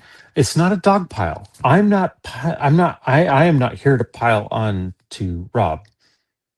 You've already got enough shit. Rob's been through enough with this. Yes. This is not a picnic. But please, like, do the right thing here. Get somebody that can stand toe to toe with somebody who is this aggressive. That you can. You've got to match. You've got to go toe to toe with people like Jingris and Laura. You have to find somebody that can shut this down and control the dialogue. Otherwise, they will like Elo and Jingris as crazy and nutty as they are. They will run you over with a paver. So please, like you just like it right out of a scene like Roger Rabbit at the end. They will steamroll right over you, and that'll be the end. So, like, this, And I Do see yourself Rob a has made a favor. response there. So, and again, we send our best wishes to Rob because, you know, this Yes. is just kind of a Seriously. sort of Yeah. like the black spot, you know, it's like, oh, this isn't a good thing to Look, have happen. I get it. And thank you for hearing us. I know you can't say anything. Obviously, this is an active to do.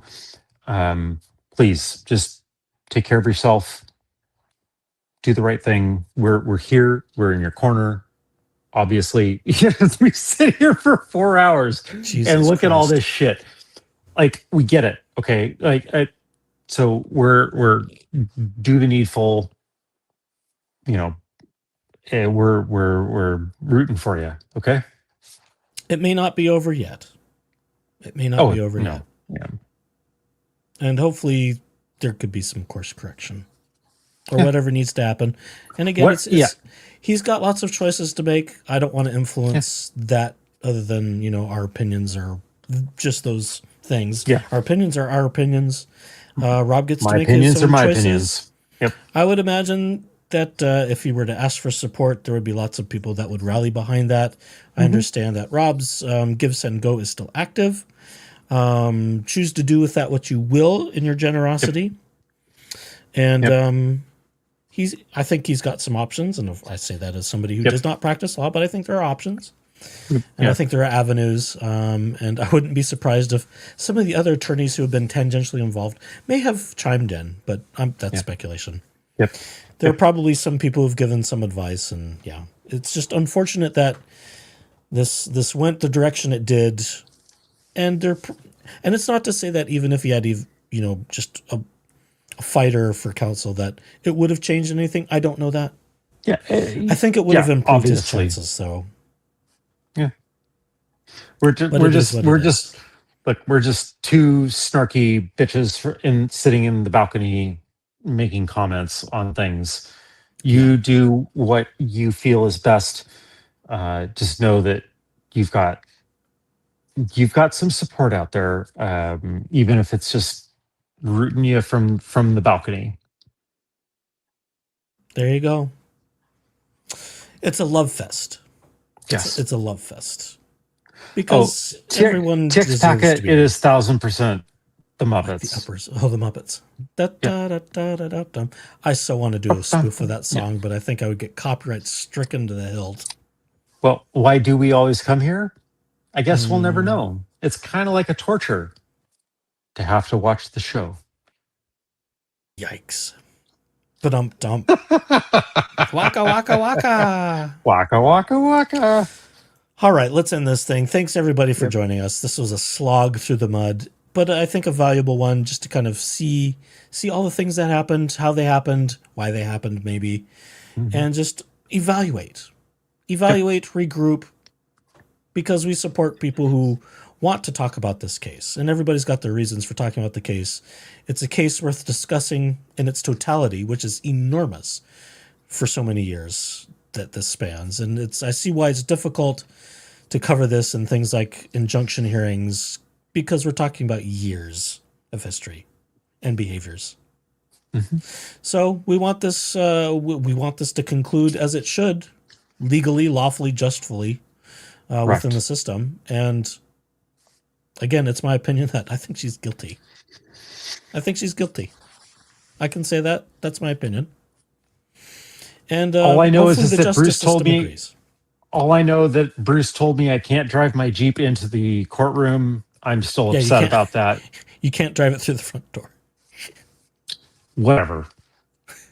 Yeah, pity for you, huh? Yeah. Well, bork. Bork. Yes.